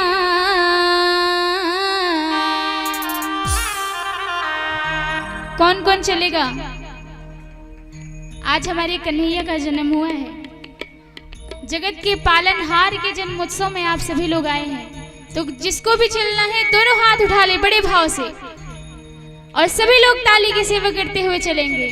देखो आज भयो ललना, आज भयो, देखो आज भयो ललना, आज भयो, देखो आज भयो ललना, आज भयो, देखो आज भयो ललना। है आनंद नंद बाबा के, है आनंद नंद बाबा के द्वारे सभी चलना। देखो आज भयो ललना, आज भयो, देखो आज भयो ललना, आज भयो, देखो आज भयो ललना।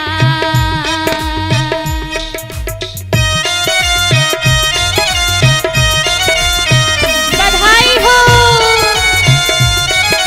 बोल कृष्ण कन्हैया लाल की जय हो। बोल नंद के आनंद की जय हो।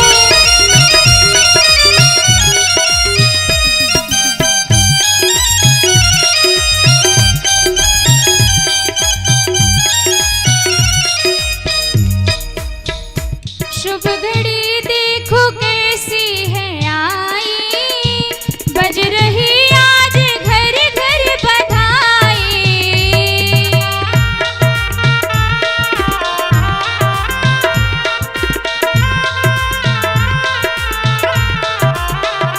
शुभ घड़ी देखो कैसी है आई, बज रही आज घर घर बधाई।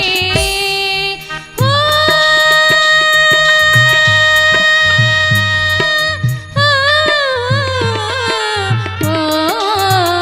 शुभ घड़ी देखो कैसी है आई, बज रही आज घर घर बधाई। शुभ घड़ी देखो कैसी है आई, बज रही आज घर घर बधाई। जिसने भी ये खबर सुनी है, जिसने भी ये खबर सुनी है, पड़ी उसे है कलना। देखो आज भयो ललना, आज भयो, देखो आज भयो ललना, आज भयो, देखो आज भयो ललना।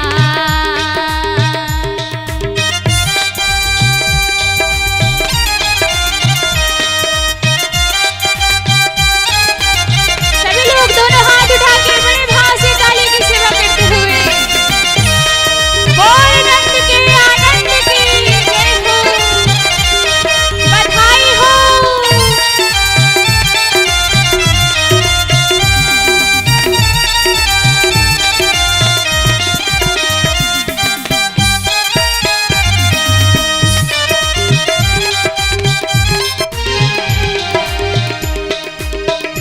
मानो सुरगण सब मन में सिहाए, ज्ञानी सब करने दर्शन है आए।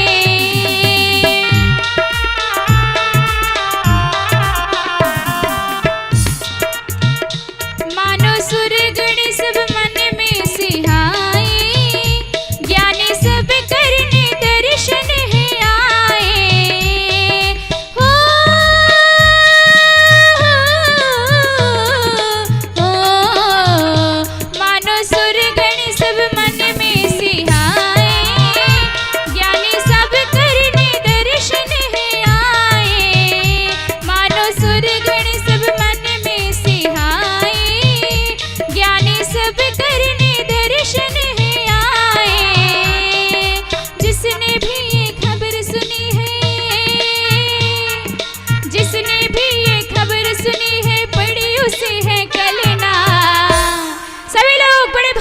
घूमते हुए। देखो आज भयो ले लेना, आज भयो, देखो आज भयो ले लेना, आज भयो, देखो आज भयो ले लेना, आज भयो, देखो आज भयो ले लेना। हे आनंद नंद बाबा की, हे आनंद नंद बाबा की द्वारे सभी चलना। बधाई हो, देखो आज भयो ले लेना, आज भयो, देखो आज भयो ले लेना, आज भयो, देखो आज भयो ले लेना, आज भयो, देखो आज भयो ले लेना।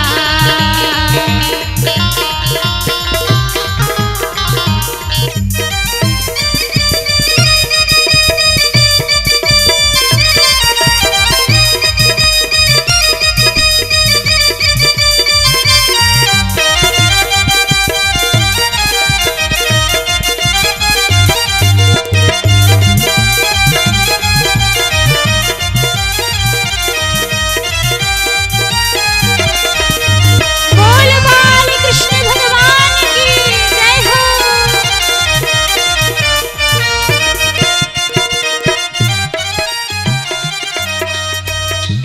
क्षीर सागर को तज जन्म धारा, छोना मैया यशोदा तुम्हारा।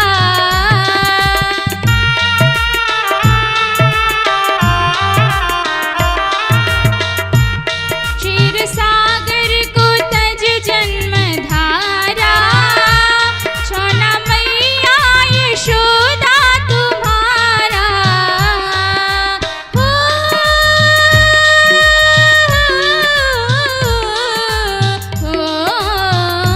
क्षीर सागर को तज जन्म धारा, छोना मैया यशोदा तुम्हारा। क्षीर सागर को तज जन्म धारा, छोना मैया यशोदा तुम्हारा। नर नारी चर्चा करते हैं, नर नारी चर्चा करते हैं, इसमें कोई छलना।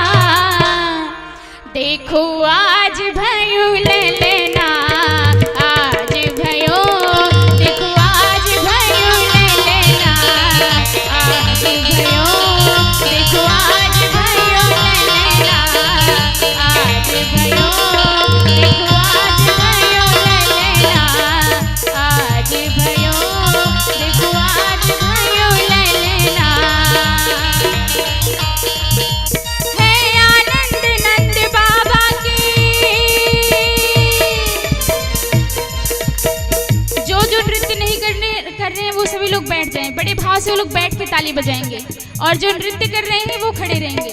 बाकी सभी लोग बैठ जाएं, क्योंकि पीछे वालों को दिख नहीं रहा है। आप सभी लोग साइड हो जाएं, जिनको नृत्य करना है वो साइड हो जाएं, बाकी जिनको नहीं करना है वो बैठ के ताली की सेवा करेंगे।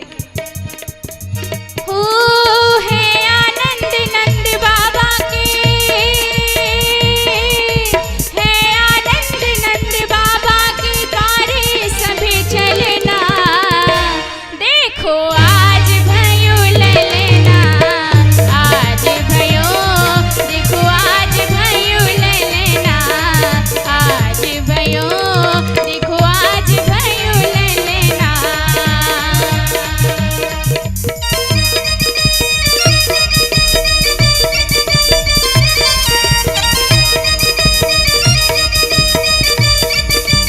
बधाई हो।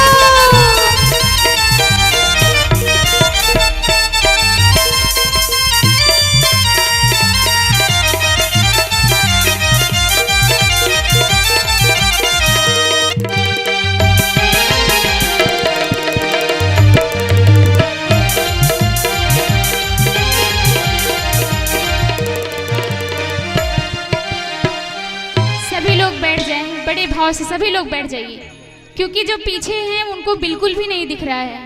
आप सभी लोग आगे आ गए हैं, पीछे वालों को कैसे आनंद आएगा। सभी लोग बैठ जाइए, पहले सभी लोग बैठ जाइए, जितने भी लोग हैं सभी लोग अपने अपने स्थान पर बैठ जाएं। और जिनको दर्शन करना होगा प्रभु के, वो आपके समक्ष जाएंगे, घुमा देंगे एक बार, आप सभी लोग दर्शन कर लेंगे। सभी लोग बैठ जाइए, पहले बड़े भाव से सभी लोग बैठ जाइए।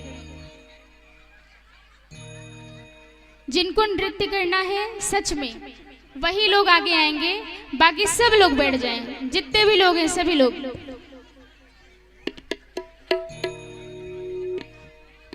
आइए हम सभी लोग पुनः उसी भाव में चलते हैं। हो अपना जीवन सफल जो बनाना, तो नहीं बात ये भूल जाना। अपने अपने स्थान पर बैठ के आप सभी लोग ताली की सेवा करेंगे। हो अपना जीवन सफल जो बनाना, तो नहीं बात ये भूल जाना। हो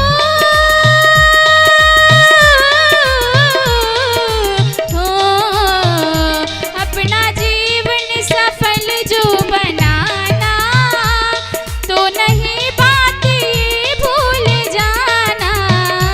अपना जीवन सफल जो बनाना, तो नहीं बात ये भूल जाना। पदरज मल करके मस्तक पर, पदरज मल करके मस्तक पर देवो सभी चलना। सभी लोग दोनों हाथ उठाइए। देखो आज भयो ले लेना, आज भयो, देखो आज भयो ले लेना, आज भयो, देखो आज भयो ले लेना, आज भयो, देखो आज भयो ले लेना। है आनंद नंद बाबा के, है आनंद नंद बाबा के द्वारे सभी चलना। बधाई हो, आप लोग की आवाज ही नहीं आ रही है। बधाई हो, और तेज बधाई हो। देखो आज भयो ले लेना, आज भयो, देखो आज भयो ले लेना, आज भयो, देखो आज भयो ले लेना, आज भयो, देखो आज भयो ले लेना, आज भयो, देखो आज भयो ले लेना, आज भयो, देखो आज भयो ले लेना,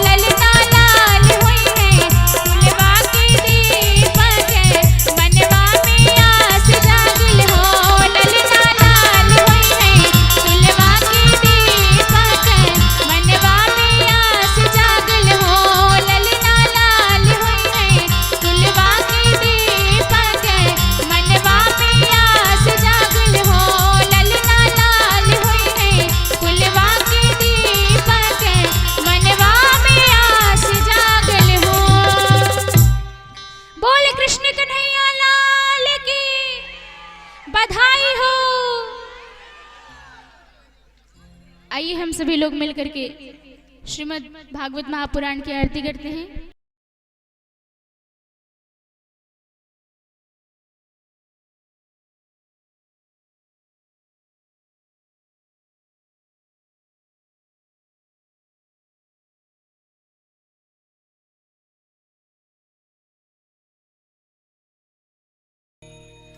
श्री बांके बिहारी तेरी आरती गाऊं प्यारे तुमको रिझाऊं, हे गिरधर तेरी आरती गाऊं, हे गिरधर तेरी आरती गाऊं, श्री बांके बिहारी तेरी आरती गाऊं, आरती गाऊं प्यारे आपको मनाऊं, आरती गाऊं प्यारे आपको रिझाऊं, श्याम सुंदर तेरी आरती गाऊं, हे गिरधर तेरी आरती गाऊं।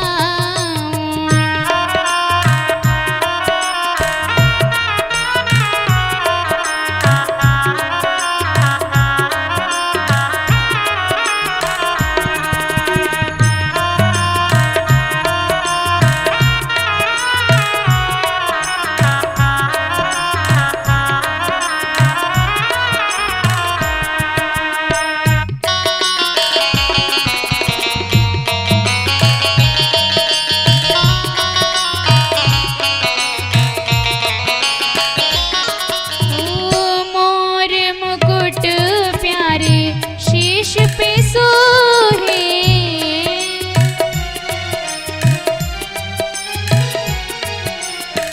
मोर मुकुट प्यारे शीश पे सोहे, प्यारी वैशी मेरो मन मोहे, प्यारी वैशी मेरो मन मोहे, हे गिरधर तेरी आरती गाऊं, हे गिरधर तेरी आरती गाऊं, बांके बिहारी तेरी आरती गाऊं।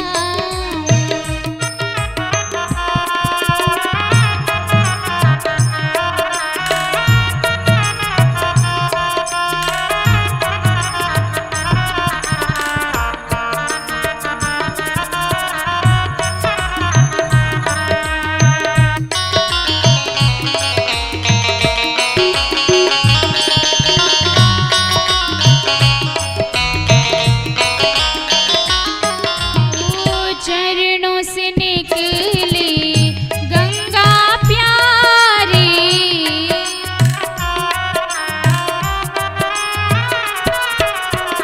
चरणों से निकली गंगा प्यारी, पावन करती दुनिया सारी, पावन करती दुनिया सारी, उन चरणों के मैं दर्शन पाऊं, उन चरणों के मैं दर्शन पाऊं, बांके बिहारी तेरी आरती गाऊं।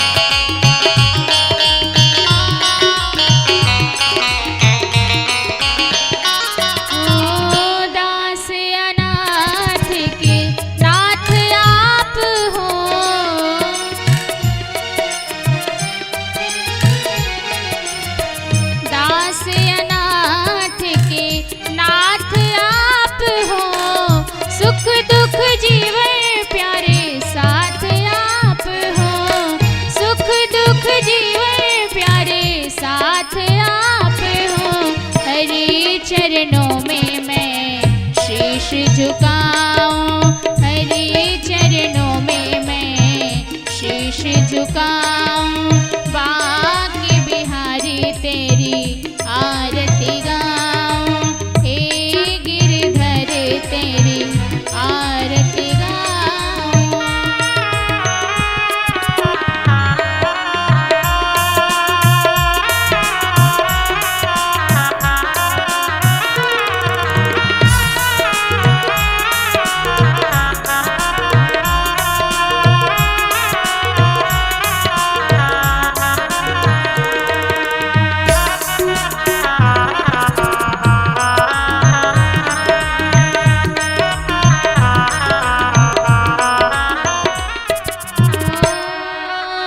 श्री हरिदास के प्यारे तुम हो,